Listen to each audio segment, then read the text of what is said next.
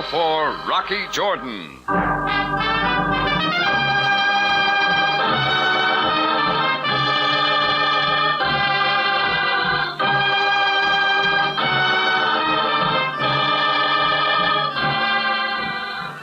Not far from the Mosque Sultan Hassan in Cairo stands the Cafe Tambourine, run by Rocky Jordan.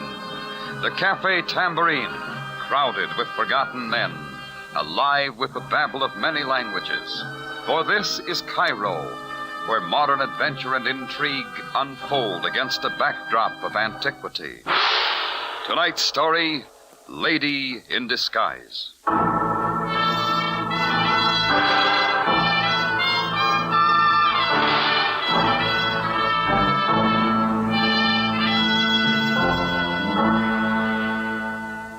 I'd met this Francine a couple of months before through a friend. She was pretty, like the cover page of Vogue magazine you see on the newsstands, even in Cairo. And I guess she liked American company. Anyhow, we hit it off together and did the town a few times. She especially liked to wander through the Mouski bazaars and argue with the excited rug peddlers. When she told me she was leaving Egypt for France, we just said goodbye, and that was that. But when my phone buzzed with a long-distance call from Marseille that afternoon, I'll admit my heart skipped a beat. Rocky, darling! Hello, Francine. Can you hear me? Oh, clear as a bell. Save the bells for tomorrow night. I will be there to ring them with you. You'll be in Cairo, Francine? Yes. Now, darling, don't tell me you have a date for that night. For you, lady, I'd break a date with Cleopatra. When do you get in? Evening sometime. Give me a chance to fresh up and meet me at the Hotel Anton. About 8:30, eh? Sure. How long you be here? Darling, if we talk any longer, I will not have enough money left to pay for my plane ticket. 8:30 then? It's a date, Francine. Au revoir, darling.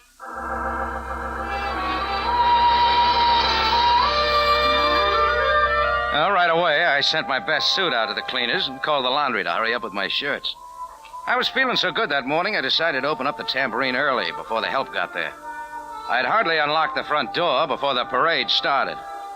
It was headed by a familiar egg-shaped Egyptian in elevated shoes and an elongated tarbouche on his head to bring him up to his idea of a big politician. Bringing up the rear was a big Senegalese and various native ward healers. The egg-shape walked up to me and kept right on coming. Step to one side, Jordan. Keep your fez out of my face, Kafar. Kafar Bey to you now, Jordan. Very important man, huh? Certain people have learned to respect me, yes. Jordan, you and I had certain difficulties when you first came to Cairo. You were most uncooperative. Take it someplace else, Kafar. You tried to keep me out of business, but I'm still here. I'm well aware that you won that round, Jordan. However, many things have changed since then. I intend to impress you with that fact. Get to the point. What brought you here? My new official capacity as building inspector. Hold it, Kafar. This place passed inspection 6 months ago, and you know it. Many things change in 6 months. It is possible I will have to condemn this building. Anything to throw your weight around, huh? Don't try it, Kafar. Mashish! Alwa, Kafar Bey. See that the tables and chairs are moved from that spot. Get the men busy immediately. At once. Arak, Yosef, Marulanda. All right, that's all, Kafar. You will not interfere, Jordan. I have authority. Not without a search warrant. Show it or get out, quick. Oh, you are learning, are you not? Continue, Mashish. Your command, Kafar Bey. Now, remove that section of the floor. What do you think you'll find there? Termites, perhaps. He's getting you in trouble, Marshish. Am I making myself clear, Jordan? Yeah, I get the idea, but what'll the police think about this? Kafar Bey has the thinking. Yeah, sharp boy. Yeah. Now, you two there, behind the bar, remove those bottles. They come under building inspection? In your case, Jordan, yes. That's expensive liquor, Kafar. You're running up a big bill. Nectar of infidels, like you.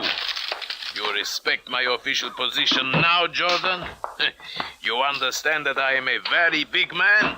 To me, Kafar, you haven't grown an inch. I threw you out of here once, and I'll do it again. The touch of your hands is offensive. Mashish, remove him! Back, Jordan. Or the knife. Brought all the equipment, didn't you? Yeah.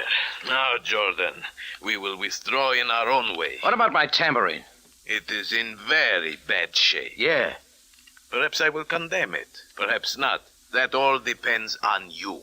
See you later, Kafar, when you don't have 6 other guys with you. Is that a threat, Jordan? I'll go you one better. It's a promise. Kafar followed his stomach out the door, trailed by the Senghalese and the rest of the entourage, Indian style. Just in case some of them came back and I had to wrap a few heads, I spotted for my gun under the cash register at the front of the bar. It was gone. It took me and my bartender and the waiters and the cook and the dishwasher all that day and most of the next to get the tambourine back in shape. Replace the broken bottles of liquor with some more stuff from the cellar. But I wasn't going to let that trouble ruin my date with Francine. The cleaner brought my suit back in time, and Chang Li did a good job on my shirts, and I was off for the Anton Hotel. It was off the main drag a little, not very imposing. At exactly 8:30, I stepped up to the desk. Yes, yes? I'm calling for Francine Tournay. One moment, please. Room 502. Miss Tournay? Gentlemen see you in the lobby. Pardon? Yes. Yes, I'll tell him. Sorry, Miss Tournay is not to be disturbed. But I had a date with her. Call her back. Tell her it's Rocky Jordan. Miss Tournay does not wish to be... Give me that phone. Mr. Jordan, you will find the house phone... Give me room 502 and hurry it up. This is highly irregular. Yes? Hello? Hello, Francine. Who's this? Oh, what's the idea? This is Rocky Jordan. Hello? Hello? Now, if you will kindly hand me that phone. Take it, Sonny, but I still say she's seeing me. The room clerk looked worried, but I punched the elevator button, and just 43 seconds and 5 floors later, I was knocking at room 502. She didn't open the door very far, so I pushed it the rest of the way. Well, We had a date. I did not have a date. Oh, that's right. Mine was with Francine. I am Francine Tournay. Uh-uh. Don't you think I know who I am? Oh, sure you do, so why don't you tell me? While you're about it, who are you trying to pass yourself off as? I am going to call the house detective. Yeah, let's do. Are you Rocky Jordan? Yes. Now, where's Francine? She is not coming. She said she would write you and explain. She didn't write me anything. It looks like you know who I am, though. Why didn't you want to see me? I did not want to see anyone. Explain some more. Who are you? I am Marna Zenda. You got a passport, Marna? Francine's passport. I had to use it. It was the only way. The only way you could get into Egypt? Why? Rocky, it is none of your affair. Keep out of it. Francine will explain everything. No, I'd rather hear it from you. My father was an importer here in Cairo. It was a partnership. They were accused of running guns. My father knew nothing about it, but he got all the blame. He and all our family were driven out of Egypt. We lost our citizenship. What about the partner? He had political affiliations and was not touched. It was he who was running guns, not my father. Look, supposing your story's true. It is, Rocky. Why is Francine taking all this chance? What does it mean to her? Francine is my dearest friend. She was employed by my father's partner. She, of all people, should know that my father was innocent. She offered me her passport, her plane ticket, and hotel reservation. Well, it might work. You look a little like her. My mother is French, my father Egyptian. This is our home. I had to get back to Cairo and square things. Exactly with who? His name is Kafar. Kafar Bey? You know him? A nodding acquaintance. Just how are you going to square things? That is still my business. Okay, let's keep it that way. Only watch your step around Kafar. He's a very big man. I didn't leave Marna any too soon. As I came out, I bumped into the room clerk. He had a house deck with him. I waved goodbye to him and went on out. Well, I figured if Marna was out after Kafar, I might as well get my licks in first. I'd made out an itemized bill for the damage Kafar and his boys had done to my tambourine the day before, so I was off to deliver it in person. It was getting late, and there was a chance I might catch him alone. Kafar had moved to a big all-white place surrounded by a 5-foot wall a little way outside of Cairo. I got there about 10 o'clock and buzzed the gate, but no answer. I finally tried it. With a rusty squeak, it opened, and I walked into the courtyard and started for the house. Near the fountain was a statue, arms outspread, looking down. It struck me the statue seemed surprised. When I saw what it was looking at, so was I. There lay Kafar, still wearing his elevator shoes and oversized fez. But Kafar wasn't a big man anymore. Part of his shoulder pad was ripped away by a .45 slug, and a couple of more had finished the job. When I turned him over, he was still warm. Just then, the gate squeaked up front, and I saw Kafar's big Senghalese coming across the court. I didn't know if he recognized me or not, and I wasn't waiting to find out. Who is there? Stop at once! I went over the wall and kept going. It figured Marna had gotten to Kafar first, and I didn't want any part of it. Well, I got back to the tambourine. I tried for some sleep and got nothing but bad dreams. I kept looking for Francine, with Marna showing up in her place.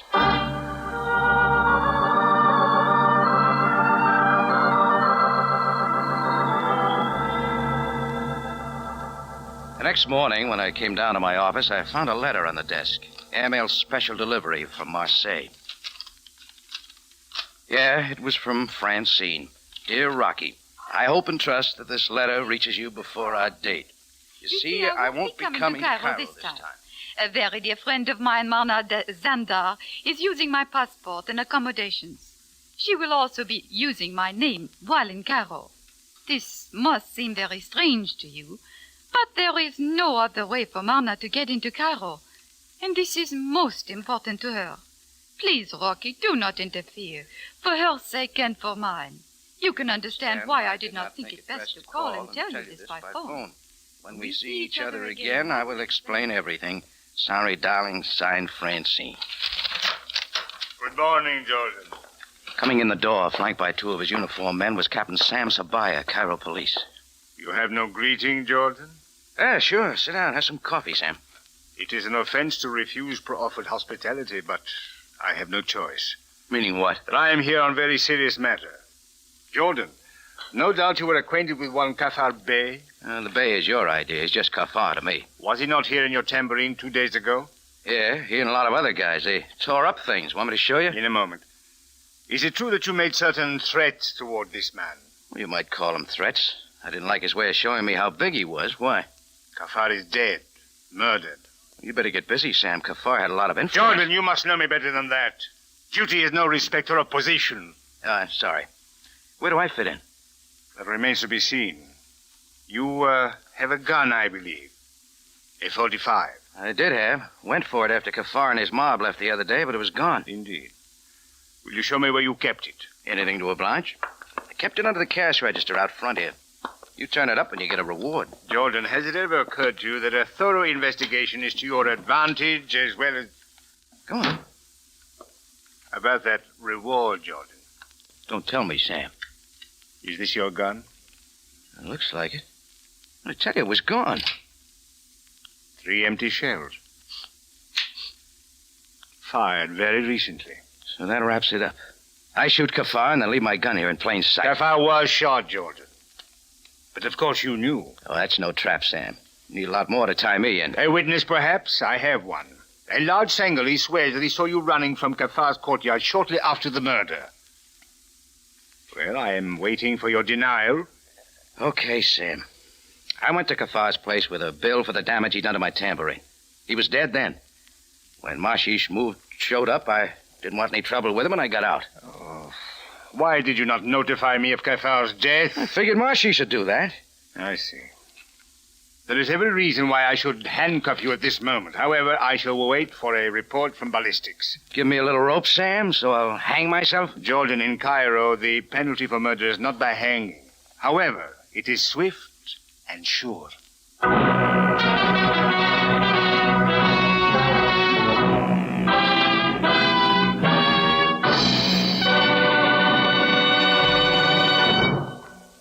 You are listening to Lady in Disguise, tonight's adventure with Rocky Jordan.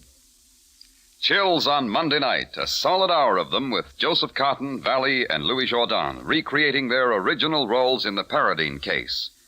CBS Radio Theater presents an exciting and suspenseful adaptation of this fine motion picture, which was directed by Alfred Hitchcock. Don't miss the tense and sinister thrills at 6 Monday night on CBS.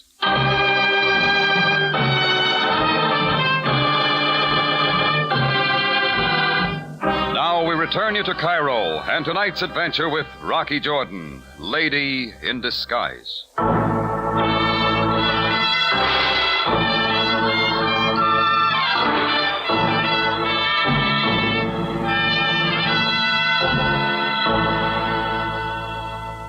There were a lot more things I could have told Captain Sabaya about Kafar's death. How Francine Tournay had called me from Marseille, that she was flying to Cairo. Only another girl using Francine's passport name showed up in her place. After I got her real name, Marna Zendar, she told me she was in Cairo to square things with Kafar. An airmail special from Francine in Marseille then backed up Marna's story and begged me to keep out of it. All at once, I was Sabaya's A1 suspect. My gun was being checked with the bullets found in Kafar's body. Well, I didn't have to flip a piastre to decide where I was going next. It looked like Marna had squared things in a hurry, so I was off for the Hotel Anton. I was walking toward the Sharia Makal to spot a taxi when all at once the sidewalk got crowded. Over, Jordan. Hey, what the... Oh, Mashish. Alva. It is Mashish. Senegalese bodyguard to his honor Kafar Bey. Looks like you're out of a job, Mashish. It's true.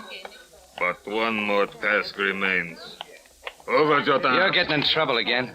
I was trusted with Kafar's life. But you didn't protect him so good. It's true. I failed. I am disgraced. Into the alley, Jordan. Let's stay right The here. alley. Okay, Mr. The Alley. Now, what's on your mind? The death of my master. You act like I did it. I saw you. You kill him. Now you die. Oh, that knife again. Drop it, Mashish. You let go my arm. You was good with a gun. Maybe you shot Kafar. No, you. Let it drop. When we're alone, I can take care of guys like you. No, I kill. I had him by the wrist, but he was a tough boy, and the knife was getting too close. So I slammed him against the wall. His loose arm went around my neck, and I slammed again. This time the knife dropped. Mashish dived for it. I landed on top. He rolled around, picking up a lot of alley dirt. Then I had him on his feet again. He was lost without the knife, and like most natives, he didn't know how to use his fists. So I gave him the 1-2. He called things off and was running away fast. Well, he could go. I didn't want him.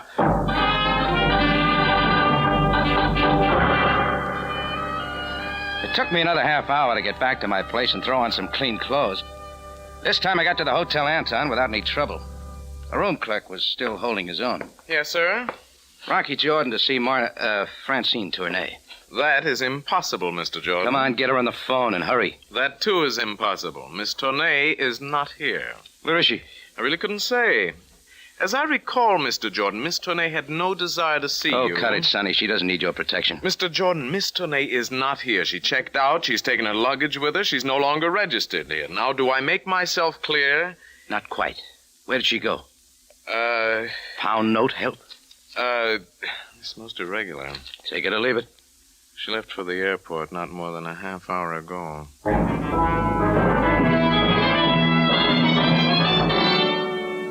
If I had any doubts about Marna before, I was sure now.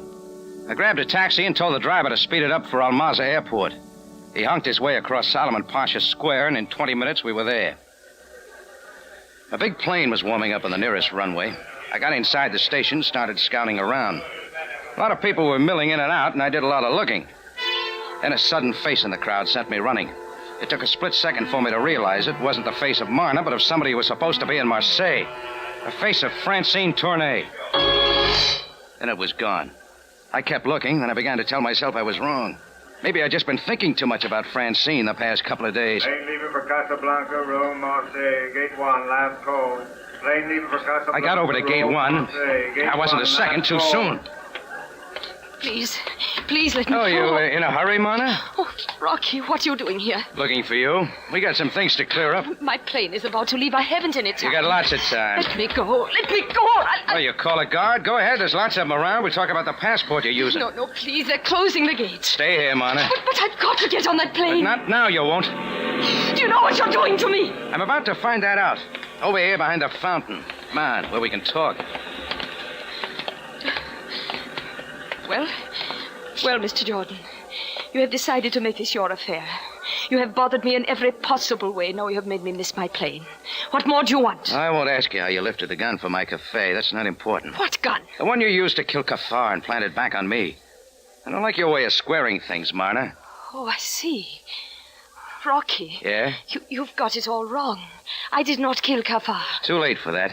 You're trying to get out of Cairo fast, sort of tripped you up. I will admit I was frightened. When I learned of Kafar's murder, I was afraid I would be blamed. The authorities would soon find out who I really am. Well, you wouldn't want that, would you? Rocky, you of all people should know that I would not kill Kafar. Tell me real slow. I did tell you. I came to Cairo to clear my father's name. The minute I found the one man who could do that, would I kill him? It's one I can't answer. Now that he is dead, no one can help me, not even you. And Francine told me you would understand. Sure, I'm to understand a murder that's pinned on me. Maybe you had other reasons. How do I know your story's true? Rocky, at what time was Cafard killed? It was about 10 o'clock when I found him. He hadn't been dead long. I could not have been there. From the moment I arrived at my hotel yesterday evening, I never left there till this morning. You expect me to believe that? Ask whoever you like. The doorman, the bellboy, the room clerk, the waitress in the restaurant. All right, we'll do that. Come on, Marna. And that's what we did. Marna stayed with me, and we went back to the Hotel Anton. I had a lot of conversations. First, I talked to the doorman. I remember this lady well, sir. She arrived in the airport bus at 7:30. I was on duty until 11. She did not come out this door. After that, we went over to the desk and had a chat with my friend, the room clerk. Yes, I'm certain she did not leave the hotel last night. As a matter of fact, I talked to her on the phone shortly after you left her room. We have certain regulations, you know. Oh, if he was looking for another pound note, he didn't get it. Next, we looked up the waitress in the hotel restaurant. Sure, I remember her. No tip. She came in at 9 o'clock and stayed too long. Lamb chops with no potatoes. Reducing, I guess. Well, the bellhop told me he'd taken ice water to her room at 10 o'clock, right on the nose. I talked to a few others, but they all came up with the same answer. Well, do you believe me now, Mr. Jordan? A lot of people would have to be lying. That is not likely, is it? Maybe not. Mona, if you're smart, you'll check in here again and wait around a couple of days. But being in Cairo is dangerous for me. Not as dangerous as running away. You are so thoughtful of me, Mr. Jordan. But as long as you are running things, I'll be here.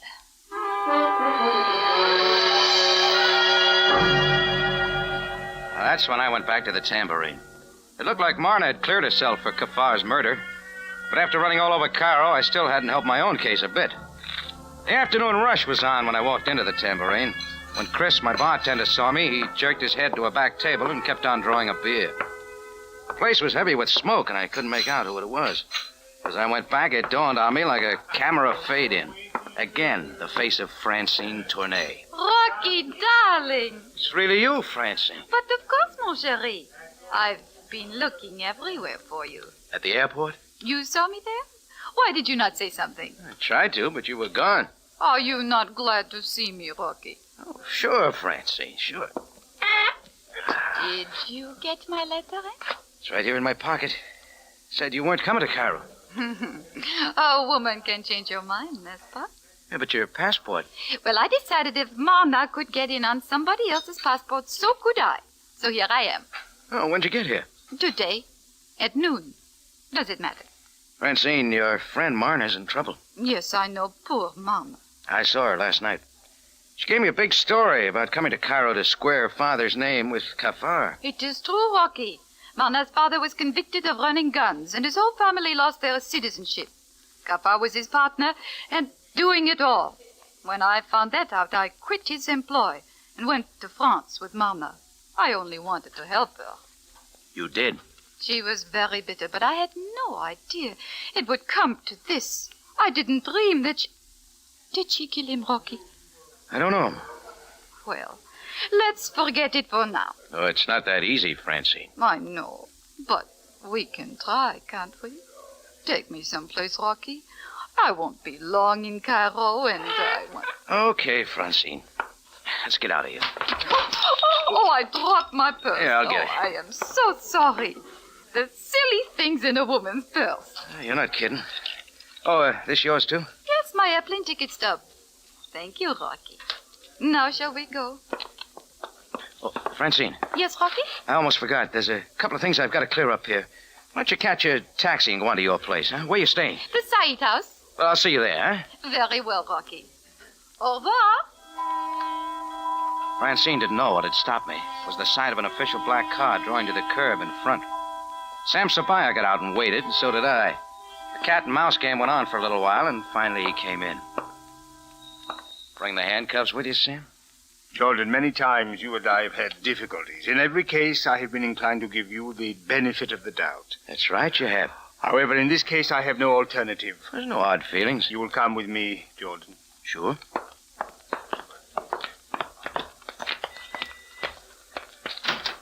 Oh, front seat, Sam? Where's the rest of you boys? I prefer it this way.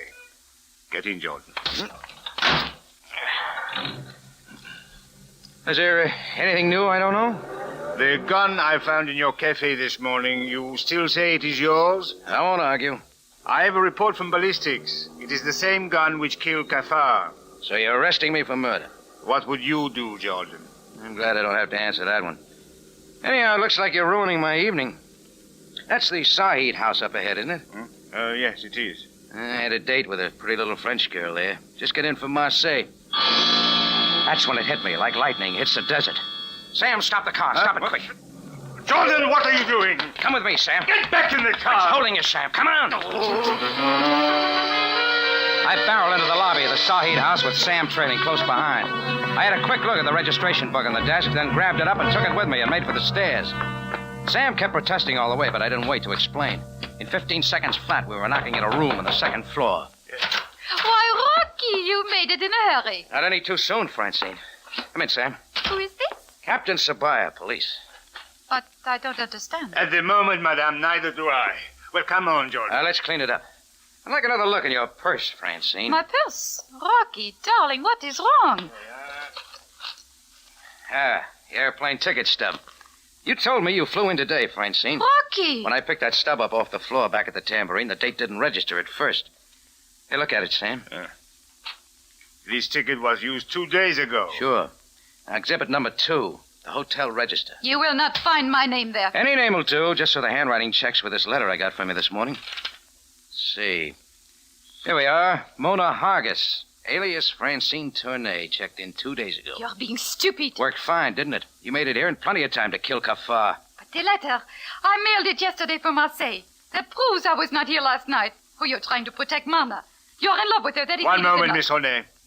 Continue, Jordan. Took a lot of planning. A phone call to make sure I ran into Marna. The letter you wrote but had somebody else mail yesterday from Marseille to prove you couldn't have been here. You're lying. You planned to sneak into town, kill Cafard, and get out, planning the murder on Marna. Or if not her, me. Then why would I come to your cafe? What else could you do? When you went to the airport, you found out Marna was taking the same plane. Then you had a hunch I saw you there, getting away in the crowd. So you decided to cover up, come to me, and said you just got in. And why would I kill Cafard? You once worked for him. Doing what? I was merely his secretary. That include juggling the books to throw the blame for the gun running on Marna's father? Maybe when it came time for the payoff, Cafard double-crossed you, too. Miss Tournay, any further statements you have to Oh, make? one more thing. How'd you get the gun in and out of my cafe, Francine? Money will buy anything. We shall see, Miss Tournay. Jordan, No apologies, Sam. Right now, I've got a few mistakes of my own to clear up. With Marna.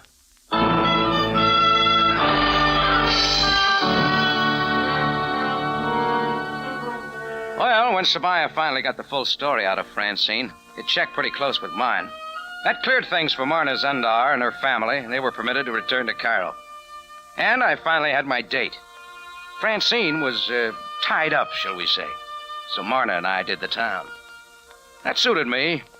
She liked Americans, too.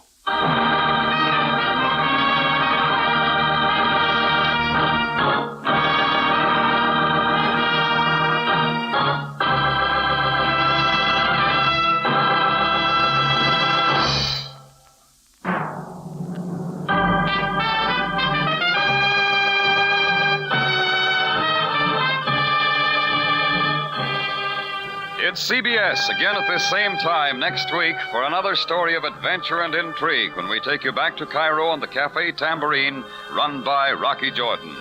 Jack Moyles plays the title role with tonight's story by Larry Roman and Gomer Cool. Rocky Jordan is produced and directed by Cliff Howell with original music by Richard Arant. Larry Thor speaking.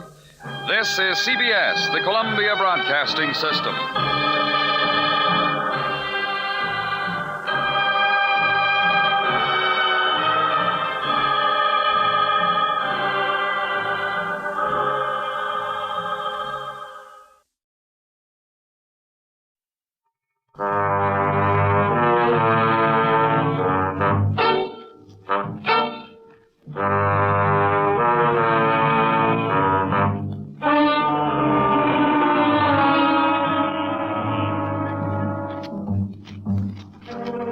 Take one man on a mission of vengeance. Let him stalk a brutal, unknown killer in a town of strangers. That's our story. dead ringer taken from the files of John Steele, adventurer.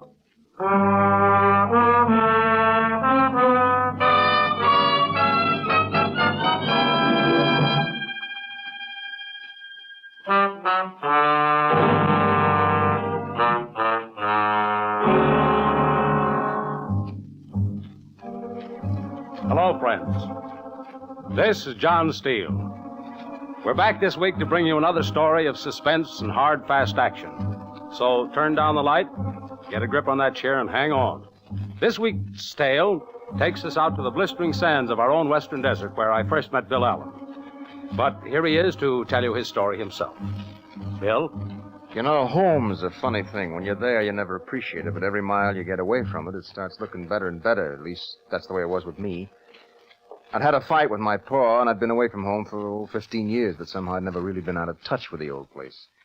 Every week, Pa had the Canyon City Herald sent to me, and every once in a while I'd get a hankering to go back, but I kept putting it off.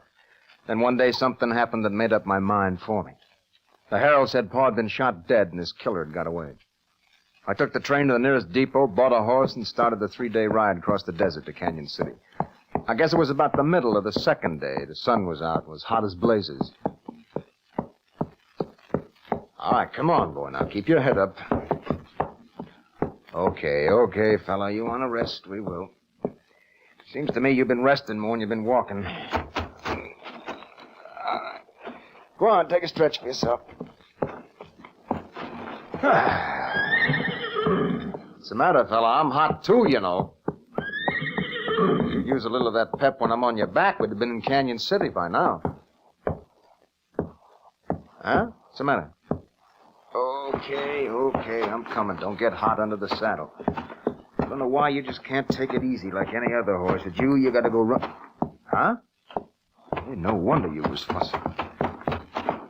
All right, take it easy, mister. Wait till I get you rolled over. There. Water, yeah. All right, just take it easy, fella. All right, there you are. Hey, not so much. Sand.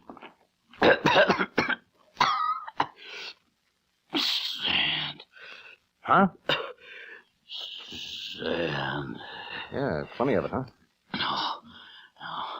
Sand. Well, you just lay back and rest. Sand. Yeah, I heard you.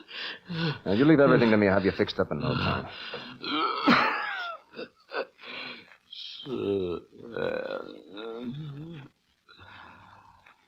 Mister. Hey, mister. He's dead. Well, must be identification on him someplace. No, not here. Well, maybe the back pockets. No. Oh, yeah, here's a wallet. Let's see his money. He must have cards. Oh, yeah. Caleb Baxter, Butte, Montana. Montana? Why not? Yeah, why not?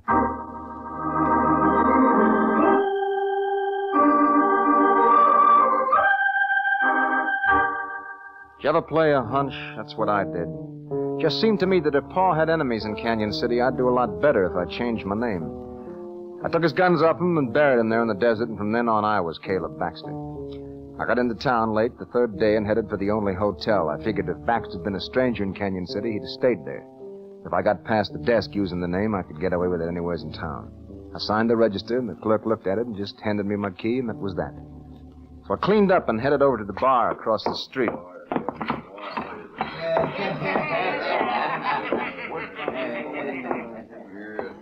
Yes, sir, mister. What'll it be? Whiskey, straight. Yes, sir. Whiskey straight. I'm telling you, Wendy, I ought to run you out of town. What'd you say? I said I ought to run you By out. God, you couldn't walk anybody out of town. What's more, run Why, that was the worst haircut a man ever got. Well, now, I'll tell you, Sam, them shooters had a tough time getting around the corners on that square head of yours. Now, you listen here, Wendy. Mr. Whiskey. Leave the bottle. Yeah. What's going on down there? Oh, they're just kidding old Windy. He's the town barber, has been for years. Windy Thompson. What say, mister? Nothing. I ain't gonna take it no more, that's all. What? You You made a fool out of me for the last time. Now, wait a minute, Sam. Now, get back. We was just a fool. This thing's loaded. Don't you think you'd better... Hey, any of you guys know Wendy Thompson? Yes, sir, mister. That's me. That's Well, me. I've been looking for you. What for? Well, you see, a partner of mine come through Canyon City a few months back, and you gave him a haircut. Well, now, mister, anytime I He can said get you were the worst barber west of the Big Bend country. What? And if I ever got out here, I was to get his quarter back or have your hide. He did. And he was right, mister. I'm telling you, that man should be behind bars. He does something to a head of hair. That's what I heard. Now, look at me, for instance. Would you mind putting that gun up? Makes me a little nervous. Oh, yeah. Well, now, look at me. I ain't got much hair, but... It appears to me like Wendy owes you one on the house. Well, yeah. Yeah, he sure does. What do you say, Wendy? Okay. All right. Now, supposing you and me have a drink. Sure. Yeah, and don't you forget either. Yeah, sure. Whiskey? Sure. About that partner of yours. I don't remember cutting any... I just made that up. You what? Hey, Sam. Shut up. Huh? Don't you know when you're well off? Guess I ought to thank you. Well, somebody had to do something. Yeah, what's your name? Baxter. Caleb Baxter. Yeah? Well, thanks, Baxter. That was mighty fast thinking, young man. Howdy, Mr. Clemens. Hello, Wendy. Baxter, Mr. Clemens. He runs the town paper. Oh, hi. Baxter. Baxter, you from around here? No, I'm a stranger in Oh, town. I knew that name wasn't on the subscription list. No. Say, you might be able to help me, Mr. Clements. Come on, we can talk over at my table. Go ahead, kid. I'll wait for you. Okay. By all rights, I should be mad at you. Oh, why? Well, you took a good headline away from me. Now, what can I do for you? Why, I want to talk to you about Jed Allen. What'd you say your name was? Caleb Baxter. What do you want to know about Jed Allen? Did he have any enemies? No, none that I know of. I heard there was a couple of people around that had it in for him. Possible. He came in town quite a bit, didn't he? No, Jed stuck pretty close to the ranch. Did he own his place? Never heard he didn't. What's on your mind, Baxter? Nothing. Is any strangers in town? Well, I haven't seen any. What do you mean by that? Well, there was a rumor going around that someone was living in the old Benson place. Where's that? But it's just a little shack south end of town. It was just a rumor. Well, thanks, Mr. Clements. Look, can I drop in and talk to you again? Anytime, Baxter, anytime. Thanks. Wendy. Yeah. Come here a minute. What's up, kid? Do you know the old Benson place? Sure. Will you take me to it? Let's go. Come on.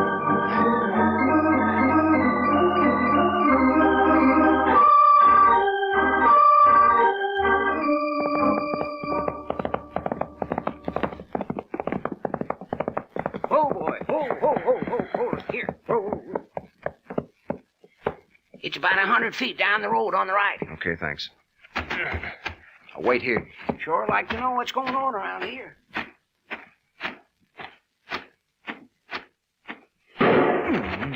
You dirty load. Hey, what happened? Somebody took a shot at me.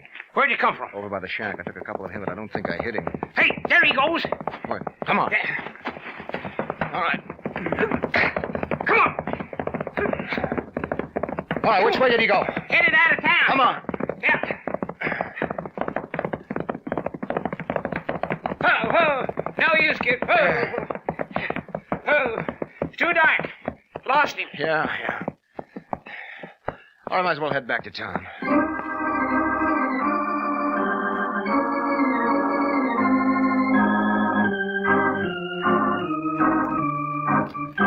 Next morning, I went over to the Herald's office and told Mr. Clements what had happened. He suggested I go out to the ranch and talk to the old Mexican woman that had kept house for Pa. Seemed strange riding out that road I'd been over so many times as a kid. Just as if I'd never been away. The prairie was lying hot and dusty under a broiling sun, not a breath of air stirring. Then I come over the rise by the split pine. There was the ranch, nestling down in the hollow under the big shade tree. I rode through the gate, past the spring house, up the moss on the roof, and on up to the hitching rail. All the hands must have been out working the herd, because there wasn't a living thing in sight. There was no way to come home.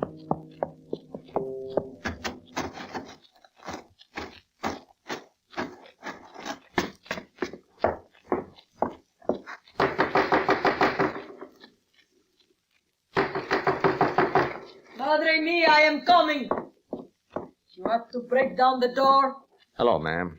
What you want? I'd like to come in and rest a bit. It's hot riding. There is water at the spring house. Well, it's more than that, ma'am. See, I'd like to talk to you. Who you are? Baxter, ma'am. Caleb Baxter. I do not know you. No, I want to talk to you about Mr. Allen. I am busy. Go away. Please, ma'am. See, it's kind of important. All right, you talk. Can I come in? Madre mia. Thank you. What are you looking at? The room. Nice room. Stay out of there. I won't hurt nothing, ma'am. Stay out. Please. Look, I'm busy. What do you want? How long did you work for Mr. Allen? 10, 12 years. These his guns? Leave them alone. Okay. Nice man to work for? Senor Allen. See, good man. Yeah, I thought so. Never get angry. Never. Yeah. Everyone his friend. See.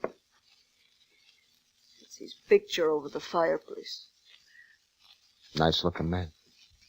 I don't know who could do this thing. No, don't get upset. He was so good. What's your name? Maria. That's better. See, that's what I wanted to talk to you about, Maria. See? Was there anyone who'd kill Mr. Allen? No. No one would kill Senor Allen. Somebody did, though. Now think, Maria, have you any idea who might have done it? No one. Any of the ranch hands? No. Anybody in town? No. Think, Maria. Please. You go now, please. Okay. Such a terrible thing. Why do not someone do something? We will, Maria. We will.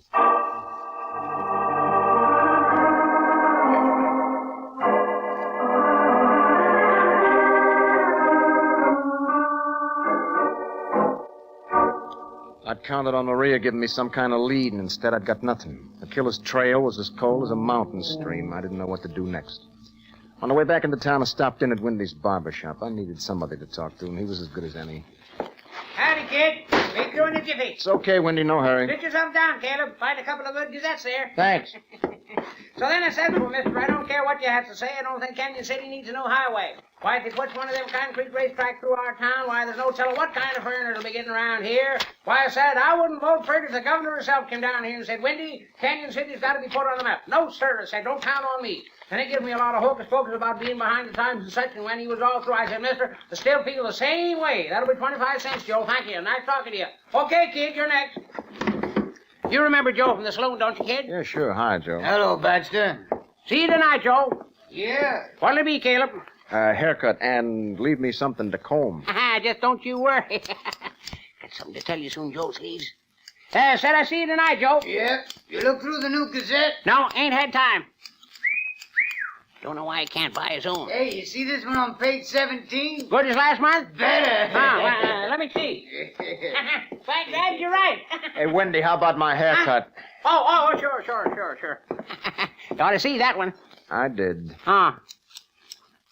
Tell me, what's this about a new highway? State's been trying to put it through ever since the war. But it's just like I was saying. Don't the townspeople want it?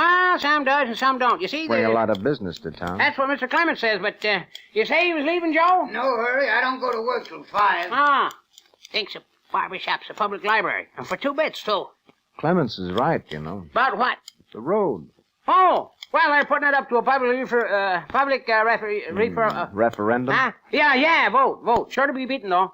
Why? Well, for one thing, the ranchers don't want it. They swing a lot of weight in this town. Yeah, I guess they do. Well, and be seeing you next month when Gazette don't come out till the 5th. Be in on the 6th. See you, Baxter. Yeah, so long, Joe. Thought he'd never go. Forgot my hat. Yeah, sure. Be seeing you. Oh, yeah, sure. Oh, what you have to tell me? I've been thinking since last night, kid, and I figure you went down to the Benson place looking for somebody. Yeah? Well, I put 2 and 2 together, and since that's where the Allen killer was supposed to hit out, I figure that's who you're looking for.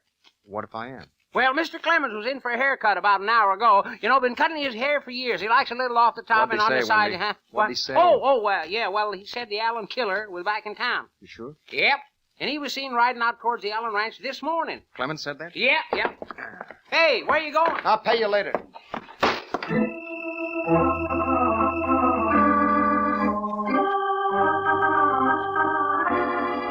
If Clemens was right, I must have passed the killer on the road, only he'd seen me coming and ducked into the mesquite till I'd gone by. If I hurried, I might still catch him out the ranch.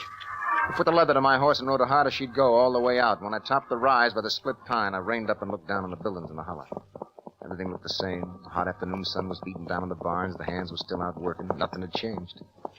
I looked over at the hitching rail, but there wasn't any horse tied up there. I rode through the gate and on up to the house.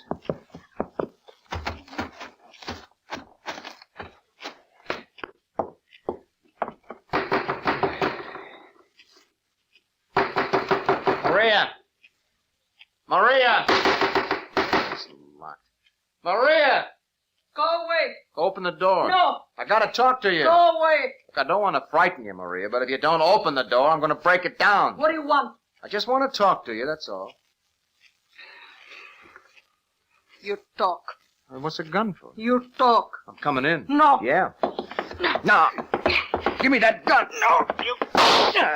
Are you crazy? You might have hurt somebody with that thing. I don't know nothing. Please, you go. Now, look, somebody was here today. Who was it? No one here. Yeah, I know. He's gone. But who was it? I tell you, no one here. You're lying, Maria. I tell you. I'm not leaving till you tell me who was here today. Please. Or maybe you're covering up for somebody. I do not understand. Are you? Please. No one here. Could you be telling the truth? See. That doesn't make sense. You go now. Well, I'm sorry I frightened you, but what are these? No. Picayunes, huh? Pretty strong cigarette for you to smoke, isn't it, Maria? Please. Wasn't here this morning. Whose are they? I don't know nothing. Okay, Maria. But now I got something to work on.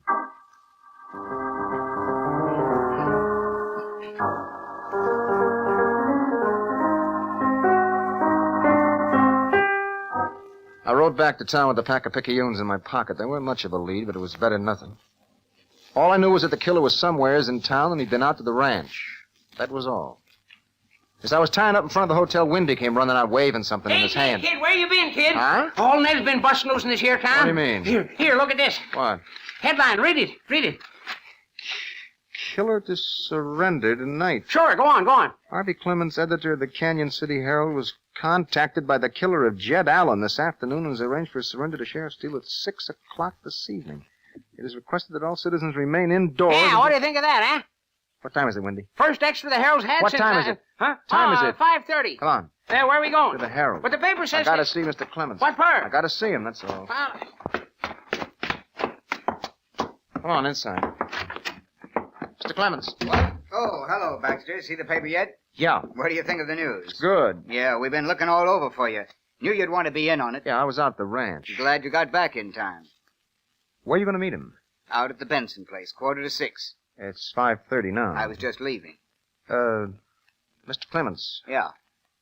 I know there's a big feather in your cap, but, will you let me bring him in? Well, I got my own reasons for asking. Yeah. Yeah, I guess it'd be all right. Thanks. Won't be coming up to work now, will you? No, I didn't say who'd meet him. Supposing he don't show. He'll be there. He's tired of running. Wants to give himself up. All right, come on, we better get going, Wendy. Sure. Thanks again, Mr. Clements. See you at the sheriff's office at 6. Right. All right, we got 10 minutes. Let's go.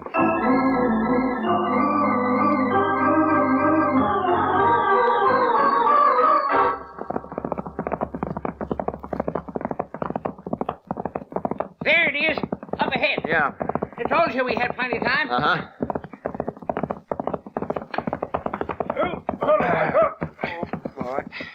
All right. Come on. Never saw a fella so head up. Huh? Keep your gun handy. Oh, sure.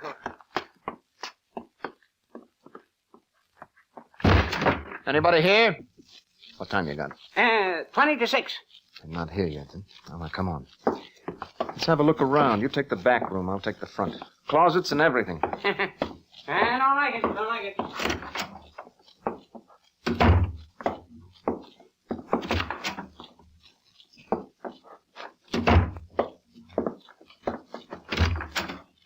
Find anything? Wendy. Nothing been here but pack rats. time is it? 17-2. Well, we gotta wait, that's all. Not even a box to sit on. Why, when I was... Try the floor. Huh? The Oh, floor. yeah, sure.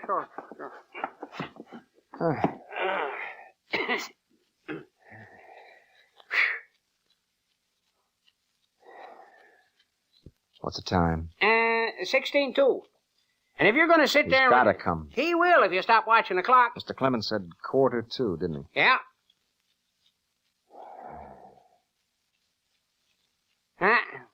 It's time. Shh. I don't hear nothing. Maybe his watch is wrong. Yeah. Where you going? Gotta look up the road. What time you got? 12-2. He's not coming. There's lots of things. If he was going to be here in the next 5 minutes, we'd see his horse by now. He's not going to show. Maybe his Come horse on. lamed himself. Come on. Where are we going? First, I'm going to make a phone call. Then we're going to the sheriff's office.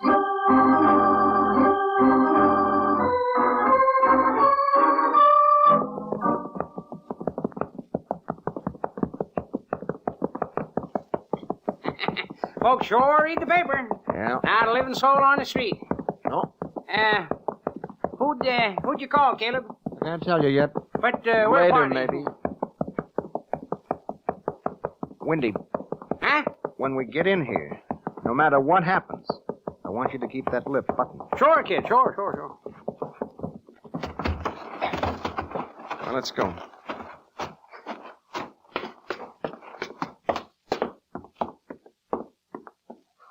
Remember, Wendy. Yeah, sure. What time is it? 6 o'clock.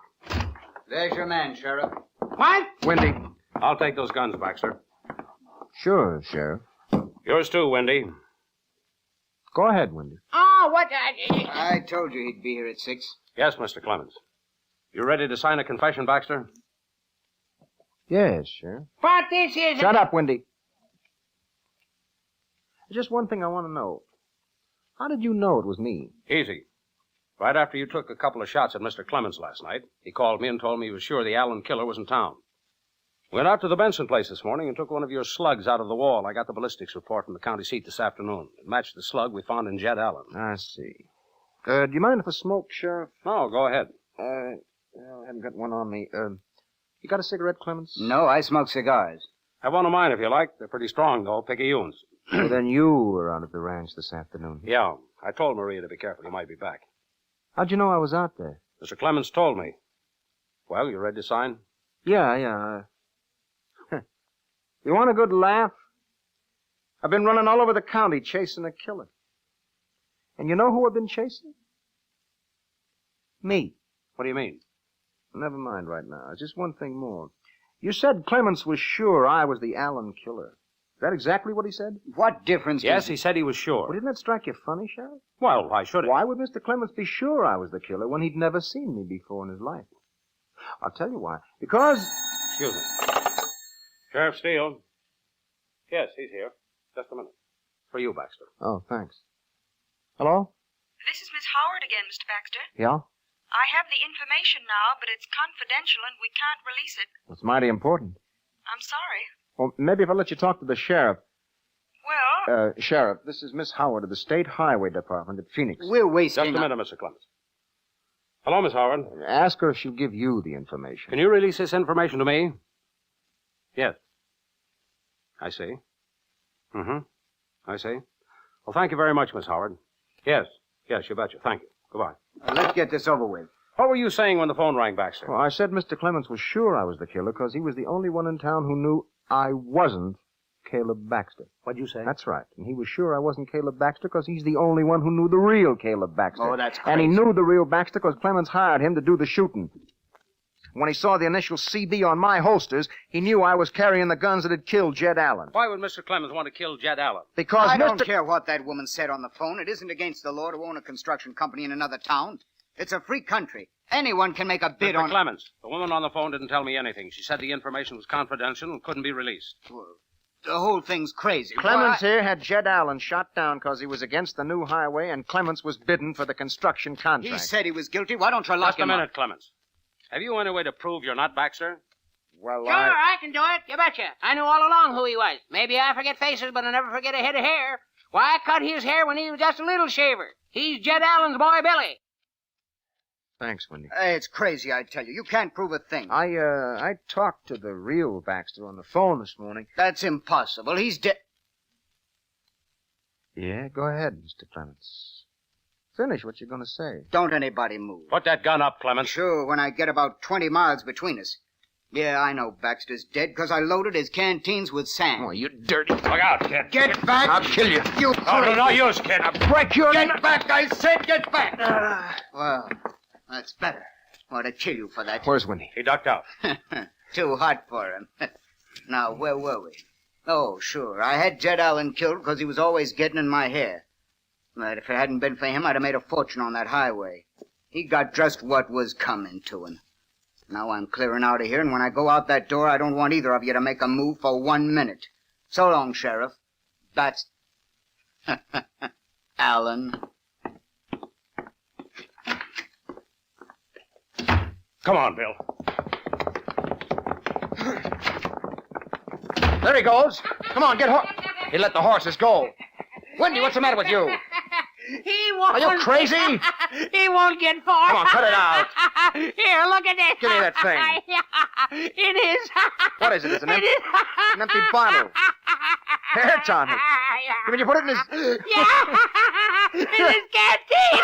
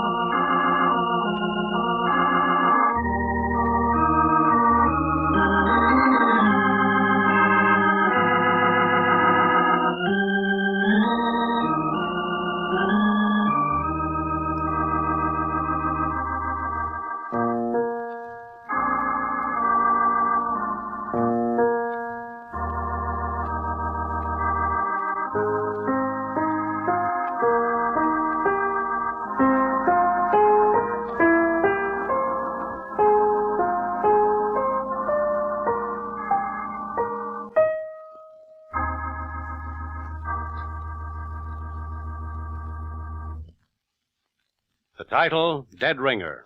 The story of a man whose search for a killer led him to himself.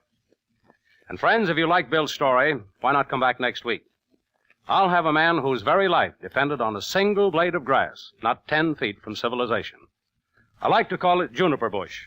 So until next week, this is John Steele saying, a life of adventure is yours for the asking, wherever you find it. Only don't look for it. It may find you. Well, goodbye and good hunting.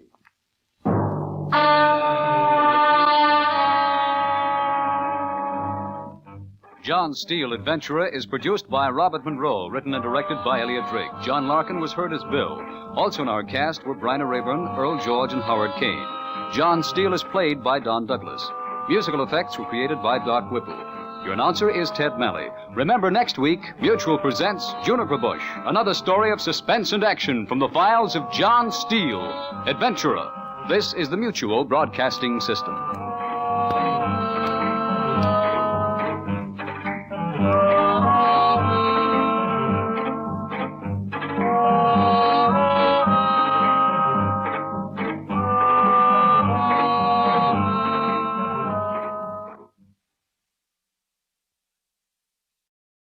Fed up with the everyday grind? Tired out by the dull routine? You want to get away from it all. We offer you Escape. Escape, transcribed to free you from the four walls of today for a half hour of high adventure. You're aboard the Orient Express, rushing through the European night, bound for Istanbul. And in your compartment with you, a gun pointed at your head, a small, mysterious stranger is about to take your life.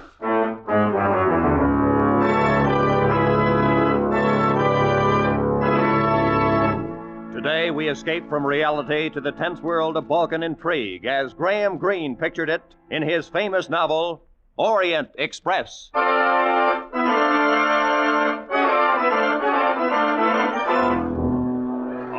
Express,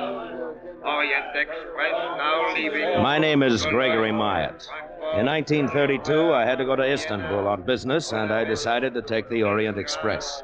After an uneventful trip across the Channel, I found myself at the station in Ostend, Belgium, where the Orient Express began. The porter took my bags and overcoat to my first-class compartment while I lingered on the platform. And, inevitably, somebody bumped into me. Oh, I'm sorry. Oh, that's quite all right. I wonder which way are the second-class coaches, please? That way, I think. Your suitcase looks heavy. May I? Oh, no, thanks. I can manage all right. I always have. Yeah, she had a very nice figure, trim and erect. I wondered whether she was going as far as Istanbul. Orient Express, en voiture. I made my way down the platform to my coach. But there was a stranger in my compartment going through my overcoat. Young man, you have the wrong compartment. And you have the wrong overcoat. This coat is mine. Also, this compartment, number 7. It happens to be number 8. 8? I have made a mistake. 1,000 apologies, sir. Oh, that's all right. Thank you. You are going to Belgrade, perhaps? No, I'm for Istanbul. So, allow me. My name is Richard John. How do you do? My name's Myatt, Gregory Myatt. I am grateful you are a fellow countryman. These little mistakes can be so difficult to explain. Fellow countryman? But I'm American. I also. I am a naturalized American all these many years, but the accent remains. Yes, I suppose it does. Well, we are underway. I will go to my compartment. A most pleasant journey, sir, and again 1,000 apologies.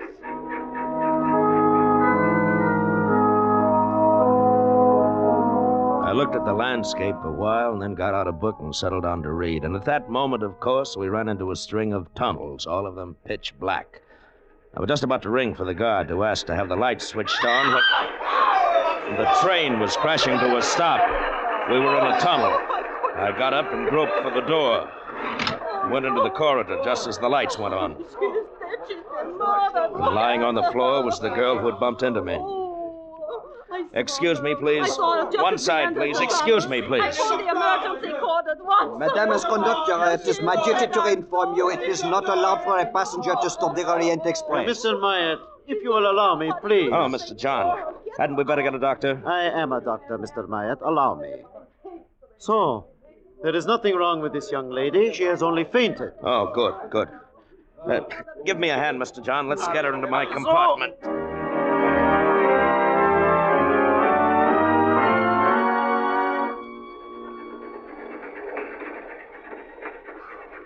I'm all right now. Really, I am. Yes, of course you are. Here you are. Drink this. It's brandy. Drink it, young lady. It will help you. Good. I don't know why I fainted. I never did before. When did you last have a decent meal? Yesterday? The day before? Suppose it was the day before. That's my affair. You have no money? No. How would you like to have dinner with me? Well, Please say yes. I won't say no. Fine. Will you join us, Mr. John? No, I prefer to remain in my compartment.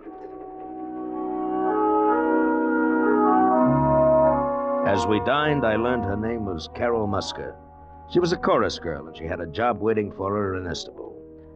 I felt a bit sorry for her, but, well, more than that, I remembered how she felt in my arms when I carried her into my compartment.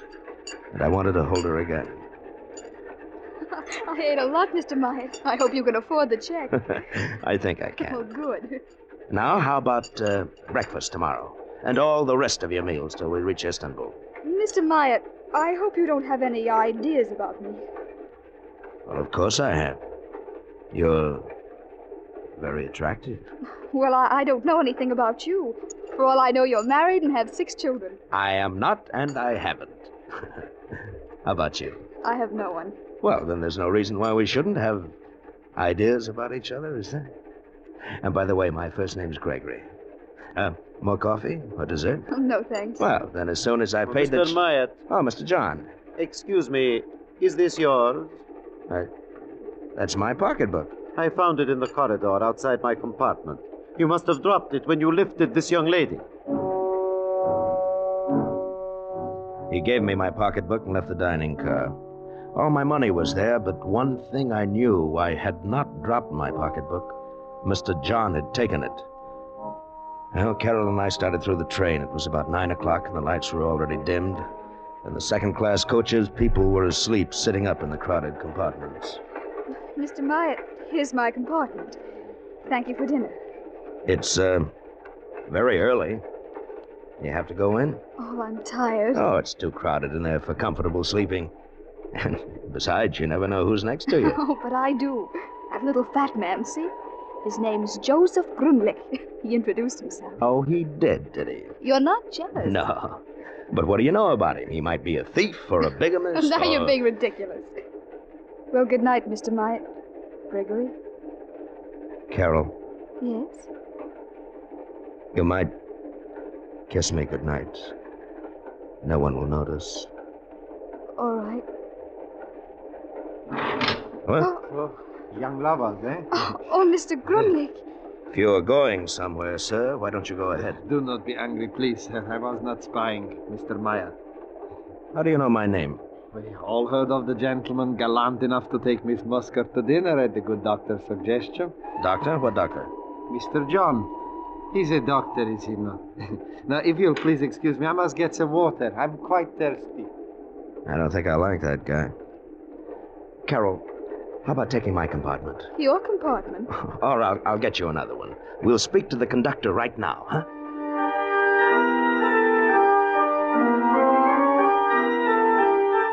First-class compartment for the young lady, monsieur. You must wait until we arrive at Cologne. No tickets are sold aboard the Orient Express. We arrive in Cologne in, let me see, precisely 15 minutes.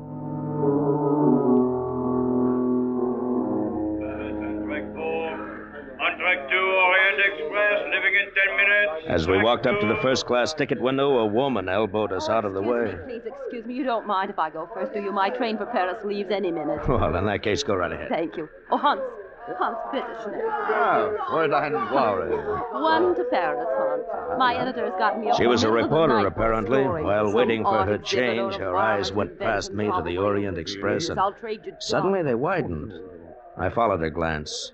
Mr. John was just stepping back into his compartment. One moment, Hans. Change this ticket for a sleeper on the Orient Express. Make it Belgrade. Oh, you are lucky, Miss Warren. There is only one accommodation on the Orient Express left. Just a moment there. We were here first. I thought you were going to Paris. Not miss. when I see Dr. Zinner on the Orient Express. Dr. Zinner. The man you were looking at was Richard John. Is that the name he's using now? Oh, Fräulein? thank you, Hans.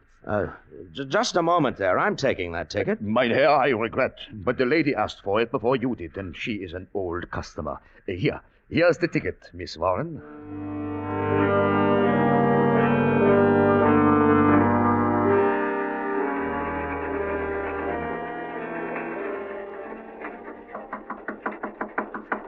Who is it? Gregory Myatt, Mr. John. I'd like to talk to you for a moment. May we come in? Why, yes. Yes, of course. You are feeling better, Miss Musker? You are getting enough rest? Yes, thanks. That's why we're here. Miss Musker's taking my compartment, and I'm staying in here with you. I wish I could oblige, but I prefer my privacy. Why is that, Dr. Zinner? My name is Richard John. Where did you hear otherwise? From a newspaper reporter who saw you in the station at Cologne. Oh. I don't know what it's all about, and I don't much care, but Miss Musker is going to have my compartment, and I'm going to move into this one with you. Any objections? No. In fact, both of you shall stay here with me. What the devil? Gently, Mr. Meyer. Yes, a gun. I am an excellent shot, believe me. Oh, Craig. We shall all stay, I insist. Lock the door, Mr. Meyer. That's fine. Now, just who are you, Mr. Myatt? Who am I? A police spy here to keep me from getting to Belgrade? Oh, that's ridiculous. You surely don't expect me to believe your story about some... Mr. John. That sounds like the reporter from Cologne. Tell her she has made a mistake. Tell her, Myatt. Go away. You've got the wrong compartment. My name is Myatt. I'm a reporter. Mabel Warren, London Clarion. Myatt, put your arm around Miss Musker. Open the door part way, just enough for her to see both of you. I shall be behind the door. And remember, I have a gun. Oh, you're not the man I'm after, are you? My name is Myatt. I haven't the slightest idea where you can find your Mr. John. Well, I'll find him. He's on the Orient Express somewhere. Excuse me for interrupting your, Excuse me for interrupting you. Good night, Mr. Myatt. Bolt the door, please. Oh, perhaps you really are only an American businessman, Mr. Myatt. In that case, I owe you an explanation. Sit down. He told us a fantastic story. He was a political exile from his own country. He'd been forced to leave 5 years ago, and now he was going back to lead a rebellion, to overthrow the government by a coup d'etat. To me, it made very little sense. Had it not been for the gun in his hand, I might have laughed in his face. If I am captured before this train gets to Belgrade, I will be executed. Once in Belgrade, however, I am safe. I am very popular. I know the city. There are thousands ready to hide me. Yeah, that's very interesting. Now that you believe we're who we say we are, you could put that gun away. I'll bunk here with you, and Miss Muska can go to my compartment. I cannot allow that. Among the passengers on this train are many of my countrymen. Some would be loyal if they knew about me, but others would not. Dr. Zinner will tell no one. I am sure you would not, intentionally, but it might slip out. No, I cannot permit you to leave this compartment. I'm warning you, if I can, I'm going to take that gun away from you. Don't try it, my friend. You're older than I am, Dr. Zinner. You're tired. Just how long can you stay awake?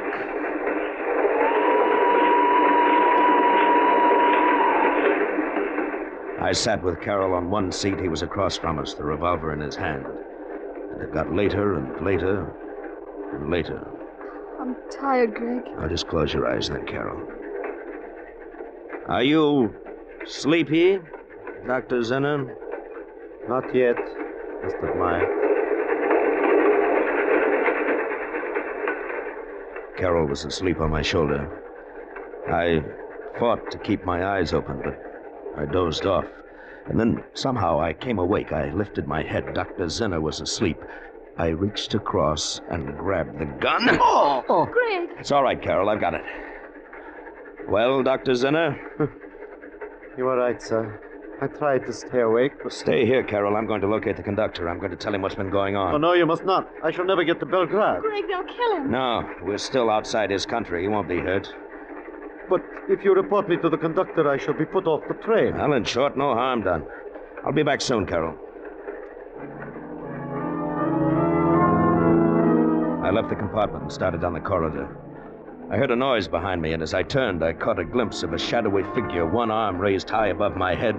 Then the arm swung down, and something hard and heavy crashed against my skull. And I fell into a pool of blackness, and I knew nothing more.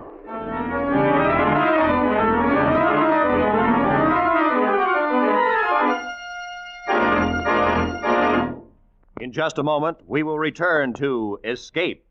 But first, the blazing billboard for CBS's 10 great Sunday night shows has an especially big blaze of lights near the top of the list. That's where the names of Spike Jones, Jack Benny, and Amos and Andy are found in succession. Spike Jones, Jack Benny, Amos and Andy, the most unusual sequence of top-rating comedy in radio. Don't miss a single second of their 90 non-stop minutes of mirth tomorrow night on CBS's great Sunday Night 10. Amos and Andy and Spike Jones come to you over most of these same CBS stations, and Jack Benny is heard over them all. And now, with our star, Bill Conrad, we return to the second act of Escape and the Orient Express.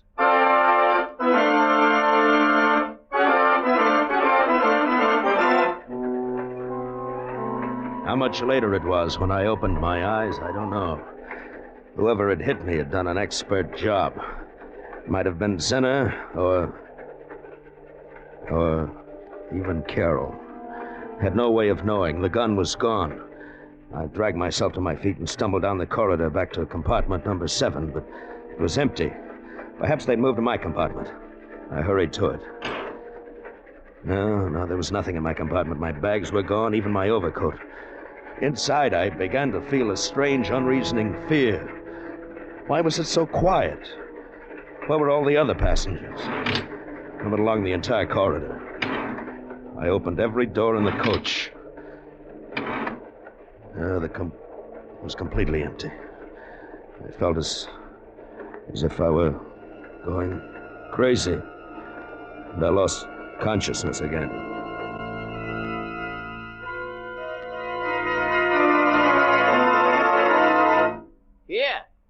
Here, you! What? Mister! What? Wake up! Wake up! What? Who are you? Sir.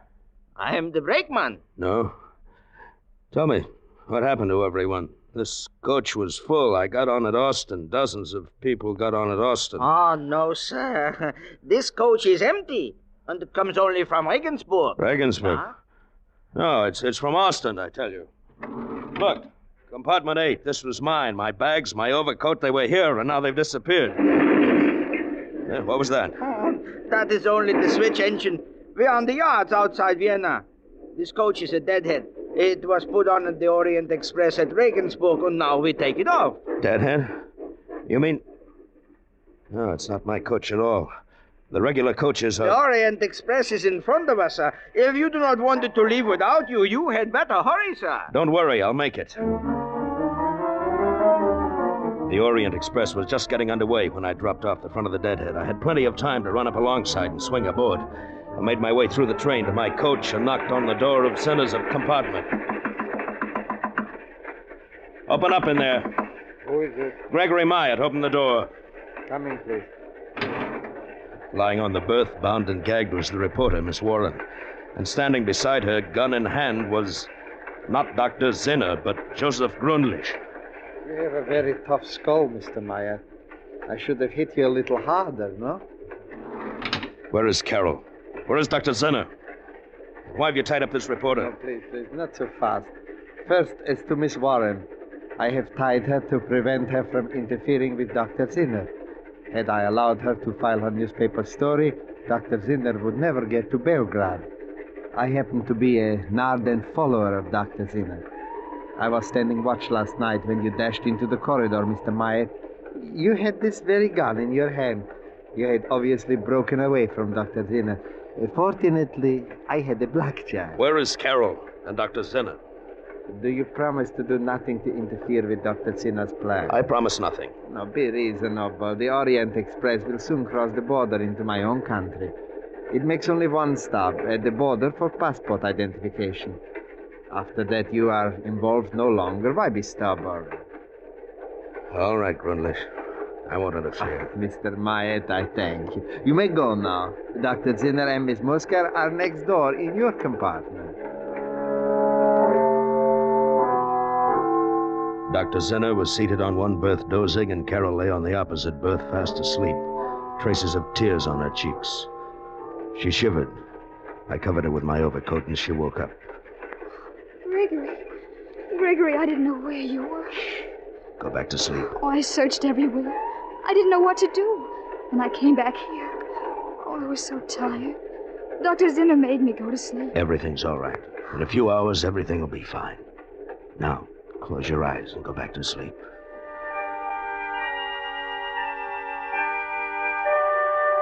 I left the compartment and went to the second-class coach. With both Carol and Grundlich gone, there was space for me. I slept until I was awakened by a Hungarian passport inspector. The train had stopped in a town named Subotica, just inside the border. I showed him my passport. Then I went to the dining car. The breakfast rush was just starting, so I gave a waiter a pound note and had him get me breakfast for 2. By the time the Orient Express was 10 minutes out of Subotica, we were going down the corridor, the loaded tray tinkling as the waiter followed me. We arrived at my compartment, but it was empty. No sign of Zinner, no sign of Carol. A torn piece of paper was tucked under the cuff of my overcoat. It was a note. I have left with Dr. Zinner. I'm afraid this is goodbye. Signed, Carol Musker. Sir, the breakfast. Where shall I put the tray? What? The breakfast. Oh. Take it back. I don't want it. I sat near the window and watched the landscape drift past. My suspicions had been right all along. Dr. Zinner had played me for a fool, and so had Carol. After a while, I became conscious of a tapping sound on the wall of my compartment. It kept on, and suddenly I realized that it was coming from the compartment next to mine, someone's heel banging against the wall. It took only a minute to get next door, with Miss Warren, the reporter, all tied and gagged. Oh, thank goodness. I thought you'd never hear me. Where's Grundlich? Where are the others? You mean you don't know what's happened? Zinner's going to be executed. Executed? Well, they took him off the train at Subotica. Grundlich arranged the whole thing. He's a government spy. He can't be. Well, he is. They're probably holding a drumhead court-martial on Dr. Zinner back in Subotica this minute. I see. And Carol Muska's a government spy, too? The girl? No. She must be. They took her off the train. Well, they had to. They couldn't have any witnesses. Well, what will they do with her? Probably kill her. But... Hey, here, what are you doing? You can't jump out. The train's going 60 at least. I'm going back there. To Subotica? You're insane. Look, there's a small town up ahead. I saw it when I leaned out. Some cars are parked at the station. I saw them. I'm going to pull the emergency cord. Take one of those cars. What can you possibly do in Subotica? I don't know, but I'll do something. Go ahead, Mr. Myatt. I'm going with you. I pulled the emergency cord, and in a matter of seconds, the Orient Express was screeching to a halt right at the station. I flung open the door, and with Miss Warren close behind me, I ran toward the parked cars. Here, you, come here. Do you speak English? A car, gentlemen, a car very cheap. I want to go to Subotica. It's too far, 50 kilometers. I'll give you 20 pounds. Wait, get in, gentlemen, get in. We were at Subotica inside of an hour. I had the driver stop just before we got into the center of town and told him to wait. Miss Warren and I started down the main street. Mr. Myatt, look. In the doorway of a small restaurant, his back to us, talking to a chef, was Joseph Grundlich. Just keep walking. All right. Try to hear what he's saying. Meal for 2 people. Have it sent to railroad. Did you hear what he said? Something about a last meal for 2 people to be taken to the railroad station. Don't turn your head. Just keep walking. Okay. The railroad station platform was empty, so was the ticket office. But through the window, we could see the waiting room, and beyond it was a closed door to a baggage room. There was a large, old-fashioned key in the lock, and standing beside the door was a soldier with a rifle. That's why they must be in the baggage room. You don't have a gun, I suppose? No. Oh, neither do I. The key's in the lock, if I can get to it without the soldiers noticing. We've got to get the soldier away from the door, Miss Warren. How? Look, do you see that telephone over there in the far corner? Yeah. If we could somehow get the soldier over to the telephone, his view of the baggage room door would be cut off. Yeah. Look, that'll be your job, Miss Warren. Mine? Go into the waiting room and up to the telephone booth. Smile at the soldier as you go by. Then pretend you're having some trouble with the phone. Appeal to him for help. Right. When he joins you at the phone booth, keep him occupied while I go in and let him out. But he might look around. Just talk to him. Zinner and Carol and I will try to make the car. You'll have to hurry. Grundlich and that last meal may be here any minute. We'll hurry, all right. Through the grimy window, I watched as Miss Warren crossed the waiting room to the telephone, smiling at the soldier. She left the booth and walked over to him. Couldn't hear what they were saying. She smiled at him again, putting her hand on his arm. They went over to the booth. He took a deep breath and entered the waiting room. I could hear them talking as I started toward the baggage room. Oh, lovely. I'm glad to... What number you wish? Oh, yes. Carol. That's the number. Oh, here, I have it right here in my... Carol. Gregory. Shh. No noise. Dr. Zinner, Carol, go to the station platform. Now, no noise. Come on. All right, follow me. Oh, no, but I heard about you. I didn't know. We started back toward the open door that led to the station platform. We went out slowly, not making a sound. Miss Warren was still talking to the soldier, and then suddenly their voices stopped. I glanced back. The soldier's gun had fallen to the floor. He was kissing Miss Warren. We got out to the platform, and I shut the door quietly. All right, follow me. The car's 2 blocks away. What about her? She's a reporter. They won't dare touch her. Now, come on. All right. In a few moments, the station was behind us. The car was only a block away now. We turned the corner, and walking toward us, not 10 feet away, was Joseph Grundlich and a waiter from the restaurant. Before he could collect his wits, I ran at him.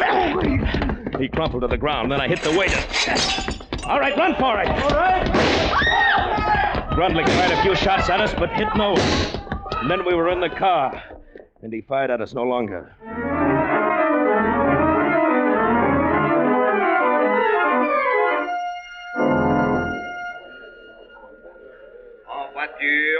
Orient Express, all aboard. Goodbye, Dr. Zinner.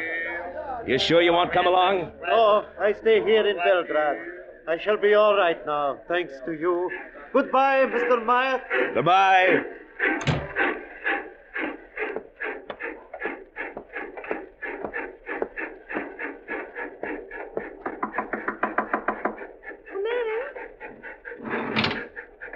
Hello. Hello. You, mind if I sit down? No, not at all. Well, we'll be in Istanbul tomorrow. Mm-hmm. A day late. You know, I probably lost that chorus job. Have any idea what you'll do then? Oh, I think so. I have an idea. Yeah. So have I. A very good idea. Come here.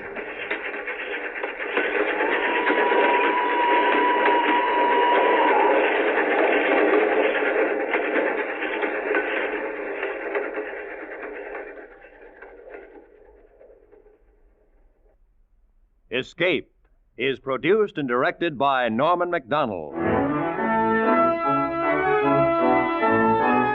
Today, we have presented transcribed Orient Express by Graham Greene, adapted for radio by Sheldon Stark and Walter Newman, with editorial supervision by John Dunkel. Starred as Gregory Myatt was Bill Conrad. Featured players were Edgar Barrier, Hans Conried, Gloria Grant, Harry Bartell, Ann Morrison, Jack Crucian, and John Daner. The special music was arranged and played by Ivan Ditmars. Next week, You are alone in the steaming jungle with 3 men. You know that one of them is a desperate criminal, a man you've come here to arrest, but you don't know which one. You'll have to find him before he can save himself by killing you.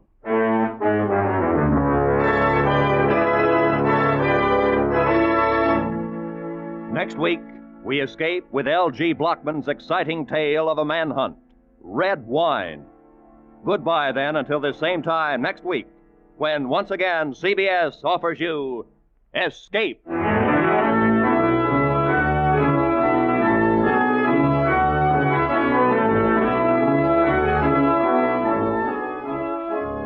Looking for more escape drama? There'll be more coming along on CBS tonight, when most of these same CBS stations will bring you The Adventures of Philip Marlowe and Gangbusters.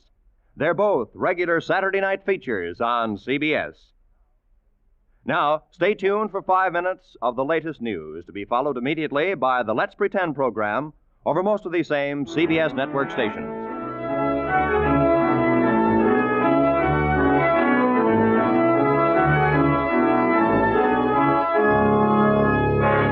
This is Roy Rowan speaking for CBS, the Columbia Broadcasting System.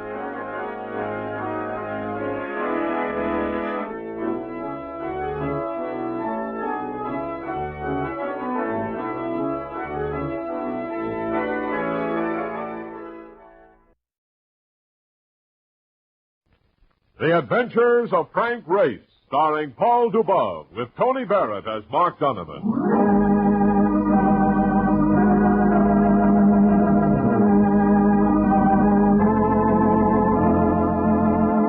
The war changed many things, the face of the earth and the people on it. Before the war, Frank Race worked as an attorney, but he traded his law books for the cloak and dagger of the OSS.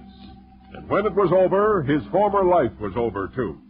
Adventure had become his business. The Adventures of Frank Race.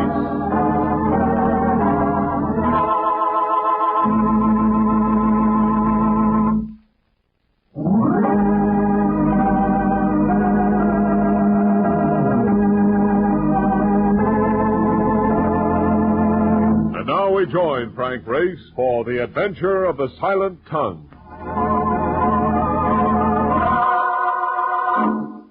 There's a single row of cells in every state penitentiary where there is never any laughter. In these cells, the lights burn with a feverish brightness day and night, because there is no sleep, no rest this side of the big sleep. Murderer's Row. This is the death house. The grimness of the place is hard to describe. It even gave Mark Donovan the creeps as we walked along behind the silent guard. Ooh. You know, Race, the guy must be nuts to wind up in this place. Here they hold a wake for you before you're even dead. I guess a man must be pretty sick mentally before he can commit murder, even if he is legally sane. Hey, tell me something. How come they're letting you see this Monty Quinn? Ain't they going to fry him tomorrow night? Yes. I'm in the nature of a last request. Apparently Quinn has no family and no friends who would risk a visit. No, but he still has the $2 million from that armored car sticker. That lot of good it'll do him now. He's kept it well hidden, though. Police haven't found a trace. Neither has the insurance company. They send you to pump the guy before he goes? No, Marcus. Marty Quinn sent for me himself. He knows I've been on the case. Hey, you'll find a pretty penny if he tells you where the loot is, huh? No. If he was going to talk, he'd have talked before this. I'm afraid he has something else on his mind. Here we are. Your friend will have to wait out here, Mr. Race. Grab a seat on the bench, Mark. Yeah, sure. I'll have to frisk you, Mr. Race. Prison regulations. Certainly. I'm not armed. All right. Come on.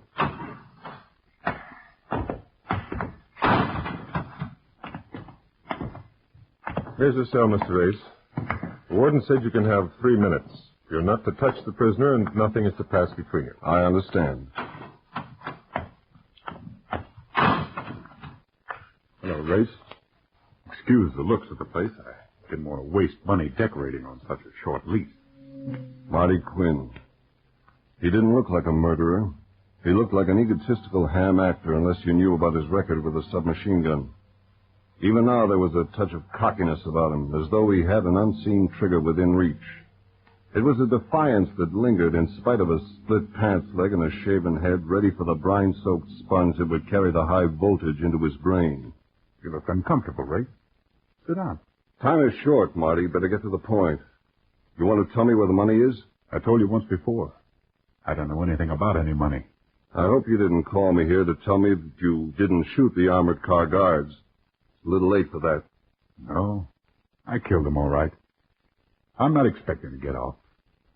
I asked you to come up because I like you. I think you're a guy I can trust. Can I? That depends on what you want. If it's a legitimate request, the answer is yes. All right. Monty Quinn ain't my real name. I'll begin there. This might surprise you. I used to be on the square. Had a business once. A grocery store in Cold Springs on the Hudson. Go ahead. Got a mother and 2 daughters still living. Girls are grown up now. They ain't seen me or heard from me since they were kids. They don't know nothing about me. Fortunately for them. I'm glad you said that, because I want to keep it that way. They're innocent. They don't have to be hurt, do they? I hope not. Well, since they've grown up, they try to find out about their old man. Hired detectives, things like that. I guess it's natural. But I want it to stop. Before somebody turns up the truth. You catch. And you can stop it for me if you will, before they get hurt. How? I got a safety deposit box at the Hawthorne Fidelity Trust. Now, let your eyes light up. There's no dough in it. Pardon me for hoping. I want my kids to think I'm dead, Race. I will be, so that won't be a lie. But I want them to think that I died in South America or someplace on an engineering job, say. Can you understand that? I can almost sympathize. Maybe you think a guy like me couldn't love nobody. But I did. My old lady and the kids. There's something in that box that'll convince the old lady I sent you. You'll believe the story. What is it you want me to take to them? Just a pair of baby shoes, Race. I had them covered with bronze. Both of the girls wore them before they could walk. It was the only thing I took to remember them. And that's all that's in the safety deposit box? Yeah. Somebody else got that hold of dough, I told you. If I had it, wouldn't I want my kids to get it? Not that they'd touch any of that kind of money. They were raised right. How do I get into the box, and where do I take the shoes? I signed a release that'll get you the box open for you. The warden is holding it with a key. My real name was Marty Parsons. My old lady is Ella Parsons. And the girls are Ruth and Carolyn. They're still in Cold Springs. This is the last favor I'm ever going to get to ask anybody, Race. The last and the biggest. Will you do it? Yes. Yes, Marty. I'll do it.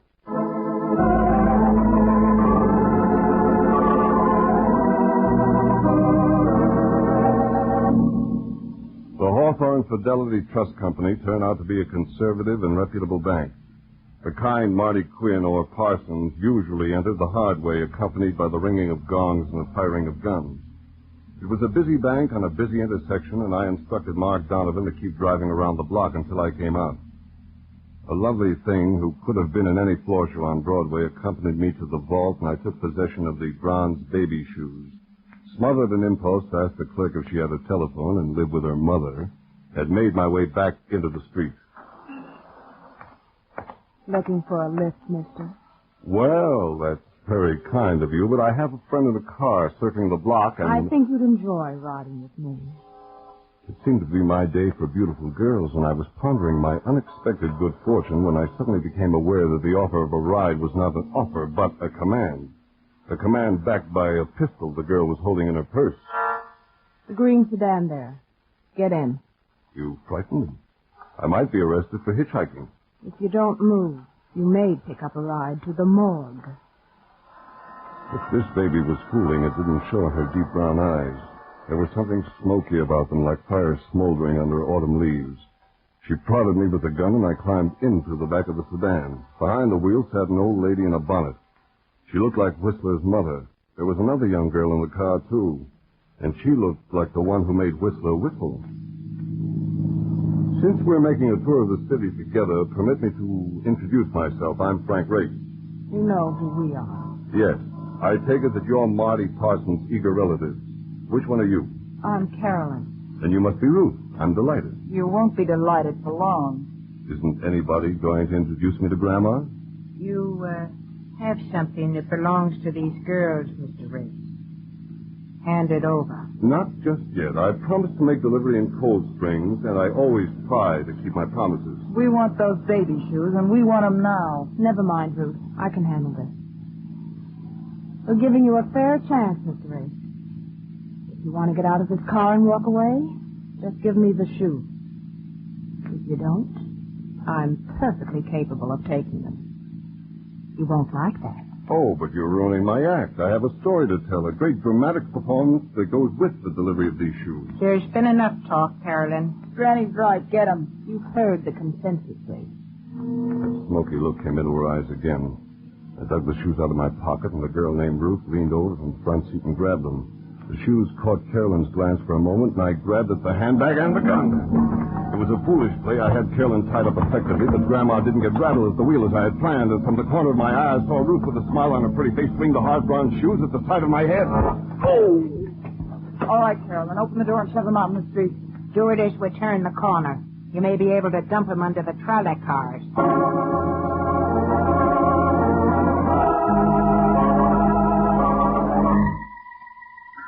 I came out of a pink and green world all my own and returned to Earth with a severe headache.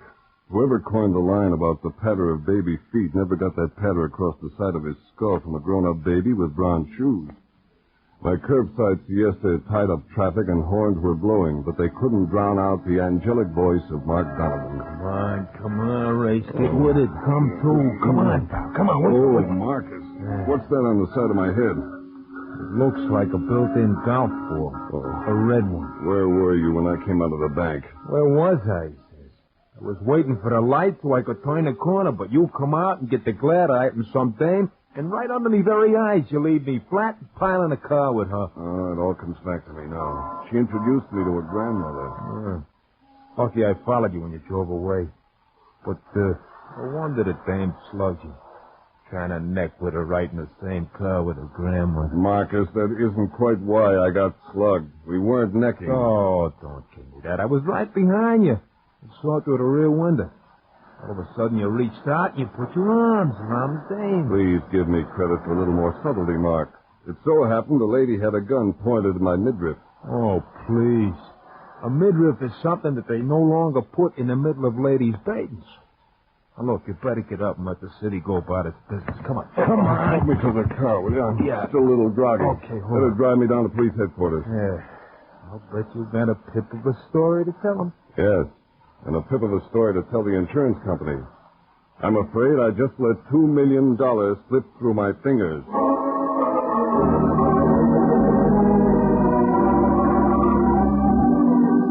On the way to police headquarters, I briefed Mark on the story Marty Parsons had told me in the death house. The actions of Carolyn and Ruth and Grandma had taken it out of the confidential stage. I brought him up to date on all that had transpired up to the point I had blacked out. Oh, brother. You really fed your line, didn't he? Yes, but he also cleared up a point. He was lying about somebody else getting away with the money. He got it all right. And now the dames have their mitts on it, huh? I'm afraid that's it. Yeah, but Race, a pair of baby shoes. You couldn't stuff $2 million in them, unless it was $1 million bills. And there ain't no such thing. Or is there? Only one I ever saw had a picture of Mickey Mouse in the middle of it. No, the money couldn't have been in the shoes. As a matter of fact, I felt inside of them they were empty. But they tie in someplace. I wish I knew where. Well, maybe the cops can help at that. Oh, here we are.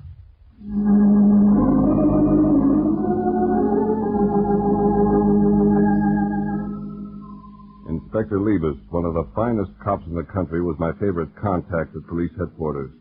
Mark and I went up to his office and waited while he chewed his cigar nervously and poured methodical orders into the telephone. Make sure they set up roadblocks on all highways leading into town. But check the cars going out, too.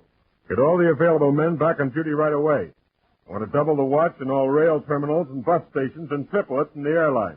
Get Summers and Drake over here right away with a car. I want them with me. Hello, Ray. Donovan. Hi. How are you? You seem pretty busy, Ed. Plenty busy. Do us both a favor, Ray, and get out of here so I can make believe I didn't see you. You should be glad to see me. I think I have a lead for you that may turn up the money Marty Quinn or Parsons picked up on that armored car stick-up. You'd better have a lead, Frank, and it better be a good one. It's fresh. Very fresh. I saw Marty in the death house last night. Yeah, I know you did. That's why I want you to get out of here before I'm forced to pick you up. The order should come through from the commissioner any minute. Pick me up, Ed? Why? Because you were the last man from outside the prison to see Marty Race. You were admitted to death row last night. And just an hour ago, a few hours before the time scheduled for his execution, Marty turned up in the cell block with a machine gun in his hand. He's on the loose, Race. He killed 4 guards and escaped.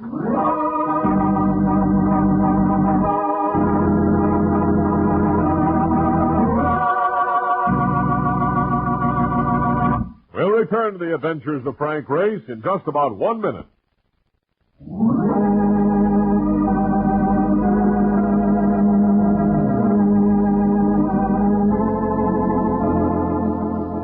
And now, back to the adventures of Frank Race.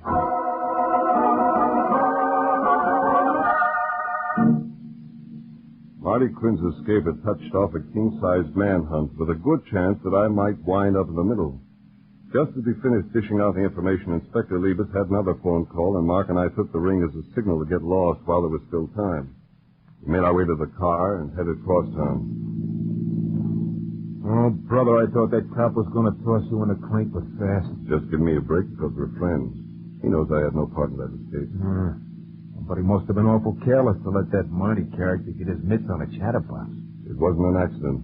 That break was planned, well planned and perfectly timed. Yeah, so how do you know? Because that's why he sent me in after the shoes. That box was checked by the police when Marty was taken in, and they passed up the shoes because they seemed irrelevant and personal. He wanted them, though, and he knew that I could go in and take them out without question. If he tried to get to them after the break, he'd be nailed. Makes sense. Uh-oh. Race. What? Take a look in the mirror. I think that heap behind us has been there since we left police headquarters. Uh-huh.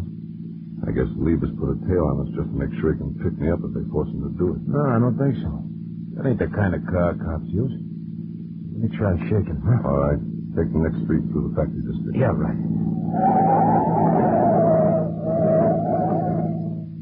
Yeah, that does it. We're tagged, all right. Here he comes. Slow down and see if he goes fast. Yeah, I'll scoot up that ramp between those trucks. It's coming by. The ramp, quick, Mark. Easy, Mark. Oh, bad. We better duck through this factory before it comes back. Right. Marty's on the loose, and I'm the only one who can identify his women. From now on, Mark, we'll be trying to catch them, and he'll be trying to kill us.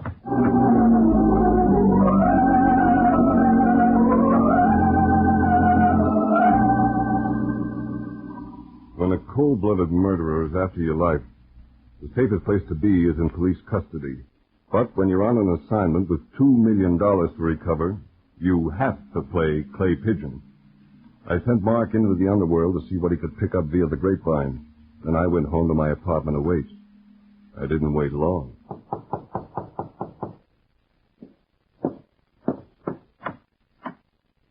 May I come in, Mr. Ray?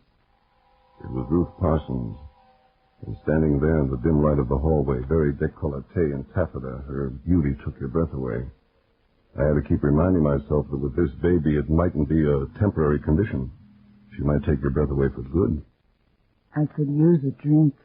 I'll pour, Duchess. Your apartment's in excellent taste, Ray. I might have known. Here's your drink. Not that it's what you're really after. I don't blame you for doubting me. But you're wrong. What happened before was a mistake. Nevertheless, you made an impression on my head. But not on your heart. She lifted her head as she said it. The look in her eyes could have grown palm trees in the living room. She drifted into my arms, and everything took time out. No. If that didn't make you believe me. Maybe these were. The brown shoes. I told you there'd been a mistake. I came to give them back to you. Why? Because the man who sent you after them isn't really my father. He was lying. So are you, baby. You expected to find something on these shoes, but you didn't. What is it? There's no tongue in the right shoe, Ray. What happened to it? It was missing from the shoes when I picked them up. If you've got it, you'd better say so. Unless you want to lose your best friend. What do you mean? Carolyn and Granny have Mr. Donovan. Unless I get the tongue to that shoe, he's going to have an accident. If he does, you'll have one too, Ducky. Let go of me. I'll let you go after you leave me to Mark Donovan.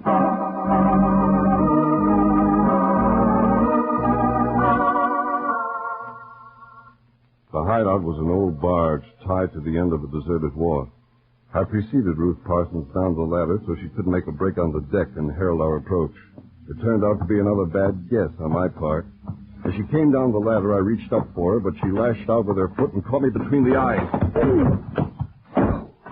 Nice work, Ruth. All right, Ray. Knife against your ribs. Walk into the cabin and don't make a sound. I walked, and I didn't see his face until we were under the glow of a shaded gasoline lamp of the cabin. Then the face was all too familiar, the thick lips, the red razor scar that ran from one ear down under the chin.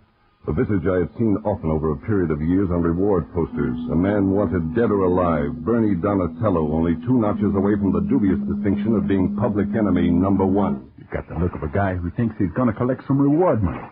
You're going to be disappointed. You're holding a friend of mine. Where is he? You'll go bye-bye together in a little while. Don't be impatient. You wouldn't tell me where the tongue was, Bernie. Don't worry about that. Marty had it. I choked it out of him while you were gone. That dirty double-crosser. He was here in the barge all the time, and he tried to get away with it. You should have killed him. What do you think I did, baby?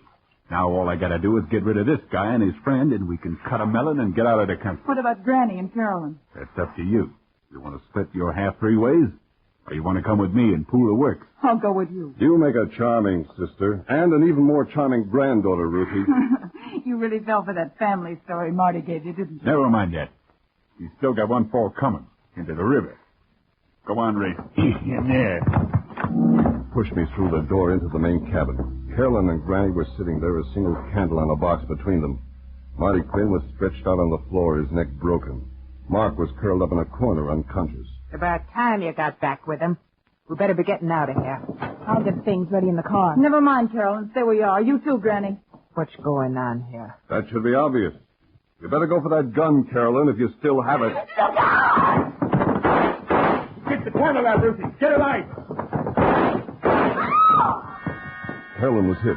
I found her in the dark after her scream and got the gun. I moved away from the corner. Mark was in to draw their fire. I've got a gun too, Bernie.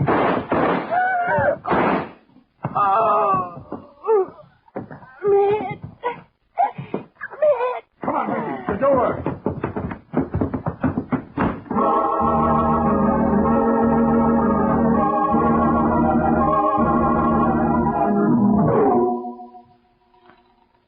Police Department, homicide, Inspector Levis. Ed, this is Frank Race. You'd better come in, Frank. I got that order to pick you up. It may not be necessary, Ed. I think I can clear the case. I need a little information. Like what? Was Bernie Donatello ever arrested for rum running in the old Prohibition days? Donatello? Yeah, it was his first rap. Have you seen him? I'm going to dump him right into your lap if your next answer fits. It's about Marty Quinn. Was he ever connected with a counterfeiting ring? Well, we thought so, but we could never make it stick. That's all I wanted to know. Quinn is dead, but I think we can pick up Donatello and the money tonight. Will you play ball with me, Ed? You've never followed me up yet, Race. I'll play. Good. Order a speedboat, and I'll meet you at the police dock.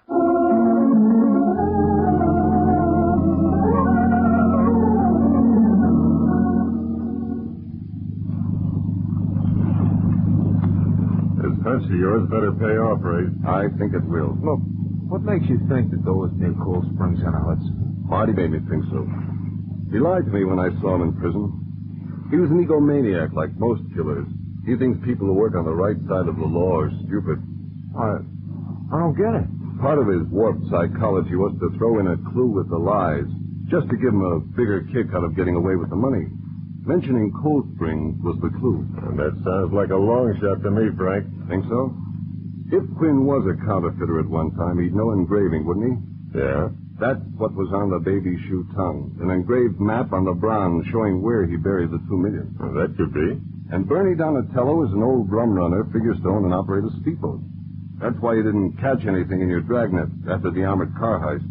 You overlooked private boats on the river. I gotta hand it to you, Ray. You come up with answers. But I still think Cold Springs is a long shot.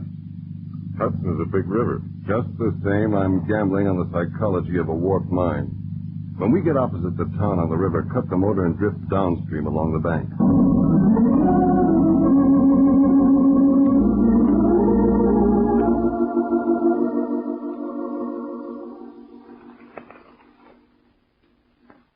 Well, 2 a.m., Race, and this is about the 10th time we've drifted downriver. They've got to show sooner or later, Ed. All right. I'll start her up, and we'll go up a mile or so again and make another drift. Hey, wait a minute. Hold on. You hear something? Another launch.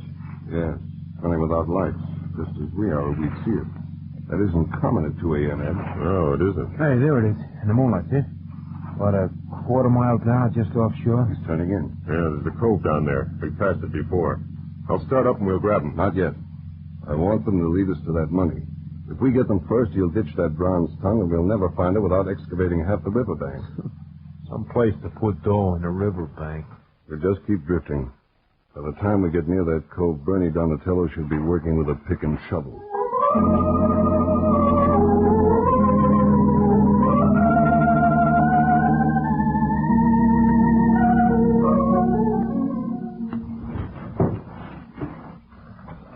This is good.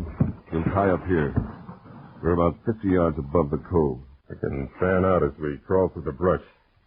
You both get guns? Yeah, sure. Yes. Let's go.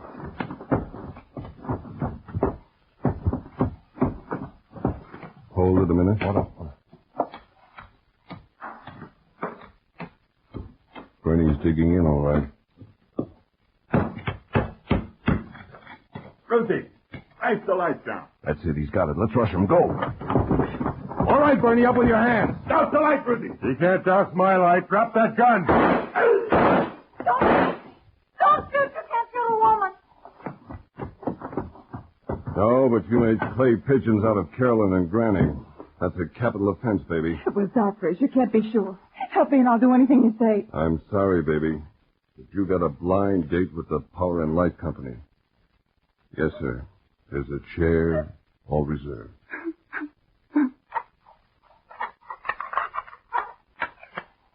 Here's the dough, all right, Race. Good. I'll turn it over to the insurance company. Oh, baby, look at that cabbage. Hey, look, would you guys do me one favor before you lock it up? What's that? What, Mark? Just let me spread it out on the beach, huh? And once, just once, I want to run through it barefoot. I bet I can run through $2 million faster than anybody in the world.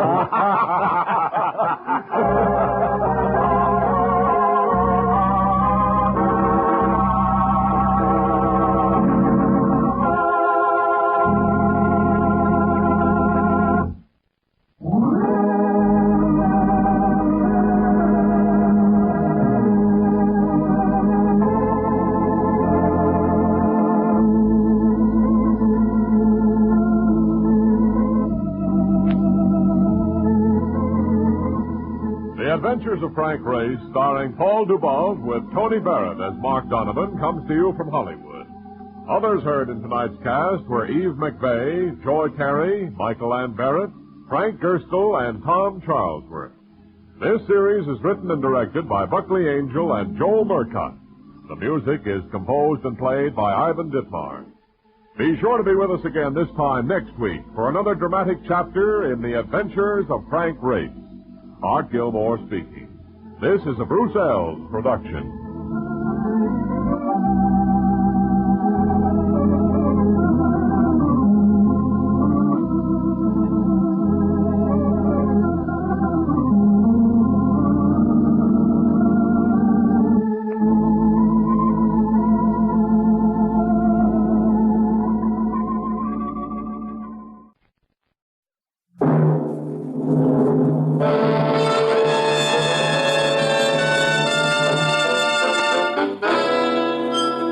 Dangerous Assignment, starring Brian Donlevy as Steve Mitchell.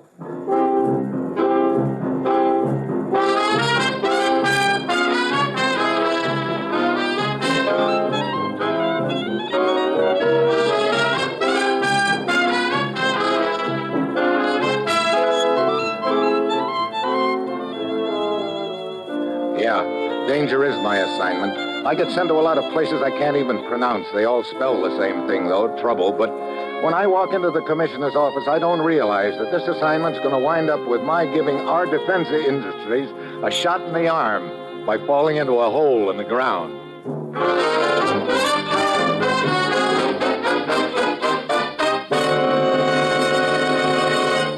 Morning, Commissioner. Ruth said you wanted to see me. Steve, how long has it been since you've had a vacation? Exactly a month longer than the last time I mentioned it to you. I've been thinking about it, Steve. You've been working pretty hard lately. Okay, take your vacation. Well, if that's all you called me in here to Hey, wait a minute.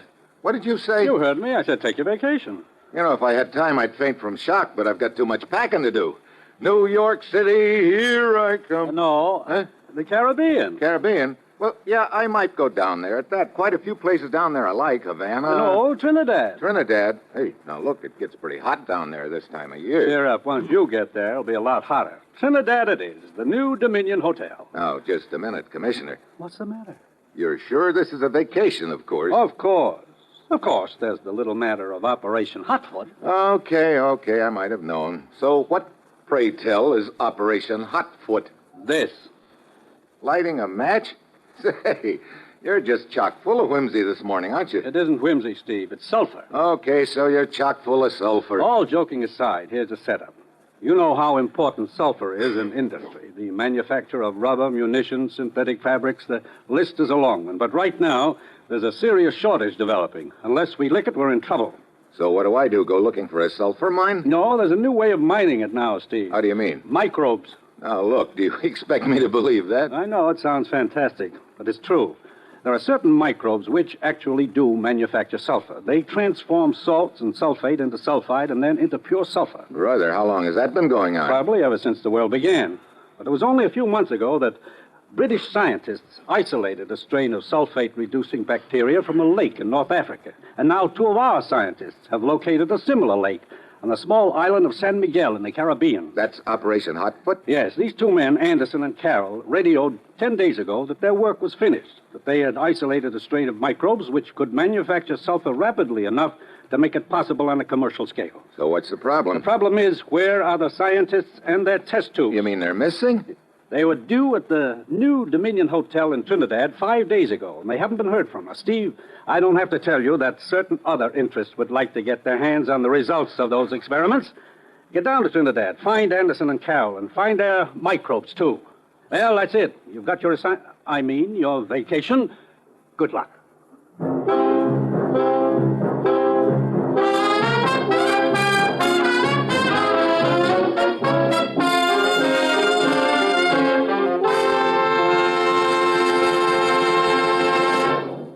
The National Broadcasting Company is presenting Dangerous Assignment, starring Brian Donlevy in the role of Steve Mitchell, colorful, two-fisted government agent. At all those places of the world where danger and intrigue walk hand in hand, there you will find Steve Mitchell on another Dangerous Assignment.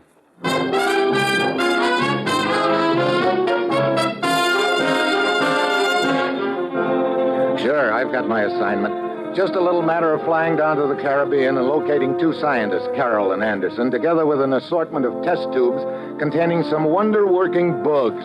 Operation Hotfoot, they call it. And me with an uneasy hunch that somebody will be trying to give me an article of the same name, king size. It's Thursday evening when my plane lands in Port of Spain, Trinidad, and I head for the new Dominion Hotel. The lobby is deserted except for one very trim-looking girl reading a magazine. I inquire at the desk, but there's been no word from Anderson and Carroll, so I go into the bar. A drink later, the girl comes in and slides onto the stool next to me. Hi. Hi. American? American. I thought so. Heard you talking to the clerk in the lobby. Sounded good to me. Oh, been away from the States long? Too long. You? No, I just got here, Dorothy'll do. Steve. On a vacation, Steve? As a matter of fact, I am. I can think of places I'd rather spend it than Trinidad. I like it here. Of course, having friends here makes a difference, I guess. Friends? Yeah. I thought I heard you inquiring at the desk about a couple of them. Oh, sorry, I don't have any friends here. Guess I was mistaken, Yeah, Dorothy, I guess you were.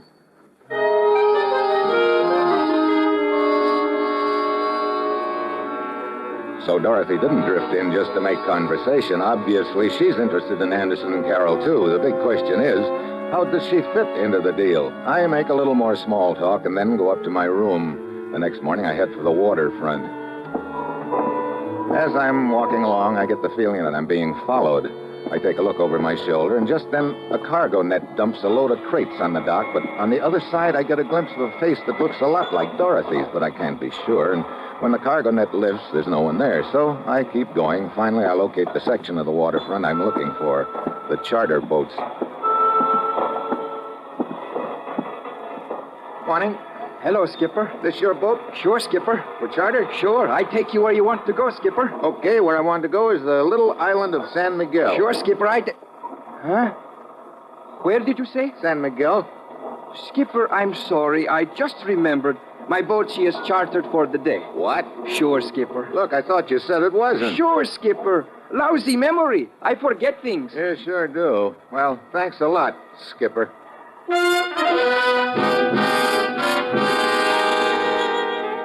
I get the same stall from every boat owner I talk to, and from their reactions, I get the idea that San Miguel is the most unpopular island in the Caribbean. Somehow I've got to get there to try and find out what happened to Anderson and Carroll, but it's just about 100 miles too far to swim. I'm about to give up when I spot one more boat. I head for it, and then as I get close, I see a very familiar figure stretched out on a coil rope on deck, strumming a guitar. Lord Byron is a very happy man because he does not work or even plan. He would rather live a poor single man's life than sweat and slave to fatten a wife. That's dangerous talk, son. Steve Mitchell. Hi, Lord Byron. Come aboard. How are you, Steve? How are you? I'm fine.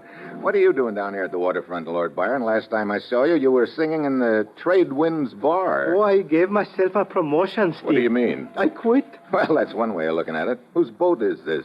Well, it used to belong to a friend of mine, and we got to play in cards. Oh, and... sure. It happens every day. Oh, this is the life, Steve. To go fish, to go sail, to lie in the sun. Yeah, it's nice work if you can get it, but what do you do for money to live on? Well, I don't need much. But when I go broke, then I sing a few songs in the bars, and I get a little money again, Then I go fish. I go sail. I lie in the sun. You know, I always did think you were one of the smartest guys I've ever met. Not smart, Steve. Just happy. Yeah, that's what I mean. Steve, what are you doing here in Trinidad? I'm looking for 2 missing scientists and a few test tubes full of valuable bugs. What could be so valuable about bugs, Steve? There's plenty of bugs down here. Yeah, but not this kind. These scientists were conducting their experiments on San Miguel. San Miguel? Yeah, but I can't get anyone to take me there. What's the matter with the island, anyway? Oh, this San Miguel is a very bad place, Steve. What do you mean? Well, there's a song about it. I sing it for you. Okay. Oh, once came a man to that pretty isle. He built a little house to stay a while. Then he walked into the jungle so nice and green, and never any more was he seen. What happened to him? Why, the ground opened up and down he went. The earth closed over him without a dent. But on some nights you'll still hear him say, from San Miguel Island stay away. Hey, wait a minute. I remember now. That little island you and I wound up on the last time I was down in this neck of the woods. Lousy with quicksand. Is that San Miguel? Sure, Steve. Oh, fine. A great place to go wandering around. The other boat owners, they're superstitious about San Miguel, Steve. They think there's a curse on the place. And lately, some who've sailed close to it have seen strange lights at night. Oh? Hey, Lord Byron, you're not superstitious, are you? Me? Of course not, Steve. Good. Then you take me to San Miguel. Well, What's the matter? You said you weren't superstitious. Well, sure, but... All right, Steve. I take you to San Miguel, I guess.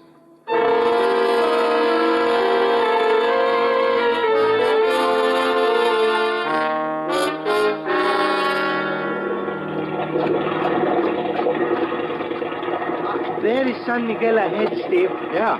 No sign of life anywhere. Oh, is it? I know. Is a bad place. Hey, head for that old landing over there. Sure, Steve. Hey, you know, if Anderson and Carroll are still on the island, I should think their boat would be tied up there. Well, maybe it's on the other side of the island. Harry, you better cut your engines, huh?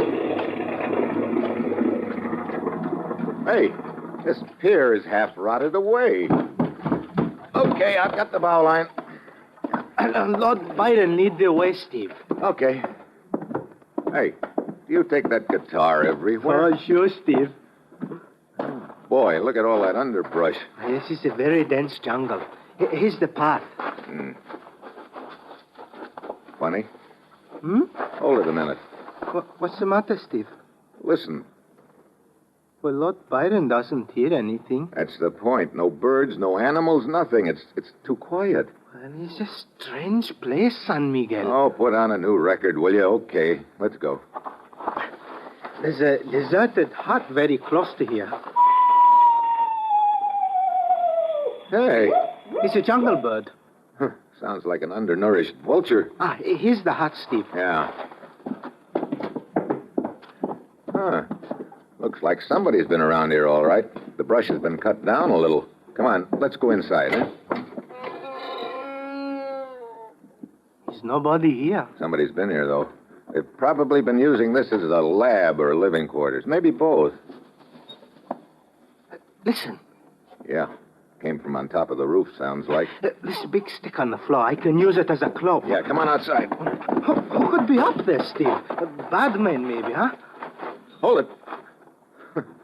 There's your bad man, Lord Byron, a king-size lizard. Oh, yes.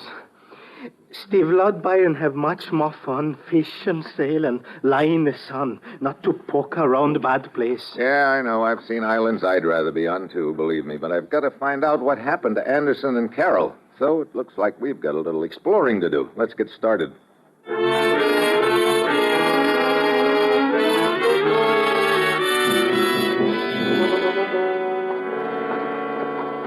You know, I'm almost willing to lay odds we've got this island all to ourselves, Lord Byron. Sure, Steve. We're almost to the other side of the island, and we've seen nothing. It still seems too quiet to me, though. I've had a feeling that we're being watched. A lot of cover on either side of this trail. A person could hide in there, and we'd never spot him. Oh, no, Steve. What do you mean? Well, watch. You see, I pick up this large stone and toss it over there. Huh? Hey, a hunk 6 feet square caved in. Sure, Steve. quicksand on both sides of this trail. Oh, fine. Maybe we... Hey, What is it? look. Back the way we came. Smoke. Yeah, from the direction of that old hut, looks like. Come on.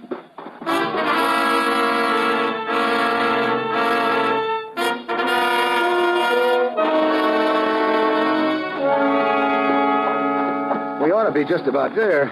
Sure, Steve. Around this bend of that trail and... Hold it. Oh, brother. Burned to the ground. Only ashes left. Well, at least we know we're not alone on the island anyway. But who would burn this place down and why? Wait a minute. Somebody's heading this way from the beach. Get down and keep that club ready.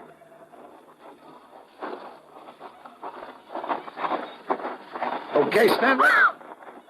Hey, the girl I met in the bar in Trinidad. Steve, is this the kind of reception you give everybody, pouncing at me out of the brush? What are you doing here, Dorothy? I was out cruising around in my boat and I saw the smoke.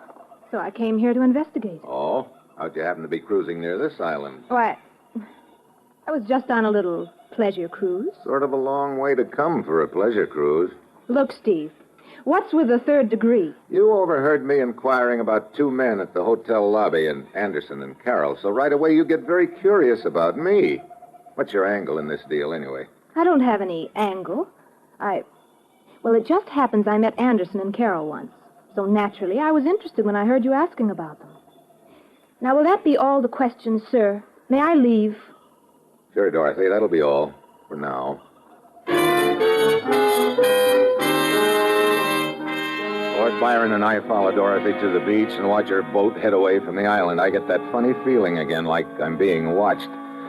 We go back to the smoking ruins of the hut again. Lord Byron is leading the way, and suddenly he stops and grabs my arm. Steve! What's the matter? Look, there's another trail which has been cut through the underbrush. Yeah, pretty new, too, by the look of it. Let's see where it leads. Now stay right behind me, Steve. I will, don't worry. I've got no desire to get bogged down in any of that quicksand. Steve! Hey, the ground's caving under us. Grab me. It's too late. I'm going with you. Help!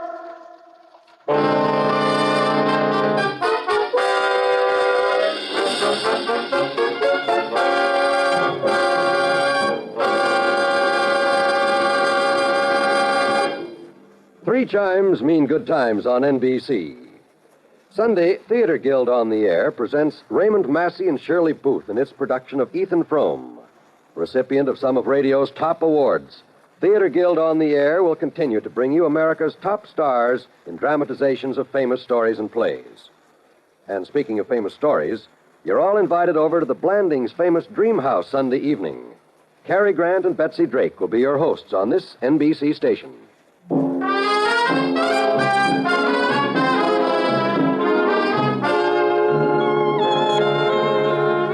Now, back to Dangerous Assignment, and Brian Donlevy as Steve Mitchell.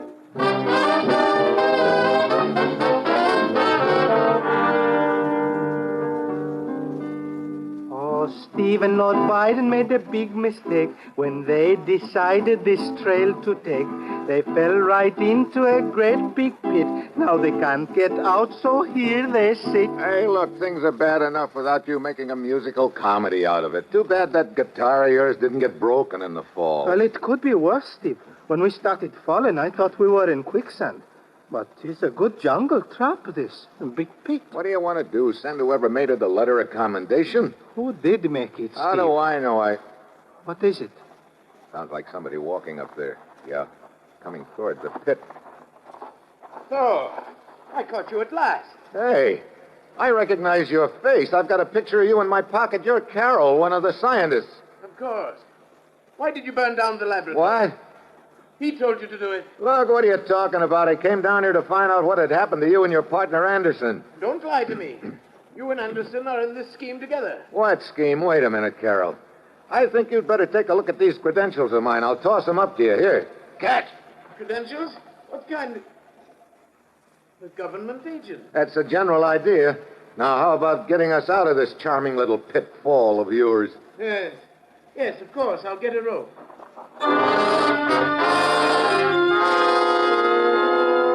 He darts away. 2 minutes later, he's back with a rope. Lord Byron and I climb out and dust ourselves off.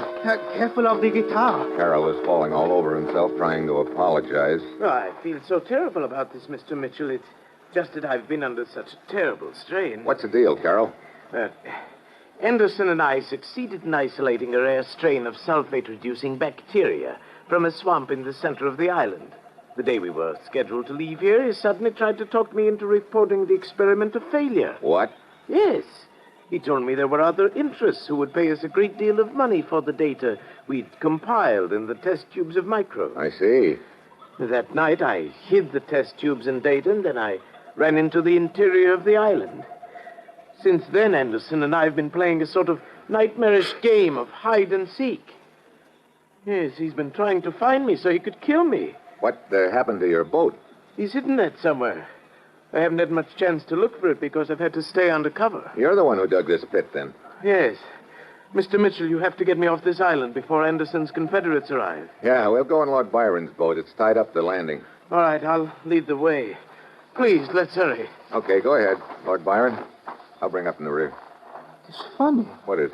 Well, see, it's a stain on my hand. Stain? Yeah, what is it?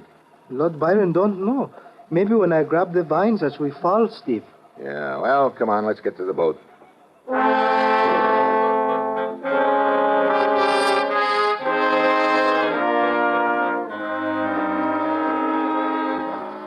We didn't make it to the beach any too soon, Mitchell. It'll be dark in half an hour. I don't want to spend another night on this island. Lord Byron feels very likewise. Well, where's your boat? Right over there at the left. Hey. It's gone. Huh? It sure is. Anderson. He must have made away with it. Mitchell, we're trapped. We can't get off the island. He's got us. Get down, Carroll. Lord Byron. Huh? Lena Metal. Get down. You okay? Yes. Sure, Steve. You didn't tell me he had a gun. That makes it bad. Of course. Like I tell you, he has it as his mercy. What do we do, Mitchell? That's a good question, Carroll.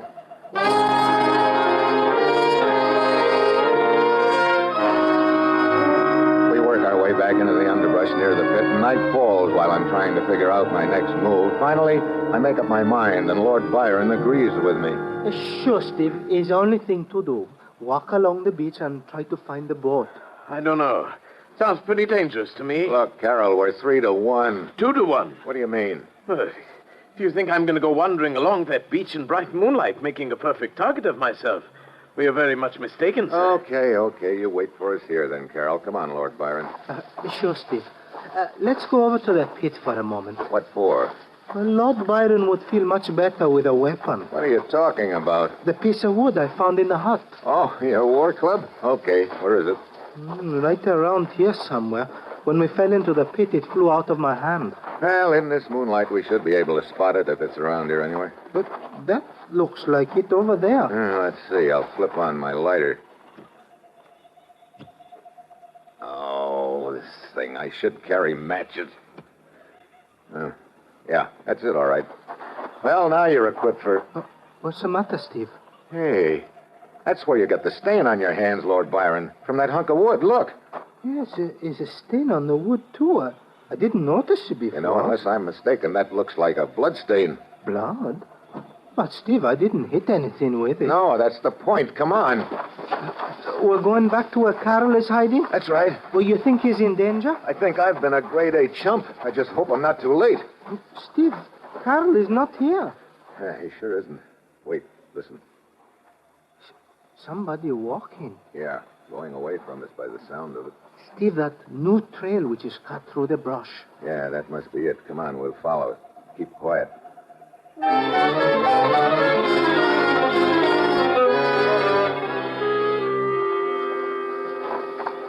We must be almost to the other side of the island, Steve. Yeah. I still don't understand. Wait. Yeah. There's the beach. Take a look. It's very bright moonlight. Steve, there on the beach. Yeah, it's Carroll. And look down the beach about 100 yards. 2 boats tied up in a little cove. Wait. Shh. One of them is my boat. Yeah. You remember what Carroll told us? That he'd run away before Anderson could touch him? He also said he and Anderson were alone on the island. So when I saw the bloodstain on that club and remembered that you'd picked it up in the lab before it burned, I realized Carol was lying. Sure, Steve. There must have been a fight of some kind. Yeah, so I figured if Carol lied about that, maybe he lied about a few other things, too. Then it was Carol who burned down the hut? He was probably trying to hide the evidence of the struggle. He couldn't know you'd already picked up that club. Hey, look. A plane approaching the island. A small seaplane. Carol is signaling with his flashlight. Yeah, and the plane's answering.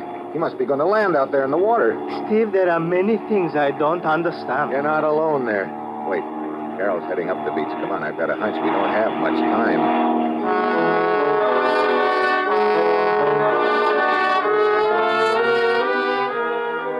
We follow Carol, keeping out of his sight. Up the beach away, he heads inland. Then we spot a tent in a clearing. Carol goes in, and Lord Byron and I ease up close enough to see inside. There are 4 men, counting Carol. One of them's tied up. Then I recognize him from a picture I've seen of him. It's Anderson, the other scientist.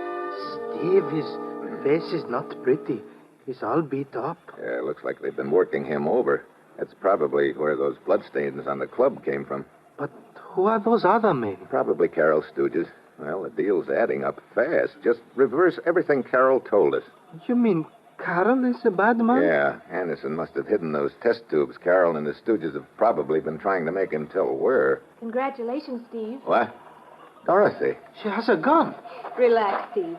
I'm happy to hear we're both on the same side. Oh, look, just where do you fit into this deal, Dorothy? I'm Jim Anderson's fiancée, Steve.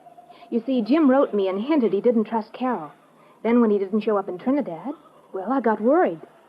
At first, I thought you were working with Carol. Steve, look. They're getting Anderson to his feet. Yeah, they're probably going to fly him off the island. That means just one thing. He hasn't talked yet. Steve, we've got to rescue him. Give me your gun, Dorothy. It isn't loaded, Steve. Why? I know it's silly. I'm afraid of guns. But I thought this way, maybe I could scare somebody if I had to. Oh, great. Wait a minute. I think I've got an idea. Dorothy, did you see those boats on the beach?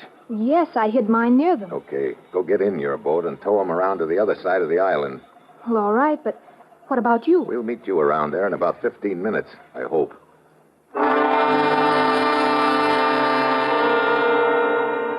Dorothy heads for the boats. Lord Byron and I go back to the beach. The plane taxis to a half-rotted-away boat landing, and the pilot gets out.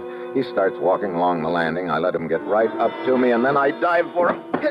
Don't let him call out, Steve. He can't call out if he can't breathe. Hurry, Steve. Carol and his men, they've stepped out onto the beach. I can see them in the moonlight. Okay, a little more pressure, and... There. Here, help me drag him into the bushes. What now? Come on, out to that plane and keep it quiet. Where are Carol and his boys now? What about 100 yards away? You see them? Yeah. You think they saw us? I don't think so. Here's the plane. Get in. What? I said get in. You mean, well, you don't mean... Hurry up. Steve, what are you doing? Getting this bucket of bolts started. We're not going to fly. Either you're wrong or we're dead. But do you know how? Sure, I took a correspondence course in it once. Oh! Okay, here they come. They'll probably shove Anderson in first. You haul him aboard, and I'll do likewise to Carol. Now, you got it? Yes. That you, Hawkins? What's the matter? You deaf? Oh, no, give me a hand with Anderson. Glad you, Carol. Mitchell. Lord Byron, grab Anderson. I got him. Come aboard, Carol. Help! Ben, help! Mitchell, let go of me. Sure. Yeah. Very neat. You okay, Anderson? Sure. Feel a lot better with these ropes off, though. Lord Byron can work on that. Steve, Carol's men are shooting at us from the landing. Okay. We'll be off the water in a second. Now, let's see. The book said pull back on this gadget.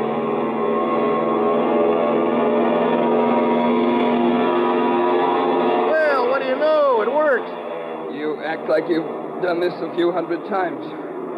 Steve, this correspondence course you took. Pretty good, huh? Where did you take it? Oh, in the Navy Air Force for about 4 years. Oh, Lord Byron feels 5 years younger now. Same age as before you scared me. You got those test tubes hidden in a safe place, Anderson? Well, I thought I did.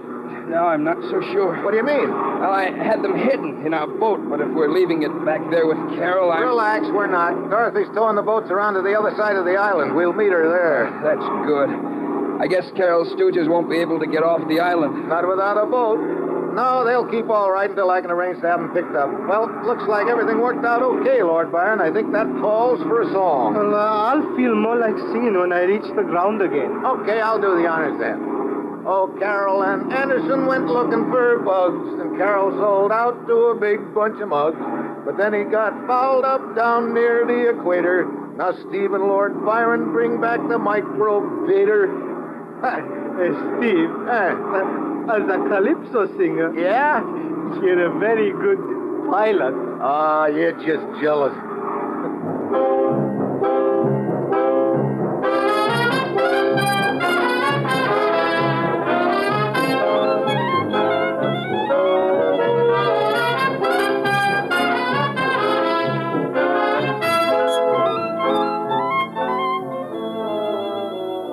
Dangerous Assignment, starring Brian Donlevy as Steve Mitchell with Herb Butterfield as the commissioner, is written by Bob Reif and Adrian Gendot, with music by Robert Armbruster, as produced and directed by Bill Karn.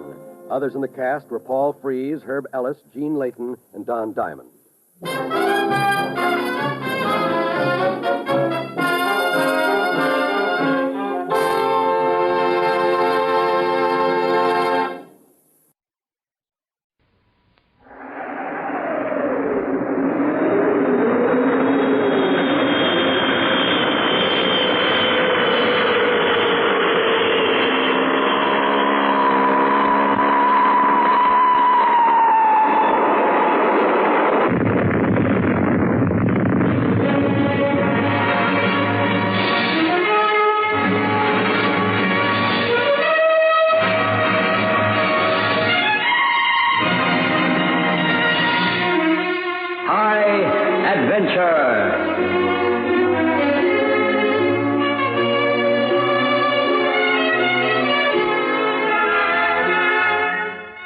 Tonight's story by Ron Evans is entitled Drums Along the River.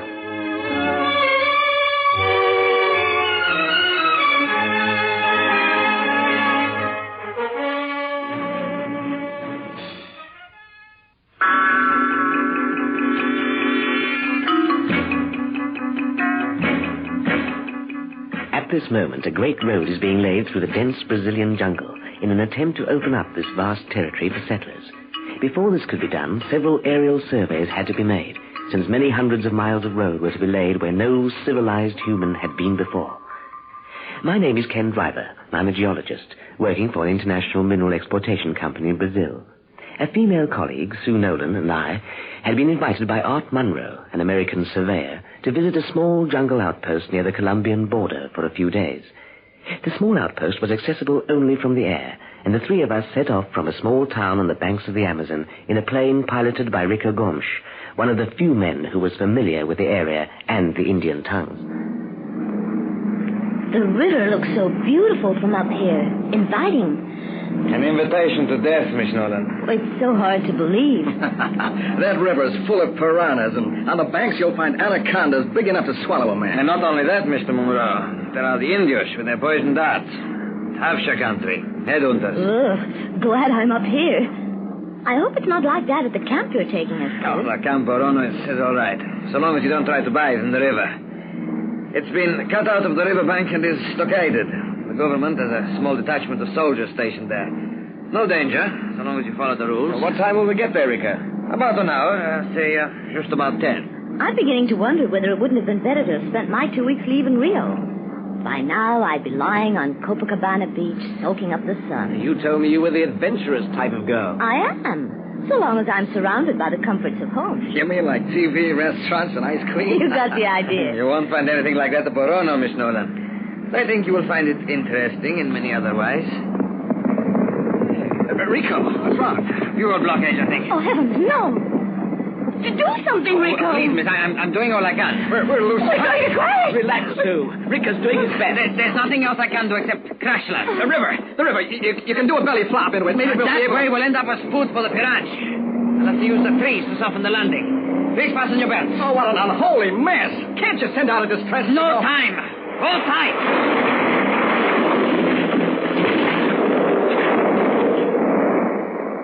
The plane hit the tops of the trees, spun and tore its way through to the lower branches, coming to rest a few feet above the ground, cradled between two huge trees.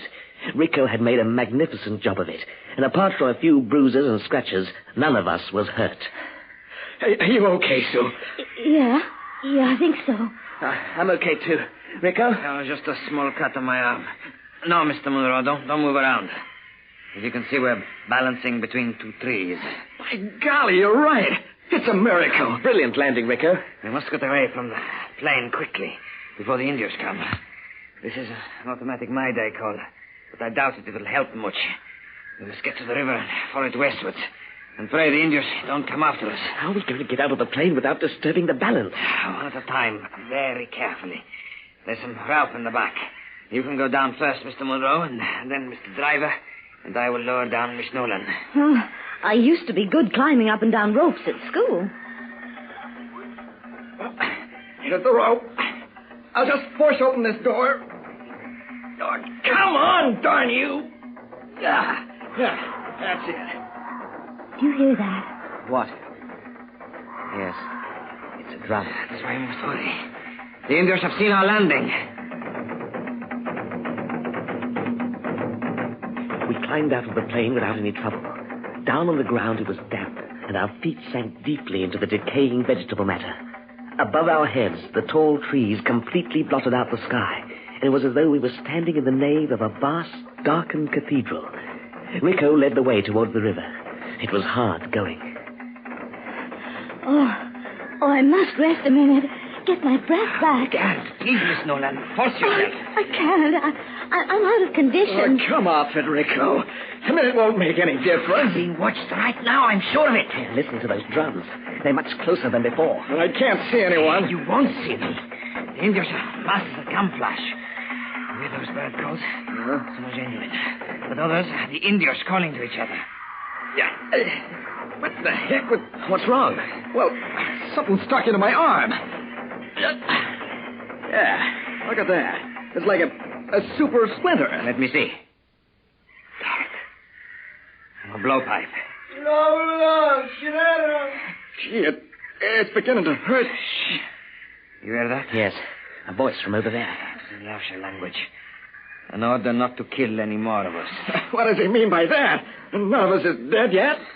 Mr. Monroe, the doctor's poisoned. Oh, no. You mean that I... Here's my knife. Come on. Maybe we can cut out the poison. It's too light. Help him sit down. You mean there's nothing you can do? Oh, my neck. It's gone stiff. Please, there must be something. Art? Yes. Let me look at him. He's gone. Ken, what are we going to do? Nothing. Look around us.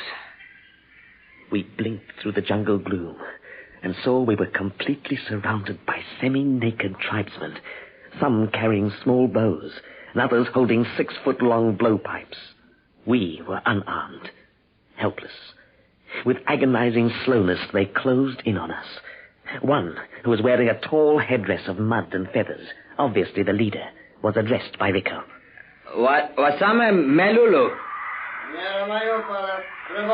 What did he say? I asked him what he wanted of us. He said he won't be hurt. We don't try to run away. He's telling us to follow. Let's go, then. Where there's light, there's hope. You all right, Sue? Do we have to leave poor Art lying there? Have we a choice? Come on, lass. Whatever happens to Art now, he won't feel it.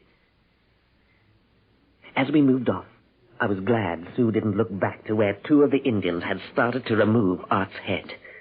Rico had been right. We were prisoners of a tribe of headhunters.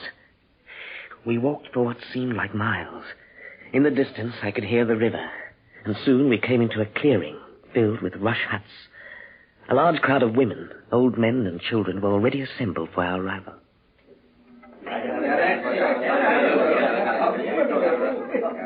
They poked and pulled at us as though we were strange new creatures, which we were to them.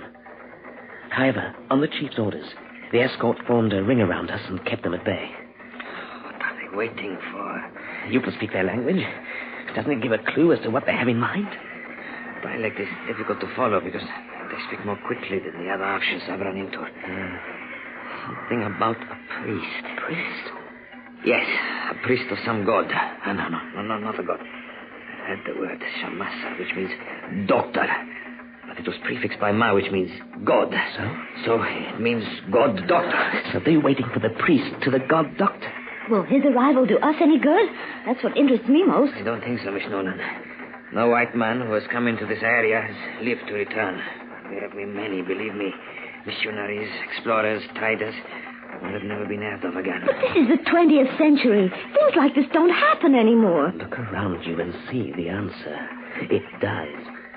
Oh, when I think of Copacabana Beach. Look over there. Something's happening. It's a man. A European, too. Oh, thank heavens for that. Wait. No, he's not a European. Mestizo.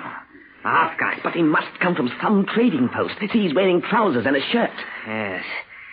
And the large feathered headdress. You see how they bow to him? This man must be the priest they were chattering about. He's coming towards us. The Indians are making a passage for him. Vima Melulu. It is better we speak in English.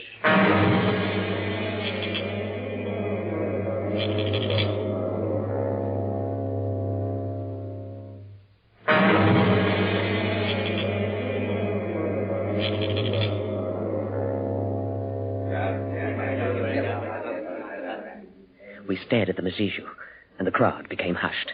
Where are you from? Well, I'm English. Miss Nolan here is American. I am Brazilian. My name is Zambala. Or rather, that is the name I've adopted. Many years ago, I lived in Manaus. I was called Carlo then. We're very pleased to see you here, Zambala. Perhaps not. We shall see. I'm the servant of El Medico. For a long time, he has waited for an English and American to come by. We are lucky today. Both at once. El Medico will be very pleased. Who is El Medico? We'll meet him very soon now. We will go to his place. You, little fat man. What is your name? Rico Gomes. I am a pilot for Astra. I don't care about that. The less I know of your history, the happier I am. As El Medico has no wish to talk with you, there is no further need for you to wait. You mean I can go? Certainly. The Indios will help you. Manifest the law. No, not that. Let me go. Oh! They're killing him. Who? Keep back. Oh, awful. Look away, Sue. You, Zambala. Why? El Medico does not wish to talk to Brazilians. We can catch them anytime. For heaven's sake, man, stop them from sticking those spears into him. He's dead now. Lashima. Consider yourselves lucky you are American, English. Your nationalities have given you a little longer to live. A little longer? You mean you're going to kill us, too? All strangers who come here must die. But you are privileged to live a few extra hours for the sake of my master, who craves your company. Come, we must go to him now.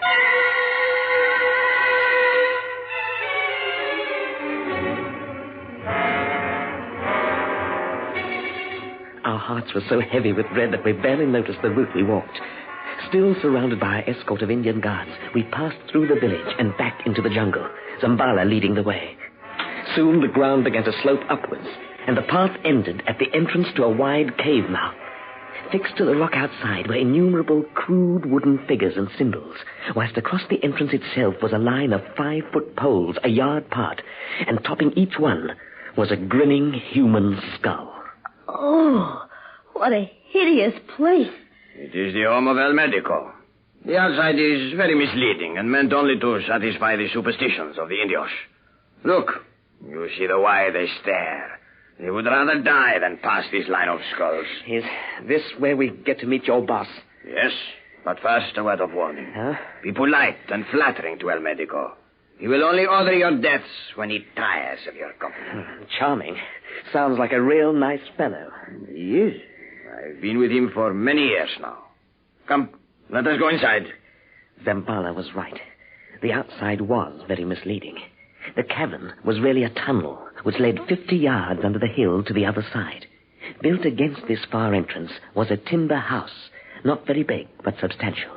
Zambala opened a door and gestured us inside. I gazed around in open amazement. It was a lounge, nicely, if primitively, furnished. What surprised me most was that two of the walls were completely lined with fully stocked bookshelves. Please make yourselves comfortable. My master will come soon. Don't try to run away, though. The Indians are waiting at the tunnel entrance for you to try. Well, what do you know about that? This El Medico fellow must be a European. Yeah, with a highly sophisticated taste, judging by his literature. Most of it's in German, but there's also Shakespeare here and Spencer. Never mind that, Ken. We've got to do something about getting away from this nut, whoever he is. Ah, I'm very pleased to meet you. Zambala has just told me about you. May I inquire your names? I'm Kenneth Driver, and this is Susan Nolan. Very good. Miss Nolan is American, I presume. Yes. I'm known here as El Medico, but my real name is Heinrich Steiger. Welcome to my humble home. As you can see, I've tried to make it as comfortable as possible. Steiger was an old man, 70 if a day. He was dressed smartly in white, clean and sprightly, a man very much out of place in this green wilderness. He smiled at us, but his thin lips were cruel and needed but a slight change of expression to change the smile into a snarl. Please sit down. Zambala is bringing us some drinks. Then I trust you'll join me in the light lunch. That's very kind of you, but hadn't you better explain to us what all this is about? Yes. Why did the Indians murder Art and Rico? This man, Art you call him, he was killed in error. As for Asa, he was only a Brazilian. I didn't need him. Look, are we your guests or prisoners? Both. But why? I can't understand your motive. First, tell me about what is happening in the outside world. I get very little news here, you know. Zambala has been my only contact with civilization for many years. Tell me about Europe and America, the political climate, all the scandals, troubles. Are the Russians still aggressive?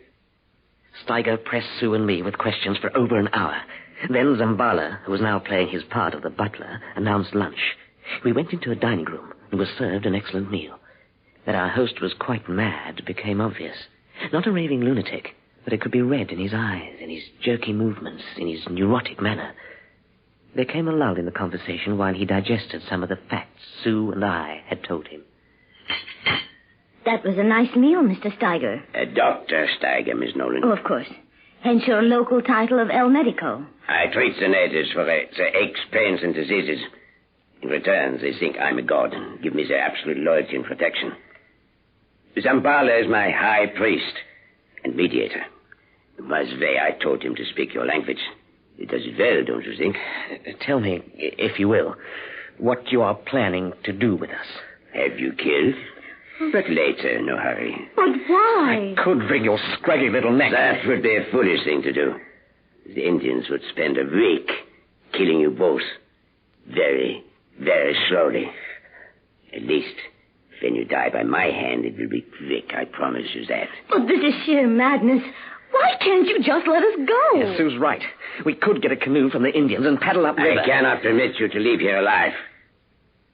Don't you recognize me? Or my name? Does Heinrich Steiger mean nothing to you at all? Nothing at all.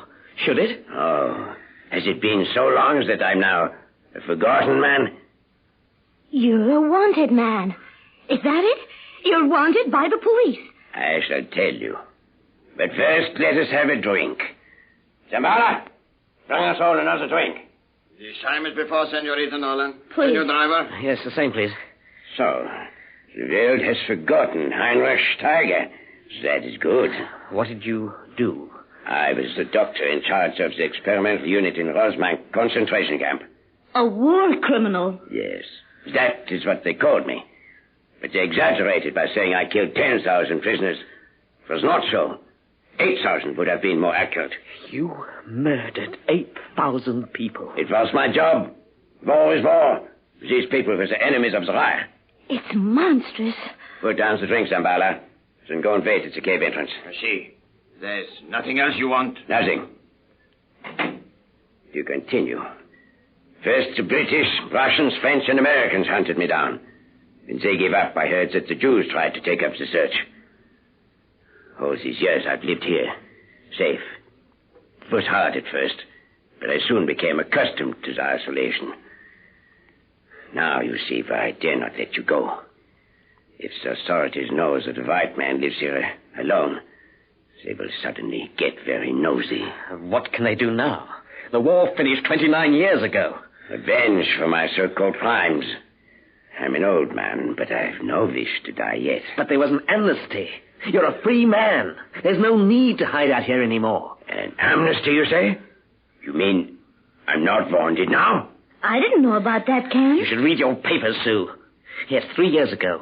Or was it 4? It was decided no longer to charge war criminals. If this is true, then there's no point in killing us. No! Don't drink that! What's wrong? Don't touch your drink either, Mr. Driver. They're both poisoned. You were going to kill us. Now? Yes. But as you can see, circumstances have changed. I want to go back to civilization, just to see what it is like. Zambala can guide us. It is 5 days' march from here to an old Indian trail. Zambala knows it well. We come out of the jungle at a small Colombian town and... You're not going to kill us now? No.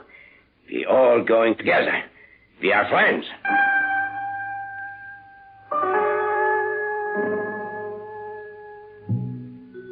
The sudden change in Steiger's manner astonished us.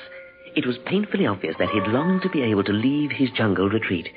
We don't know what he told Zambala, but the next morning we left the cave and started the long march westwards into Colombia.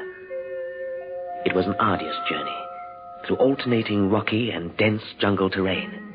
As we drew closer, Steiger's excitement grew until he was like a small boy at a picnic.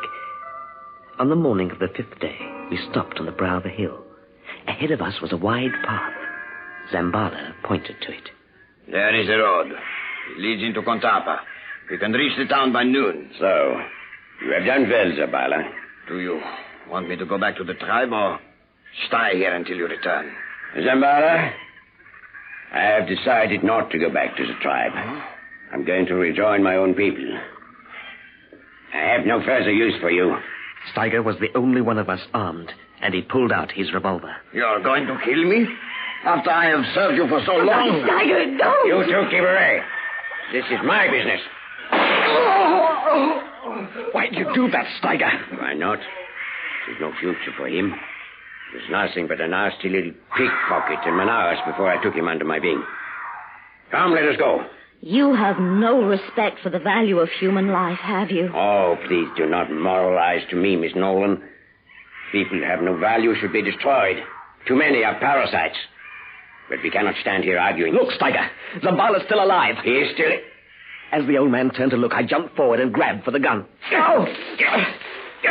I managed to wrest him from his grip. He stood back and looked reproachfully at me. I see. So you're going to kill me? No, Steiger.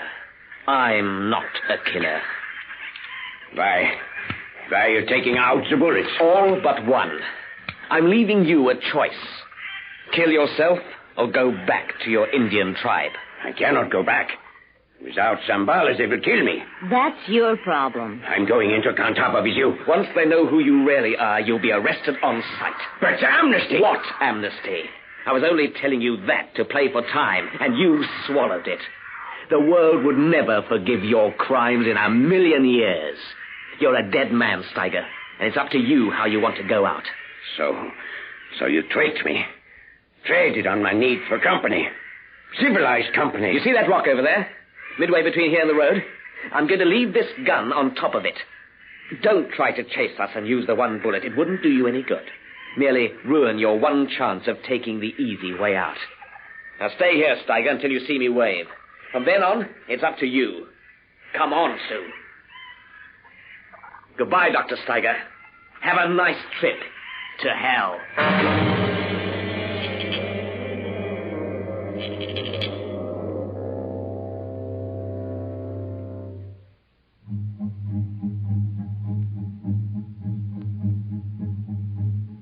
I left the pistol on the rock, and we walked away down to the road, where I waved my hand to Steiger.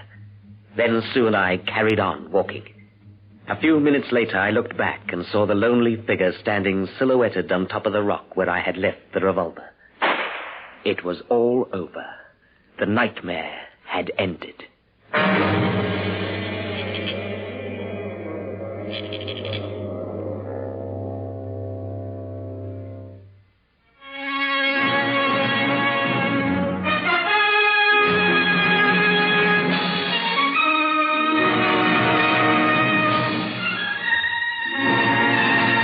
High Adventure is produced by Anne Freed and directed by Henry Diffenthal. Now, Frank Sinatra, transcribed as Rocky Fortune. However, they don't know I got the lead in my pants. About 50 pounds in my 2 hip pockets. You never really know when you start in just how a job's going to turn out. Sometimes the one that look like the tamest turn out to be the loaded. Like the time I'm sent by the agency to play parlor maid to a gang of plaster Paris statues. The sign on the front of the window said Oliver Bates, Objet d'Art.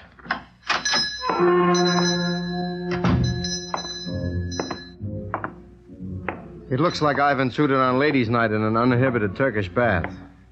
Most of the plaster statues are dames, and most of the dames would be arrested on the spot if they ever set foot on Jones Beach at daylight. Pretty soon, an oily little guy slides out under the door from the back room and oozes up to me. Yes, sir. Yes, sir. What can I do for you? A reproduction for your library? A nymph, a satyr, some pawn? Sure, anytime. What do you got in mind? I beg your pardon? Oh, it's all right. You Oliver Bates? Yes. Well, the agency sent me over. They said you needed a handyman. Oh, of course. Do you know anything about dusting statuary? What is there to know about dusting it? Well, the statues aren't intrinsically valuable, of course, but still we must be careful. Aren't they beautiful? What happened to this one? She bite her nails? That is the Venus de Milo. Oh. Well, when do I start? Right away. I'll expect you to keep all the statues dusted, the floor swept, and the windows cleaned. Tell me, Mr. Bates, what is all this stuff? Looks like dream night in a DT ward. My dear fellow, these are some of the finest statuary reproductions available. For example, this is a gargoyle from Notre Dame. Oh, I remember this cat. He used to play fullback. Sam Gargoyle. And this is the Aztec god Paliago Chilia. Gesundheit. Of course, you know you spend the nights here. They told me, but I didn't bargain for this collection of gremlins. Is this stuff the genuine McCoy? Of course not. They're plaster reproductions. Take this one, the Hag at Bay. The original stands in the Palazzo del Marco in Florence. Isn't she lovely? Yeah, she reminds me of the old broad that sells the pretzels on 48th Street. She's got cobwebs on her nose. Look out. Be careful. Just dusting her off a little bit. Ticklish, honey? Look out, you fool. It's falling. I got it. You fool, you idiot. Look what you've done. Her arm comes off, that's all. Get away from there. Don't touch it.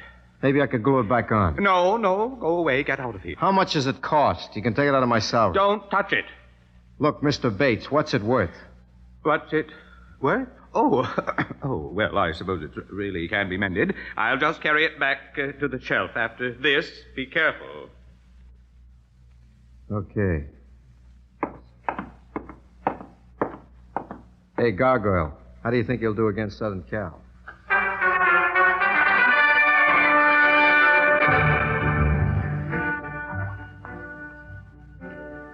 It turns out that Bates is running strictly a schlock house. He imports these plaster dummies from Italy for a couple of $100 apiece, which in American money ain't worth counting. He sells them over here to art lovers for 25 clams, which is a markup with a Macy's tail talking to Gimbals. I put in a couple of hours talking football with a gargoyle when a car squeals to a stop in front of the store. One of those foreign jobs about 3.5 blocks long with a chauffeur out in the cold. An old geezer in a Scotch plaid shawl crawls out of the back and totters in. He's leaning on a silver-headed cane and a blonde-headed dish with a pair of legs that weren't off a piano.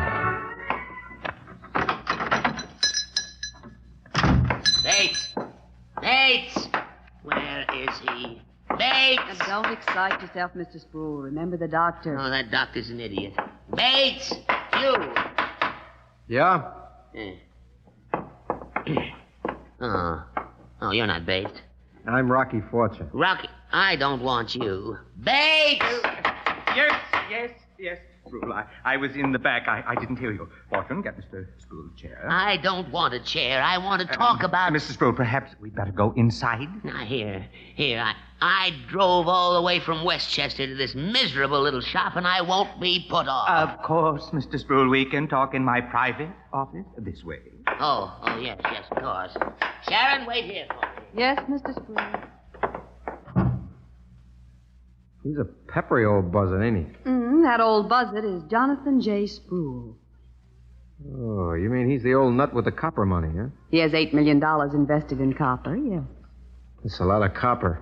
You work for him? I'm his secretary. Must be nice to have $8 million in copper. You work for Mr. Bates? Yeah, Must be very interesting work. it's a living. Can you tell me about the statues? Sure, what do you want to know? Well, are they all plastered? All except Gargoyle, he's in training. Oh, very funny. You really know about them? Sure. Bates couldn't get along without me. Look, when you've tucked the old man in for his afternoon nap, why don't you come on back and I'll tell you all about him. I'm sorry. I'll be busy with Mr. Sproul's collection all day. What's he collect? Bottle caps? Mr. Sproul is probably the world's foremost private collector of antique artifacts. Is that a fact? He has the only complete set of early Greek amphorae with lids. What's amphorae? Vases. Delicate ceramic vases. And he's got the lids? That's right. Sweetie, you can call them amphorae, Liz. I call them bottle caps.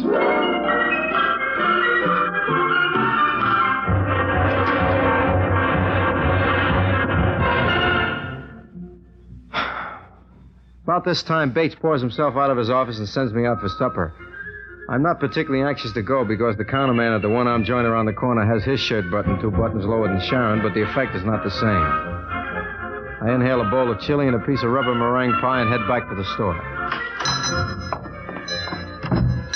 There's nobody in front of the store, so I walk through to the back, tipping my hat to the hag at bay as I pass, and I open the office door. Good, you're still here. I was afraid you'd... Hey, what's Bates doing on the floor? Mr. Bates! Mr. Bates! He's dead. You ain't kidding, lady. Somebody blew out the back of his head, and it took a big gun to do that. A gun? Yeah, maybe a .45 automatic, something like the one you're holding in your hand. Maybe you better give it to me right now. But... Now, you better tell Rocky all about it. Well, I didn't do it. Look, Sharon, I find you standing over a stiff with a real hot rod. Oh, you gotta believe me. I found him this way. Mr. Sproul left his shawl. He sent me back for it, and I walked in, and I... Don't tell me that you picked the gun up off the floor. I don't know why. Hey, you're real scared, aren't you? It was awful. I touched him. My hand... All right. Slow down. Did you see anybody when you came in? No. Yes, wait a minute. There's a black car halfway down the block, and it drove off just as I came in. Maybe it was a heist. Let's see. Bates kept his roll in his pocket. It's gone, all right. He must have had a couple of hundred in there. Hey. What is it? An insurance policy on his last shipment. Well, the shipment is safe. Bates should have made the policy straight life, I guess. What's that? Snow White and the 2 dopes. What? A patrol car. Somebody must have heard the shot. What'll I do? They won't believe me. Look, we're both in a spot. Camping out over a corpse is not popular with the lads in blue. Sharon, this whole deal is fishy in the Fulton Street market on Friday morning. Come on. Where are you going? Out the back. But the police will think that I... If we stay here, they won't have to think. They'll pin it on you like a gardenia. Come on.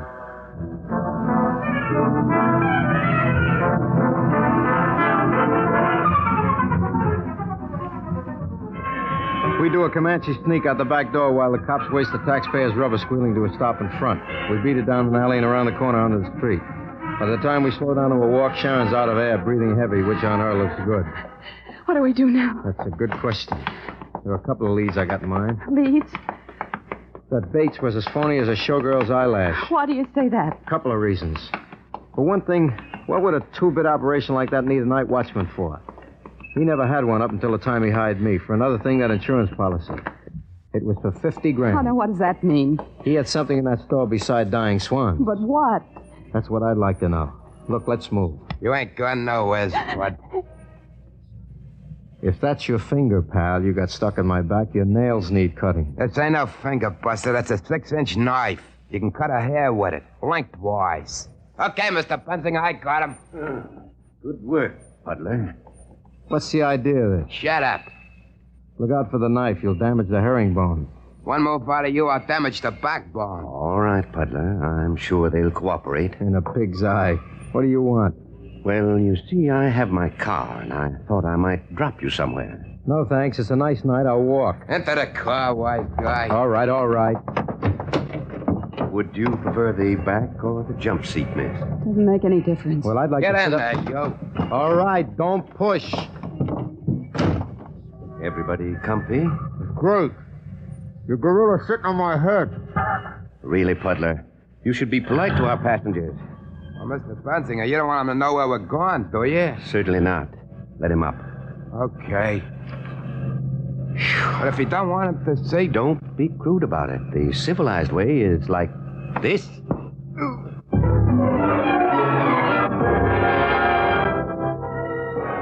Mr. Benzinger reaches back from the front seat and lays the butt of a .38 just back of my ear.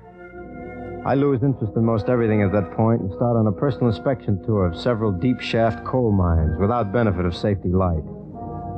The next thing I see is a pair of bushy eyebrows, and I figure it's John L. checking up on my union card.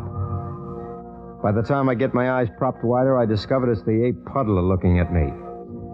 For a while, I think I'm still out because his face is turning from green to red to orange to yellow to blue and back to green. It takes me a minute to figure. Suddenly, I get it. I am in some kind of a loft with a skylight, and the Technicolor effect comes from an advertising sign somewhere outside. He's batting his eyes, Mr. Benzinger. Give him some water. Sure, with pleasure. Not that way, in a glass. What are you guys trying to pull? Should I start with a telephone book? Not yet, Puddler. The telephone book won't hurt him much. It just kind of pikes him up. Wait. You are Rocky Fortune? Yeah. Hey, where's the girl? In the next room. Fortune, before I let Puddler earn his keep, perhaps you'd like to tell me where it is. Where what is? You say, Mr. Benzinger, if you let me start with a telephone book, this wouldn't happen. Quiet. Your employer saw fit to resist our simple questions. You knocked him off. Unfortunately. Puddler's reflexes are quicker than his intellect. Yeah.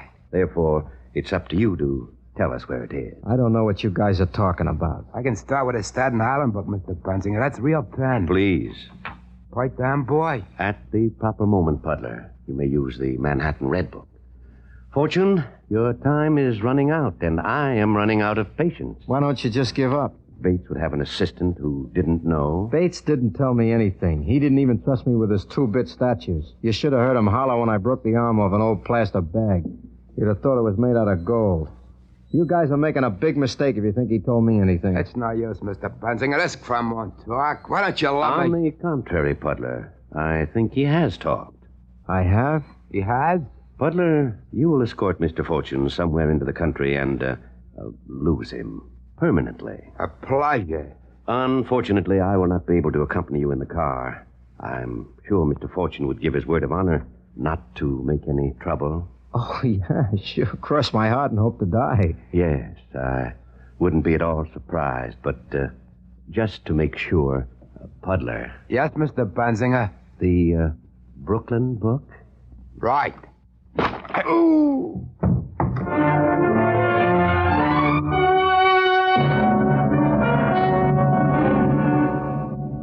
I am back in the coal mine again, and I'm beginning to figure I should have portal-to-portal pay. This time, the first thing I notice is a delicate aroma. It is vaguely familiar, and then I place it. The last time I go down to the track at Monmouth Park, when the train comes out of the tunnel on the Jersey side, a sudden essence arrives simultaneously with the sunlight. I discover that this is the place where all good pigs go to die. Secaucus, New Jersey. Well, this is where I am again. I bat one eye and find I'm driving along with Puddler. He's got one hand on a portable howitzer and the other on the wheel. So I play possum. When the car stops, Puddler gets out on his side and comes around the back to get me. Only when he gets there, I'm gone. Hey, yo! So long, sucker.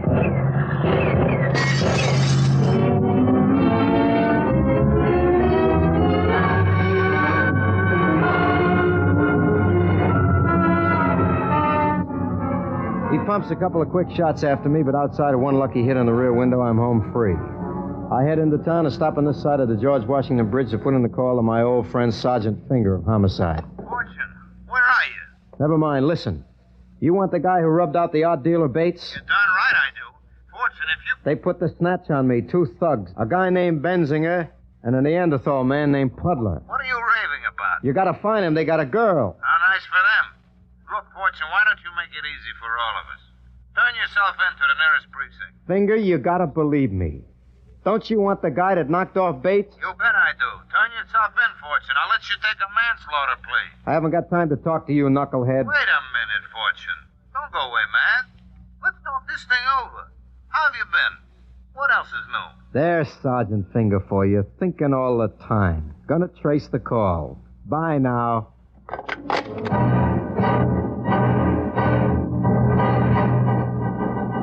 I drive into town and get stuck in a traffic jam at 10th Avenue. While I'm sitting between two 20-ton trucks, both of them dumping carbon monoxide down my throat, I keep thinking of that blonde, kind of fragile, like she was made of spun glass, but real spun. And then I remember, Puddler with his face changing colors like a chameleon. A bell rings and a little electric light bulb lights up upon my head. I head down 10th Avenue to the offices and workshop of the Mammoth Spectacular Company. Down in the shop working with a blowtorch, I find old Charlie Svoboda. Rocky, I ain't seen you since you was fired for misspelling a word in that beer sign on 42nd Street. How's the old glass blower? They still call you on every sign north of Trenton? Sure. Who could make a spectacular without old Charlie?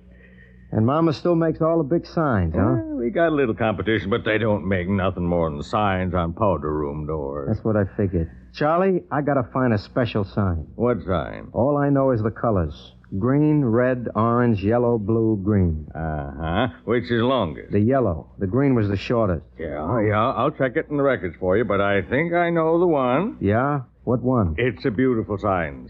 6-cycle animation. I worked on it only last year. Where is it? Bensonhurst in Brooklyn. Arf, arf, dog food. Let arf, arf suit your poot.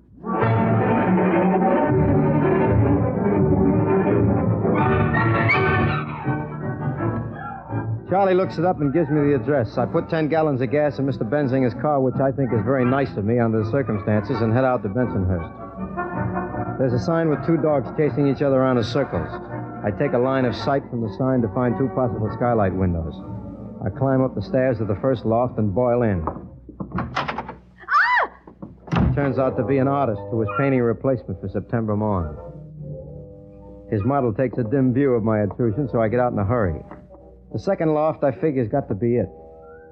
I go up the stairs real quiet. The door at the top is ajar, and I ease my way into the room without squeaking the hinge. Room is empty. I go across to the other door, grab hold of the doorknob, and yank. Sharon, are you all right? Oh, Rocky. The door was open. Why didn't you get away? I was tied. I just got loose. When I heard you, I thought it was those men coming back. No, I left Puddler with the pigs, but he could have gotten back by now. We better get out of here. I'm so glad to see you. Yeah. Come on. Wait a minute, listen. Here they come. What'll we do? Now, look, they don't know I'm up here. Come on over here behind the door. What are you going to do?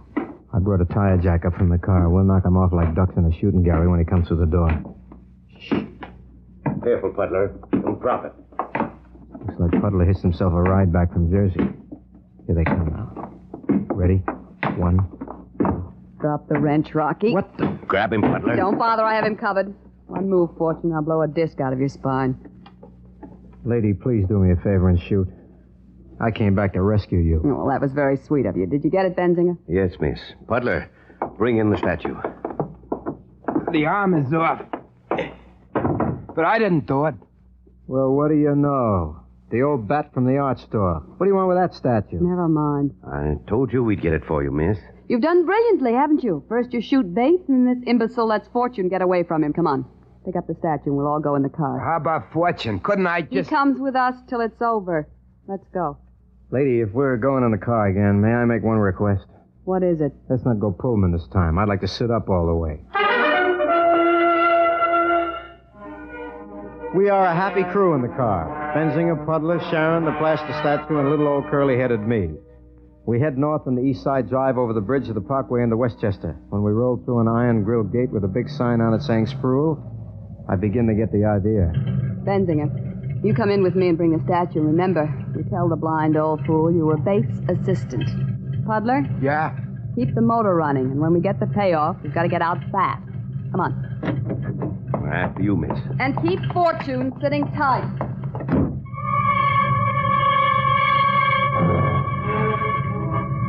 The light, as they say, begins to dawn. Whatever it was that Bates was trying to sell to Sproul, Sharon hijacked and cut herself in. Sit still a minute. They should have let me use the phone book. You notice some people use the phone book to look up numbers? They do?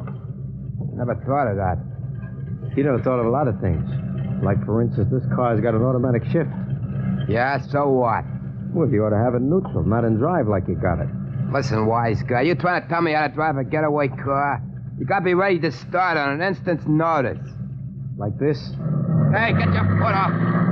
Give me that gun. Look out, the car. You got my foot jammed on. Yeah, it's a great pickup this model's got, huh? Going right into that house. Look out.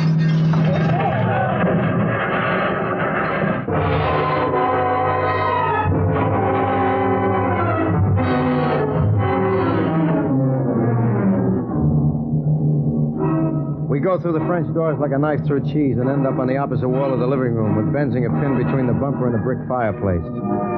Puddle is slightly out of commission, having stuck his head through the windshield. I pile out of the car with Puddler's gun. Sharon's knocked head over tea kettle, out like a light but still breathing, very pretty. What is this? What happened? Pardon me, Mr. Sproul. Is this the Sawmill River Parkway? What is the meaning of this? I'll call the police. I think it's a great idea. And when they get here, we'll hand them that statue you're cutting. Oh, no. It's mine. I paid for it. Lots of people paid for it. Bates, for one. Why, what are you talking about? I just paid this man $50,000. He's Bates' assistant. He's Bates' murderer. Murderer? Why did you pay $50,000 for this plaster statue? Why, it's not a plaster statue. It's what's underneath. Look, I'll show you. There, do you see? There it is. Aphrodite, the goddess of love, carved by Praxiteles himself. Oh, it's beautiful, beautiful. You had Bates steal it for you, cover it over with that cheap plaster statue to hide. Oh, you think I care? Now it's mine, all mine. I hope the two of you are very happy. Maybe she'll write you letters. Letters? What are you talking about? You're going to the can, old-timer. You're an accessory before, after, and during a murder. She's beautiful, beautiful. And that reminds me, Sharon, baby. Can you hear me, honey? What? What is it? I got something important to ask you. What? Where does Puddler keep his Westchester book I want to call the cops?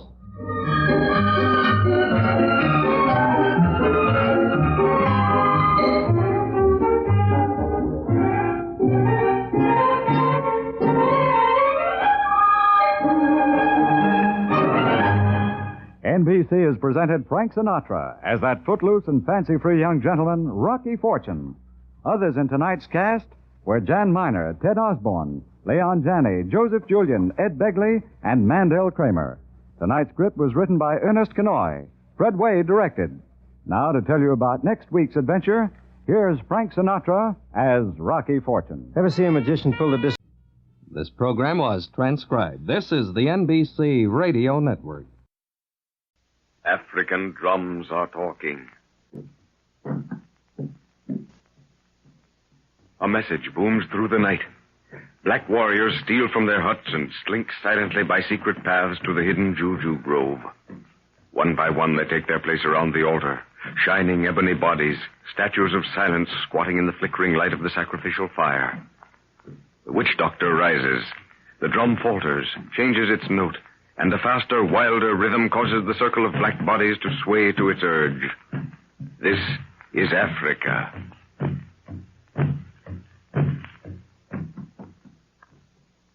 After an old woman has warned them repeatedly to beware the eyes of the moon, the professor's party makes its way through the long grass toward a village where ceremonial drums are beating. The natives are grouped around a huge fire. A beautiful girl wearing a leopard skin that hangs from her head and down her back is moving with cat-like steps in a ceremonial dance. She is the Witch of the Moon. Before their eyes, she is apparently changed into a leopard, and the beast charges toward the watchers in the shadow. The animal bounds between them and pauses, snarling. It eyes the party one by one, but seeing Jack, the snarls turn to cat-like purrs. Lorna's voice, calling for Jack to shoot, angers the beast, and it bounds away again, snarling. Then out of the long grass where the leopard disappears comes the beautiful girl. She speaks to the party, looks at Jack with a strange look, then leaves them to enter again the native circle. Jack seems to be in a trance. He tries to follow the girl, saying that her eyes had commanded him to do so, but Nguru holds him back. Steady, Jack. Steady. Let me go, I tell you. It was written on the moon. I saw it. Her eyes told Buana, moon witch, evil eye, look for little Buana. Let me go. Why do you interfere? Jack, dear, look at me.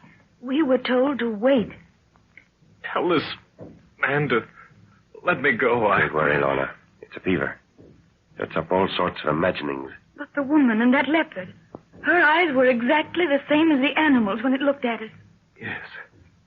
Her eyes. The old woman told us to beware the eyes of the moon. And they call that girl the witch of the moon. Yes. Yes, I told you. Her eyes. Buana, little Buana, how is he? Go sleep. Jack's fainted. We'll have to get him into a hut and doctor him. The girl's beckoning to us, Father. She spoke to the witch doctor, then raised her arm in this direction. There, she's calling us again. Can you carry Jack and Guru? Mm-hmm. All right, I'll lead the way. You follow behind me, Lorna. Come on. Whatever you do, don't show fear. Keep your head up high. All right, Father. I'll try. They're making a path through the circle for us. Keep looking straight ahead as we go through.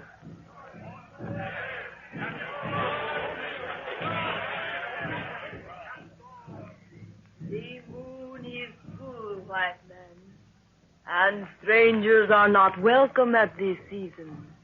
But my father told me of your coming, and I have made preparation. Your father has eyes that see into the future, woman. Tell me his name.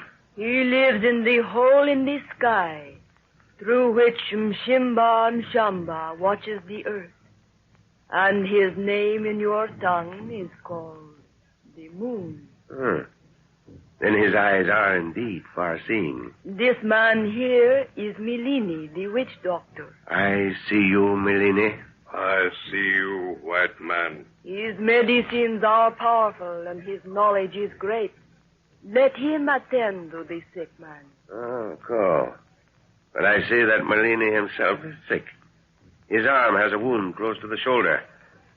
I have a medicine that is powerful in such cases. Let my sick man be taken to a hut where my daughter may care for him. And I will bind Milini's arm so that the stiffness will go from it. It is well. Follow me, and Milini will come to the hut for your medicine. God. Lorna, did you see that wound in the witch doctor's arm? Unless I'm very much mistaken, a rifle bullet did that not 2 hours ago. You think someone shot him purposely? Maybe. Probably there are some more white people around here besides us. But we'd have heard the shot if it had happened within the last 2 hours. Yes, I guess we would have at that. Drums have stopped. I guess the ceremony is over. This is the hut that has been prepared for you. The next hut has been made ready for the woman, according to the white man's custom. By what name are you called? I am called Ifabi, daughter of the moon. Ifabi, you have learned the customs of the white man well. Who has taught you? Am I not the daughter of the moon? And does my father not know the customs of all people of the earth? Yes, maybe so. There's an oil lamp burning in here. And I suppose your father taught you how to make that ship's lantern, eh? Unguru, put Jack on that bed. Take his boots off and wrap him in those blankets. Open the medicine kit, Lorna. Ifabi, you will send a boy with boiling water for Milini when he is ready. Yes. White man, there is a law which you will keep while you stay in our hut. And that is? No leopard shall be killed unless it attacks. Why is that? They are our men. I go for Milini. Did you hear what she said, Father? Yes. The leopards are their menfolk. Oh, it's hot in here. Oh, Jack, dear. Do you feel better? Yes, I go to sleep. Gosh, I don't want these blankets around me. No. Stay where you are, Jack. Here, drink this. These blankets, sir, I don't need them. Well, I'm afraid you do, my boy. You've been out for the last half hour. Out? What do you mean?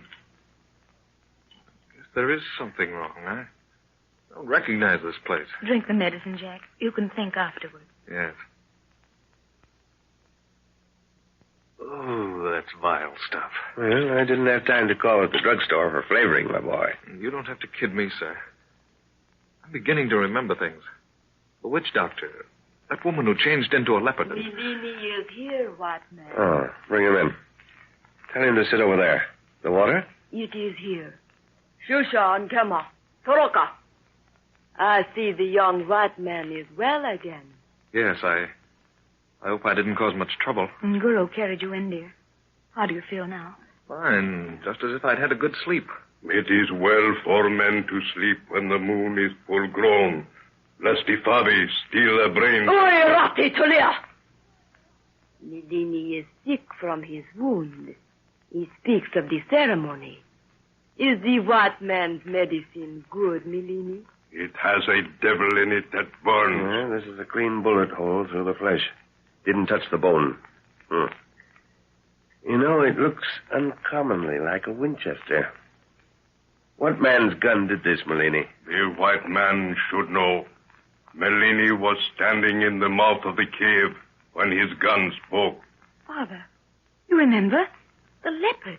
Yes. Yes, of course, but... Good heavens. Give me a bandage, Lorna. Don't stand there looking like... No. A wider one. That's better. Good thing this wound is fairly clean. Where's Nguru? He slipped out just now. The great black warrior is talking with his devils in the forest. He has a devil that shines when he speaks. Yeah, that ought to fix you, Melanie. Return tomorrow when the sun is 3 hours old. The medicine will grow weak. I will make it strong again. The white man's gun will speak at no more, leopard. No. That is... They will not attack. Melini will make Ndoa. Oh, Fabi, Yes, white man. what do the people say to our coming? They look upon you as sacred, seeing that I, Fabi, brought you out of nowhere. Well, that's that. Now we've got some time to think. I'm sorry I was so abrupt just now, Lorna. Only we mustn't let these happenings get into our brains. Same thing applies to you, Jack. Yes, sir, I know. You remember what I told you quite some time ago. Accept Africa, and Africa will accept you. Many men have gone mad because their ego has been turned upside down and inside out by witnessing such things, inexplicable things as we've seen tonight. Yes, but Father... I know the whole thing is preposterous to us. Let's discuss these happenings as cold facts. You feel up to it, Jack? Yes, I feel as good as ever. All right, then. In the first place, we know that this place was prepared for us. We saw no one except leopards on the way here. Cats were everywhere. Now, what did you notice about the woman, Ifabi, when she was apparently changed into a leopard? Well, she was put into that coffin-like box, and the witch doctor put the cover on it. Then those leopard men carried the box to the fire. Now, just a minute. The box was left lying there for a few minutes before they picked it up. Yes, they performed some rites around it. Good. Then they picked it up and took it to the fire and with a long stick shoved it into the fire. Yes. Well, go on. What'd you see next? Well, a leopard screamed and jumped out of the fire. Yeah. All right. The next part is very vivid and yet decidedly muddled. The beast came straight to where we were hiding and stopped looking at us.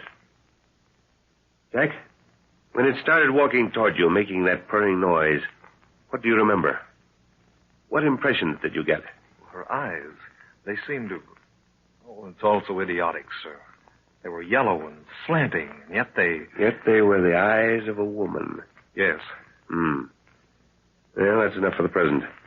Come on, Lorna. I'll go along to your hut with you. Let's get some rest. All right, Father. Good night, Jack. Good night, dear. You won't have to worry, I guess. Nguru will camp on your doorstep tonight. I hope he does. I'll feel safer. Good night. Good night, dear. The moon's still bright. Somehow Father. Look. That leopard. Sitting looking at us. Those yellow eyes. It's that woman. Look out! It's going to spring. Oh. African drums are talking.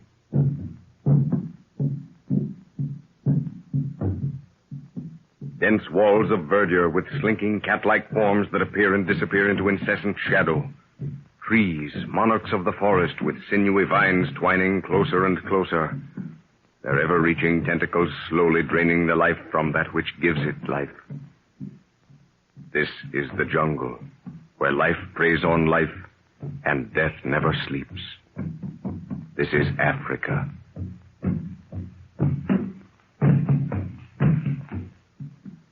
Professor Anton Edwards and his little party have entered the village of the leopard men.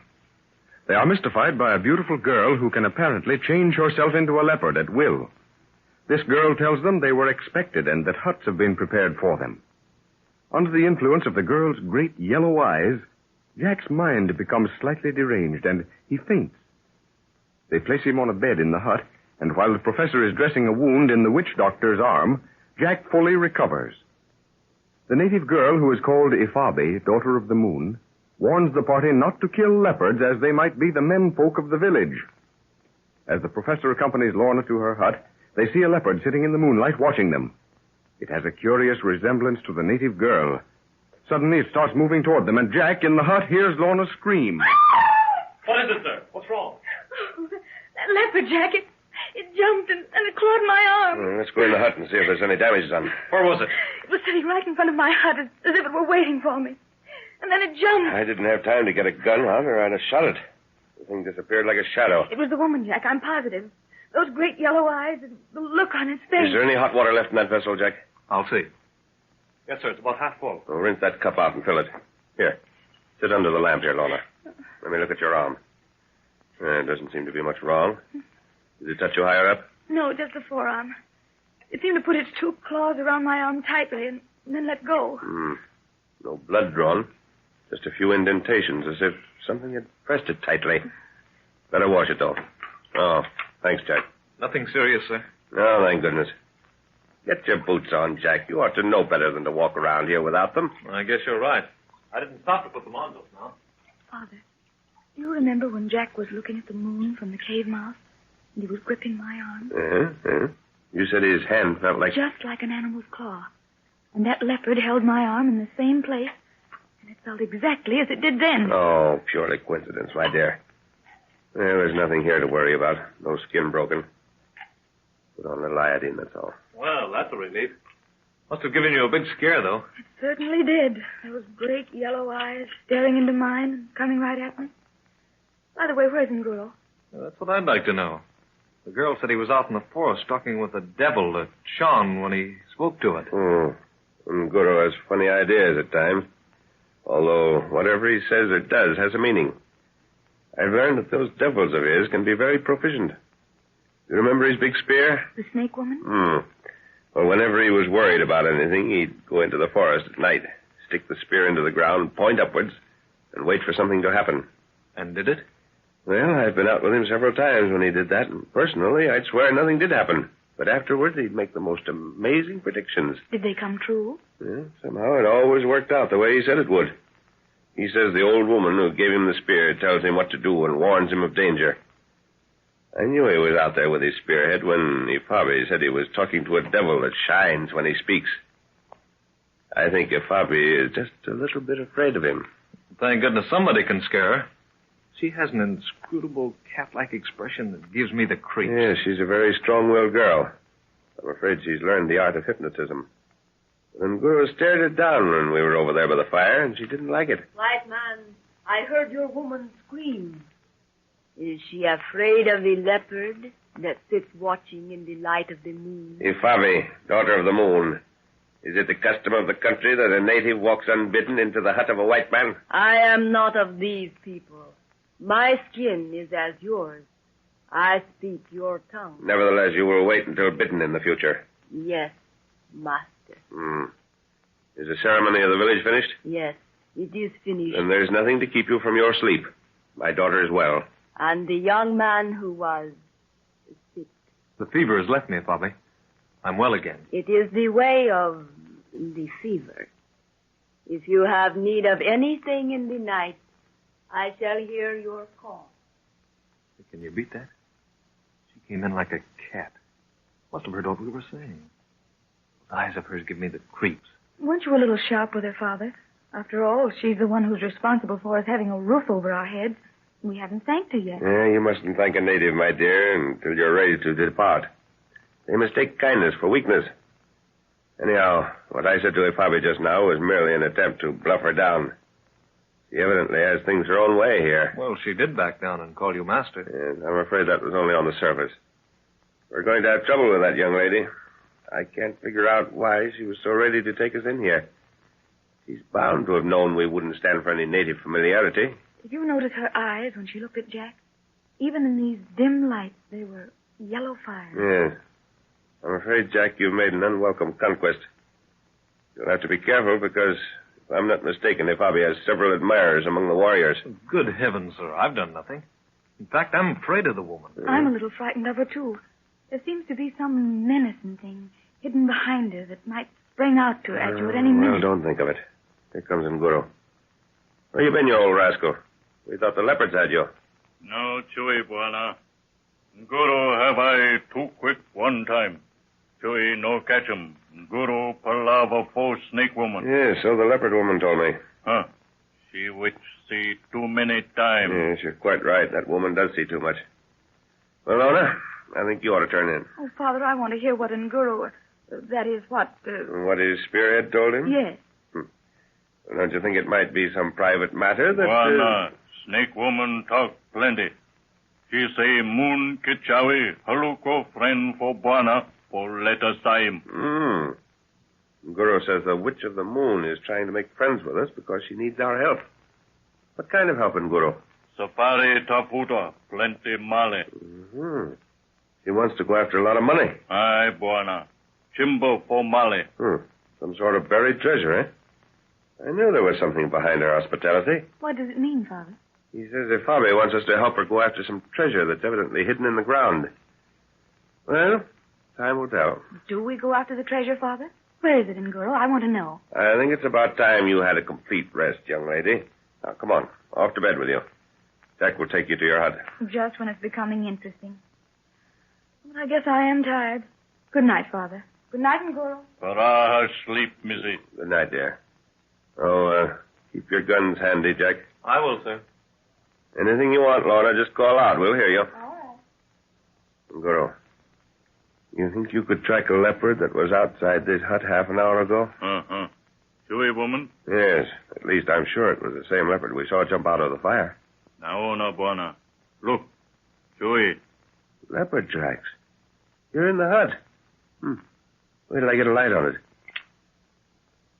Why, George, you're right. That's where the girl Ifabi was standing just now. Well, this beats me. The woman walks in here and leaves leopard tracks. What's down there, sir? Leopard tracks? Ifabi left them. Great Scott, but how could she? Oh, it's some trick she uses. Probably did it purposely for our benefit. You feel up to going after the leopard that attacked Lorna, Jack? Right now? Sure. Get your rifle, then. Let's start, Nguru. See anything? Aye, Buana. Come. Come on, Jack. Right with you. What's the idea of going after this one, sir? I'm fairly sure it was the one that jumped out of the fire tonight. It's smaller than the average leopard. Well, it's headed straight out of the village, apparently. Just what do you expect to find, sir? I haven't the least idea. It's just a hunch. Well, if the trail goes off into that long grass, we might as well give it up. Nay, Buana. Come. I don't know how he can see anything in this stuff. Neither do I. But Nguru knows what he's doing. It looks as if he's heading for that clearing we saw as we came in. The one with the fetish poles in the middle? Yes, there it is, right ahead. Buana. Nauna. Chewy on hut. By George, yes. A leopard. You see it, Jack? Sitting on the roof of that hut. I can see its eyes. Yeah, I've got it. Looks like a shadow. But what's the hut doing on the edge of the clearing?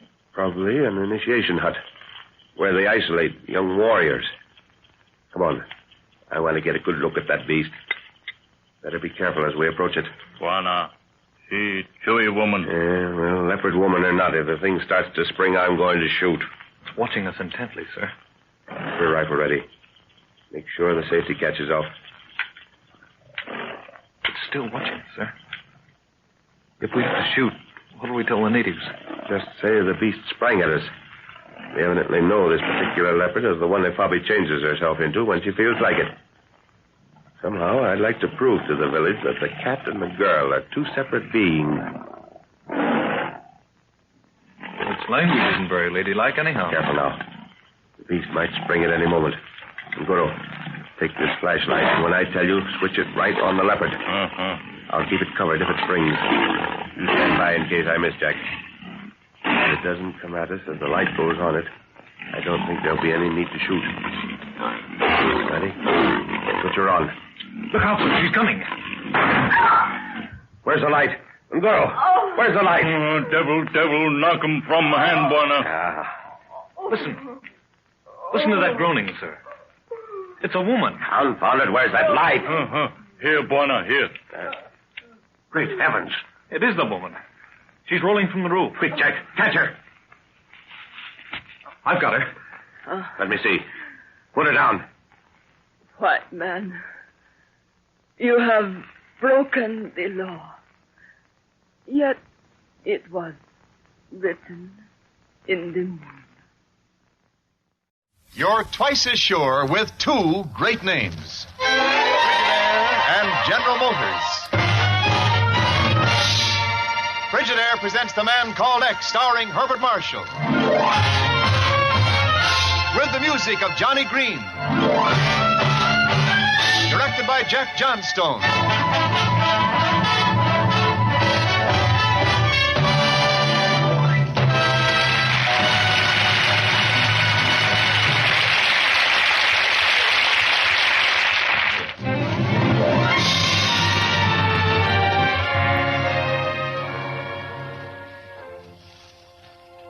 And now Frigidaire presents Herbert Marshall as The Man Called X, international troubleshooter who flies the ocean at the drop of a hat, who charms the ladies, but is death on crooks. Herbert Marshall as The Man Called X.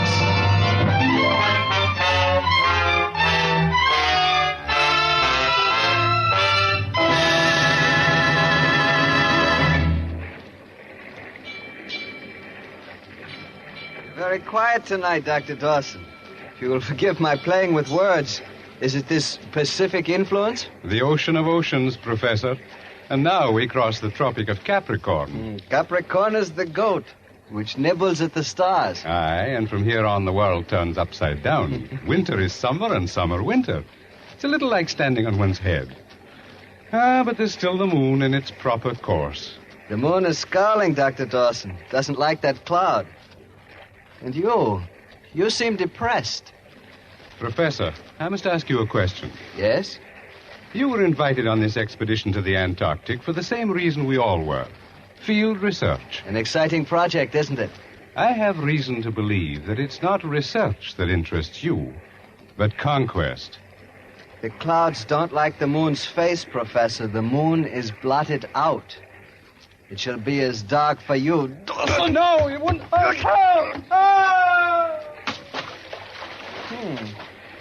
Well, man overboard. Man overboard!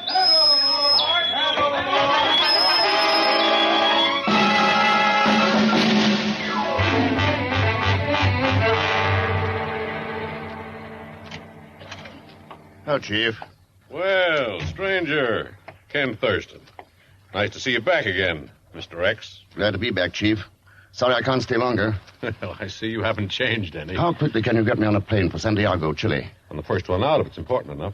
Chief, I've developed a compelling interest in science. Oh, yeah? In fact, I'd like to confirm a theory with those distinguished gentlemen aboard the SS Archimedes. Oh, that expedition. Since when have you become interested in meteorology? Since Dr. Stuart Dawson of the University of Edinburgh was, lost at sea. I read that report. Dawson was a geologist, wasn't he? He was also one of the world's leading authorities on uranium deposits. Uh-oh. That make it important enough? Important? At the moment, I can't think of anything more important to us. Ellis, get passage on the first plane out for South America for Ken Thurston. Where are you going to pick them up, Ken? The Archimedes has put in at Valparaiso to take on supplies. They'll be at least a couple of weeks in Chile. Well, remember, Ken, one of the largest foundations in this country has subsidized that expedition. It's on the level. They're just a bunch of stargazers checking up on a new world in Antarctica. A new world with the power to blow up the old one.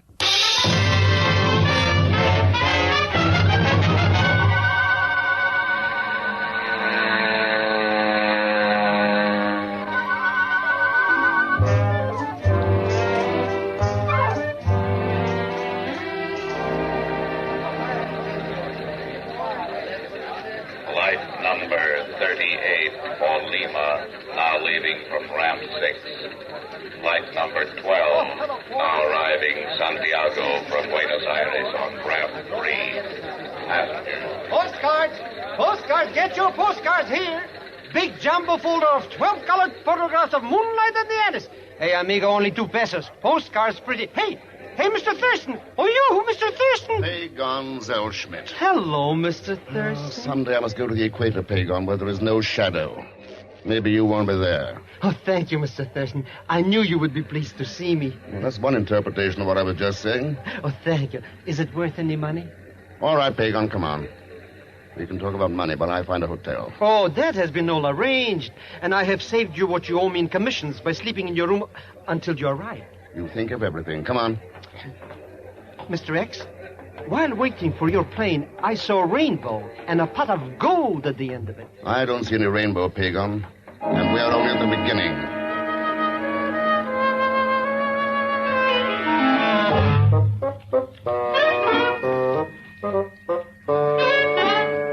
You see, Mr. X, it's as plain as mud. Those scientific professors are really looking for gold. Of course, they've taken you into their confidence, Pagon. Well, the waterfront at Valparaiso is full of gossips. And some friends of mine, riffraff, but strictly high class, are working on their ship. So you've taken advantage of your international subterranean connections. Well, Mr. Thurston... Okay, what have you really found out, Pagon? Well, I wanted to speak to you about that, Mr. X. You see, I followed the professors from the harbor to their hotel in Santiago. But when I presented my credentials, the door was slammed in my foot. Unbelievers. Oh, don't worry. I have other plans. You see, a fancy reception for them is being given tomorrow night by a rich old woman, the Senora Margarita Avila. Avila? Well, that must be the wife of Professor Avila. Someone I should know? A lot of money. Oh, go on. Very successful scientist. Yes, he interests me. Too late, Pagon. He died 5 years ago. Oh. But the old lady still has the money. Now, there is something I could work on. Pagon, would you like to do me a favor? Mr. X, your slightest command is my wish. Good. Then, let me work on it.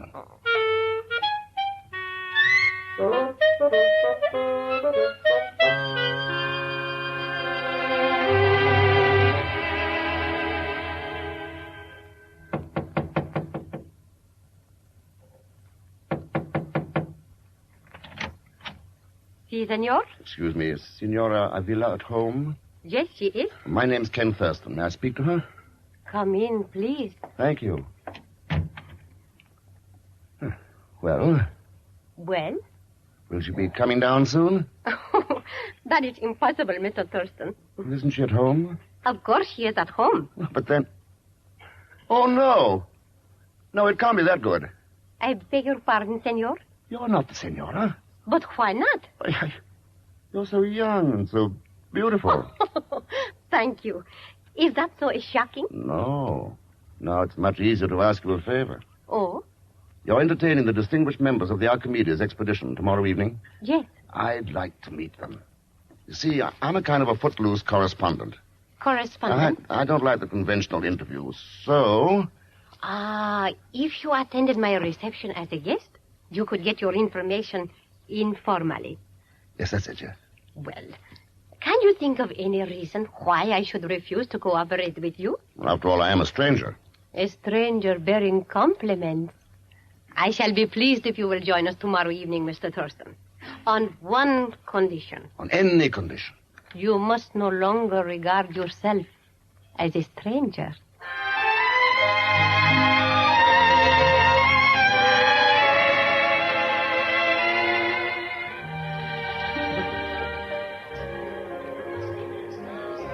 Of course. course, Mr. Thurston, the vast majority of laymen think of the Antarctic as a wasteland, of no consequence whatever. But, Dr. Florio, haven't a lot of people read of Admiral Byrd's discoveries? Oh, yes, indeed, but to them it's merely an adventure story. They have no idea of the vast resources of this immense continent. I've heard rumors about gold. Mr. Thurston, I'm not speaking of material wealth, though of course there must be an abundance of that. Oh, yes, yeah, I No, understand. I'm referring to the fuller knowledge of the nature of our two poles. I understand that clearly. Sir, with the controls that we'll eventually establish, we shall at last have nature on our side. A very pleasant And I- prospect, Dr. Florio. Even though it would put us all out of business. Professor Sador, you met this young fellow Thurston? How do you do, Mr. Thurston? Senora Avila has mentioned you. Yes, I've just been explaining to Thurston here about the real implications of our expedition. Implications, Dr. Florio?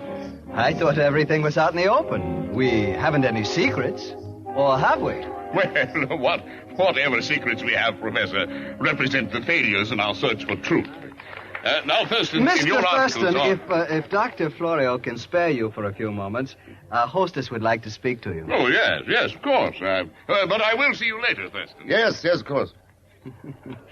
Thurston, how can such a windbag have room left for an idea in his head? He knows his physics, though, doesn't he? Oh, yes, that's the trouble. He knows so much in his field that he hasn't the slightest notion of what goes on outside. Judging from his eloquence, he's trying awfully hard to make contact.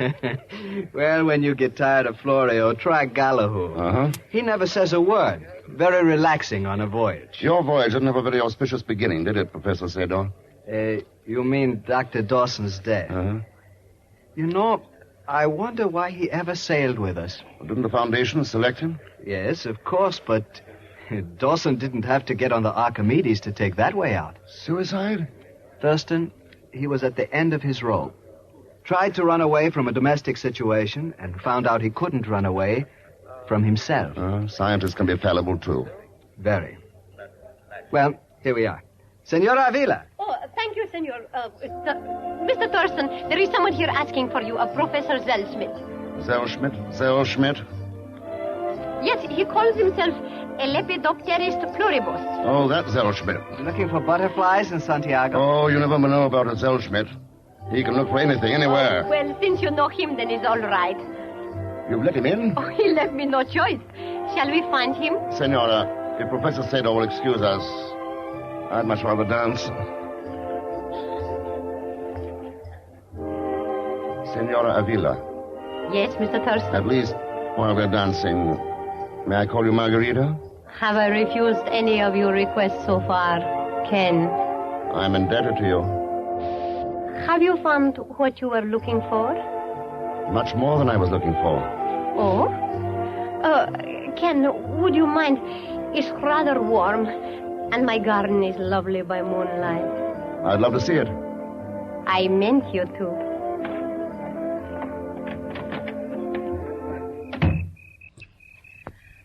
I noticed that Dr. Florio was monopolizing your time. But after all, he is the head of the expedition. He expressed his opinions very freely to me. Yes, I know what you mean. Did you find Professor Sador interesting? Margarita, I have a confession to make. Oh? My interest is no longer journalistic. Oh, are you disappointed in your material? Oh, no. I'm just beginning to discover its possibilities. Then do me a favor, Ken. Promise me that you will let me read your articles when they are finished. Who was talking about articles? Oh, then we have been talking about two different things. I was talking about you. I'm sorry I interrupted you. Go on. I've heard so many long words tonight, I'm beginning to appreciate understatement. Understatement? Perhaps I should demonstrate. You see, I could try to be grandiloquent, but the way I feel is more like this.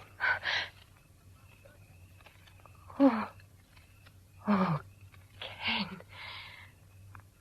Why did you kiss me? I could say that it was in the interest of science, Margarita, but the simpler reason is I just wanted to.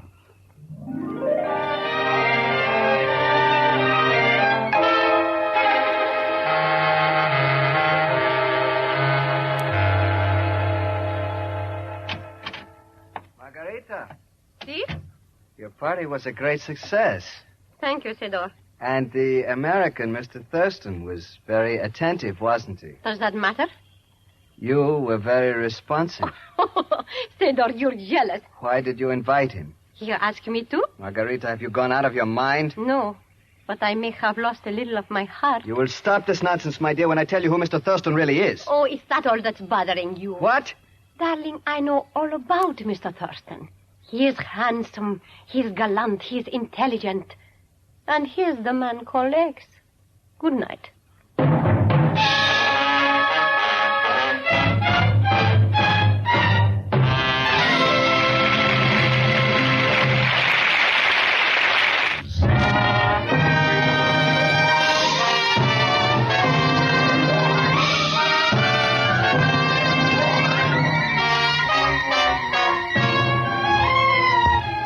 Now to return to Frigidaire's Man Called X, starring Herbert Marshall. Mr. X has gone to Santiago, Chile, to find out why Dr. Stuart Dawson, a famous scientist, disappeared at sea while on the Archimedes expedition. Mr. X has met various members of the expedition at the home of beautiful Margarita Avila, but he still has no evidence of foul play. On the other hand, Margarita and her friend, Professor Sador, have learned that he is the man called X. Ken has returned home from Margarita's reception, and at the moment is entering his hotel room. What took you so long, Mr. Thurston? Oh, here you are, Professor Zellschmidt. I wondered where you'd slipped off to. Catch any butterflies? A golden butterfly, Mr. X. Huh? While you were pursuing the beautiful lady, which I saw out of the side of my eyes, I was needling the very top men of the expedition. Dr. Florio? In person. And he revealed to me the whole plot. No. Yeah. What plot? Dr. Florio said it was a golden opportunity. Doesn't that tell you something? Yes, it tells me your interest in the project. I hate to disabuse your mind, but this expedition isn't a gold mine. Nor am I. Good night. You don't know what you're doing, Mr. Thurston. Now, if you're worrying about your fees as... Pagon! What? Pagon, the transom, duck! What was that? Mr. X. That, Pagon, was our golden opportunity. Gone.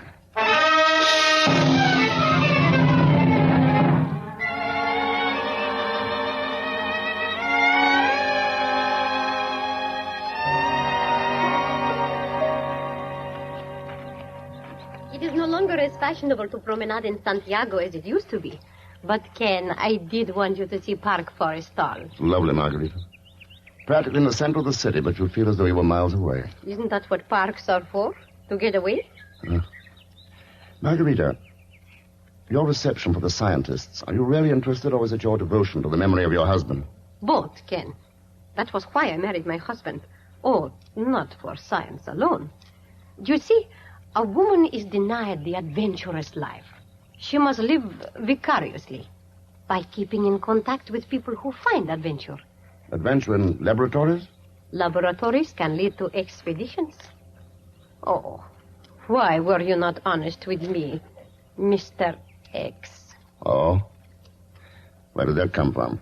Your butterfly professor offers all kinds of bargains.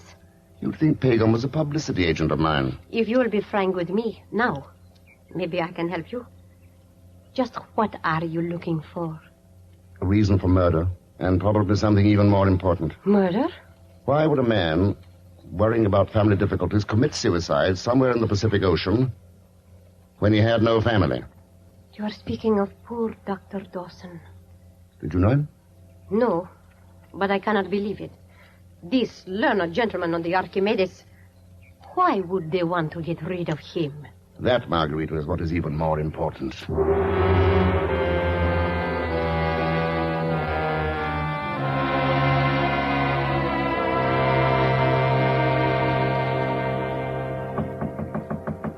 Ed? Oh, hello, Professor. Good afternoon, Mr. Thurston. Come in. I'd like to, but I have a lot of details to attend to in connection with the expedition. But you wanted to see me? That is one of the more important details. Oh. I have talked this over with my colleagues, Mr. Thurston, and we all feel that we should have with us, shall we say, a scribe to keep a chronicle of our voyage. Mm-hmm. How would you like that? Well, who could refuse such a tempting office? It's a golden opportunity. And you'll come? Yes. Good. But we sail in the morning. Can you be ready by then? Ready now. Splendid. We'll all be very happy to have you with us. And now, goodbye, Mr. Thurston. Goodbye, Professor. Mr. Thurston, you didn't even mention me. While you're going off to the South Pole, what am I supposed to do? Pagan, you try the North Pole.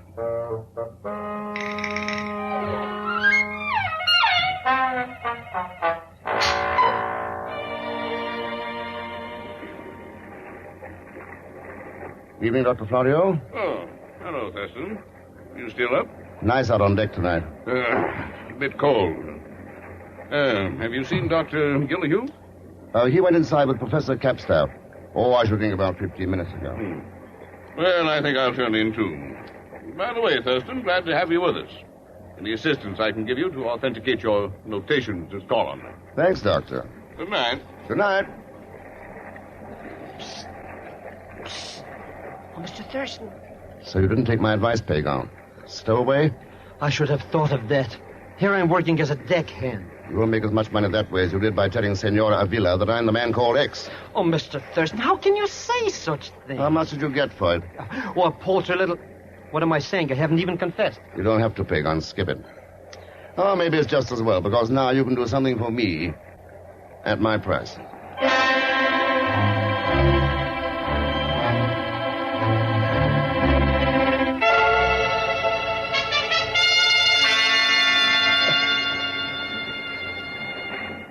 Oh, congratulations, Margarita. Oh, it's you, Ken. I was going to surprise you at the captain's table in the morning. So now it's no more vicarious living for you. It's real adventure, is that it? Why not? Why should I stay at home and dream? This trip may not be a picnic, Margarita. I know. But after all, I suggested you to Sedor. I got you into this, Ken. Oh? So I want to share it with you. Don't you think adventure and romance should go together? Well, it's much more pleasant that way. It'll make a long voyage shorter. Much shorter.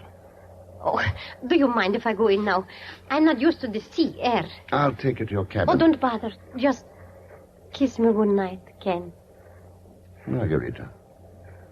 Oh, now I shall sleep well. Good night, darling. Good night. Still up, Thurston? Well, Sailor. Mind if I join you? Not a bit. Have you begun the log of our voyage yet? I don't know quite how to start. Why not begin with our leaving Valparaiso? That would be the easy way. But I have a feeling the story really begins with Dr. Dawson's death. That still bothers you, doesn't it, Thurston? Doesn't it bother you? What do you mean by that? Dr. Dawson must have bothered you. He knew so much about uranium. So? Almost as much as you do, Professor Sador. Very foolish of you to mention Dawson's family to me, since he didn't have any. Yes, very foolish. And it was very foolish of you, Mr. X, to accept my invitation. Don't move. Huh? You didn't shoot Dawson. I didn't think that was your method. It isn't. This is... Goodbye, Mr. X. You have to do it that way, Sedor. You didn't offer any other suggestions, my dear Margarita? No. No. I saw that farewell scene of yours. Very touching. Well, it's done. There is only one thing, Sedor. It was too easy.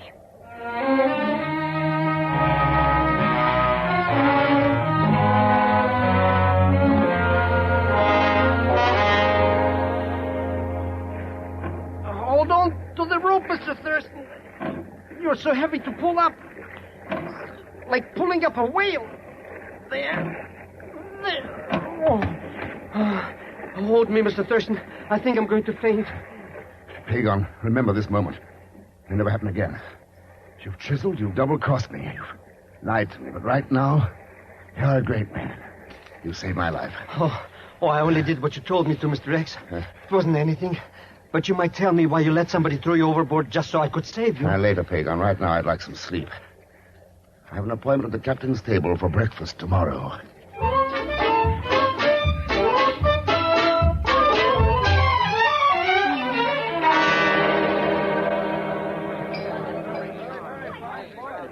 Incidentally, where's Mr. Thurston this morning? I haven't seen him, Dr. Florio. Perhaps he hasn't got his sea legs yet. Nonsense, Sador. I saw him walking the deck last night. He wasn't having any trouble then. I saw him too. He seemed to be enjoying himself. Well, if he's sleeping, let him sleep. Now, what was I saying anyway, Gallagher? Good morning, Margarita. Gentlemen. What? Who was talking about me? Ken. Morning. Aren't you going to wish me good morning, Professor Sador? After all, as you reminded me last night, you invited me on this voyage. It's fine. Why? What? What's happened here? Dr. Florio and gentlemen, forgive me for being late for breakfast, but you see, I overslept. I had a swim last night. Swim? Swim? What in the name of... It wasn't my idea, Dr. Florio. Professor Sador's. Sador? If Dr. Dawson were here, I'm sure he, too, could tell you about going for a long swim in the Pacific. A swim with no end for him. You can put away that gun, Sador. You couldn't shoot anybody here. Besides, that would be mutiny. Ship's crew has been advised, as well as the authorities at Valparaiso. Well, this doesn't sound like a laughing matter to me, Senora Avila. Oh, for me, I am amused. Because for once I spoke the truth. Remember, Sador? I said it was too easy. Well, Ken, you have won. No, Margarita. You and Sador have lost. Gentlemen, I think it would be best for the good name of the profession you serve that this particular incident of your expedition be not included in our chronicle. Professor Sador and his friend, who finds it so amusing, were planning to use you for their own purposes. They were playing high stakes, almost the highest. Uranium. But as you see, they had too many cards stacked against them. Coffee. Well, perhaps a good cup of coffee will brighten this day on the cruise of the SS Archimedes.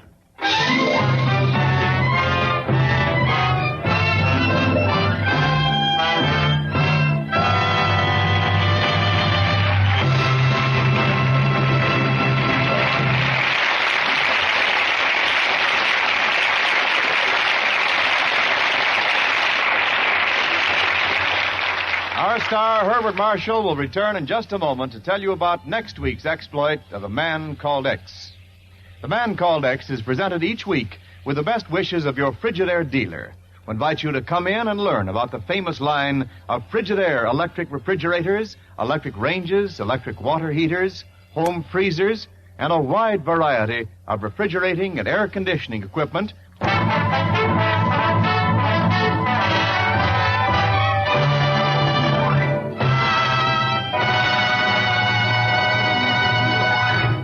And now, Frigidaire star, Herbert Marshall. Next week, a chase to Central America after a notorious racketeer who talks best with a .38 automatic. And with him is his all too beautiful daughter. I promise you plenty of thrills and suspense. As usual, Leon Velasco will be with us as Pagon Zellschmidt. So join us, won't you, when next I return as the Man Called X. Good night.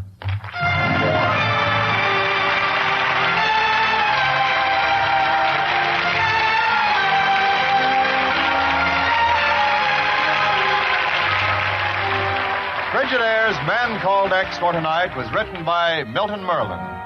The music is composed and conducted by Johnny Green, and the entire production is under the direction of Jack Johnstone. And so until next week, same time, same station, this is Wendell Niles, speaking for Frigidaire, made only by General Motors. All characters and incidents used on this program are fictitious. Any resemblance to actual persons or incidents is purely coincidental. This is CBS, the Columbia Broadcasting System.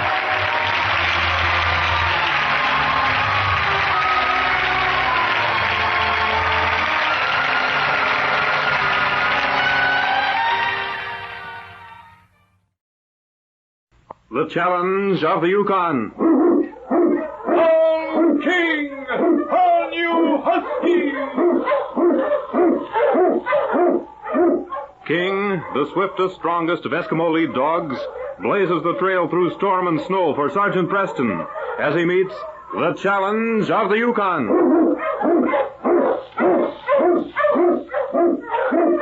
Sergeant Preston was typical of the small band of Northwest Mounted Police who preserved law and order in the Yukon during the gold rush of '98. That was the year that brought over 50,000 men swarming into the Klondike region, and the greed for gold led to frequent violence and bloodshed. But in spite of the odds against them, the force preserved a splendid record in maintaining the right. The challenge of the North was answered, And justice ruled triumphant.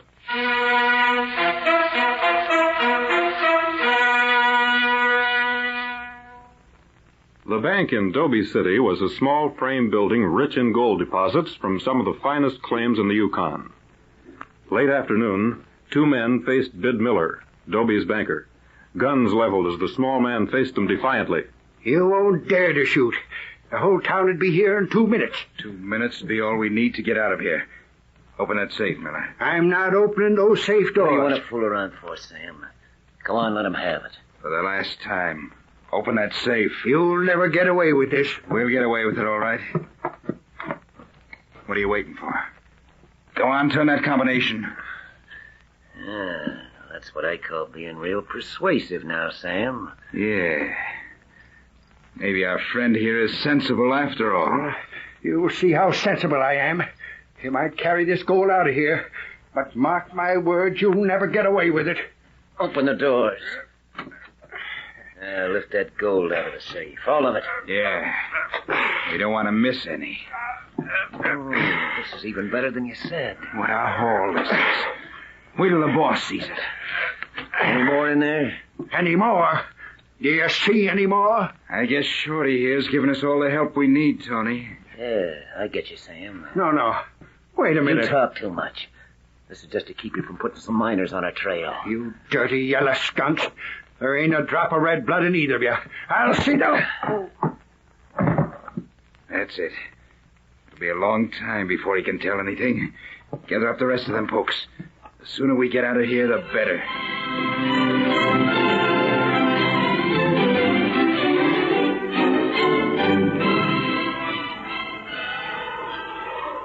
Sergeant Preston was a good 3 hours from Dobie City as he urged King on toward a small cabin standing alone in a clearing.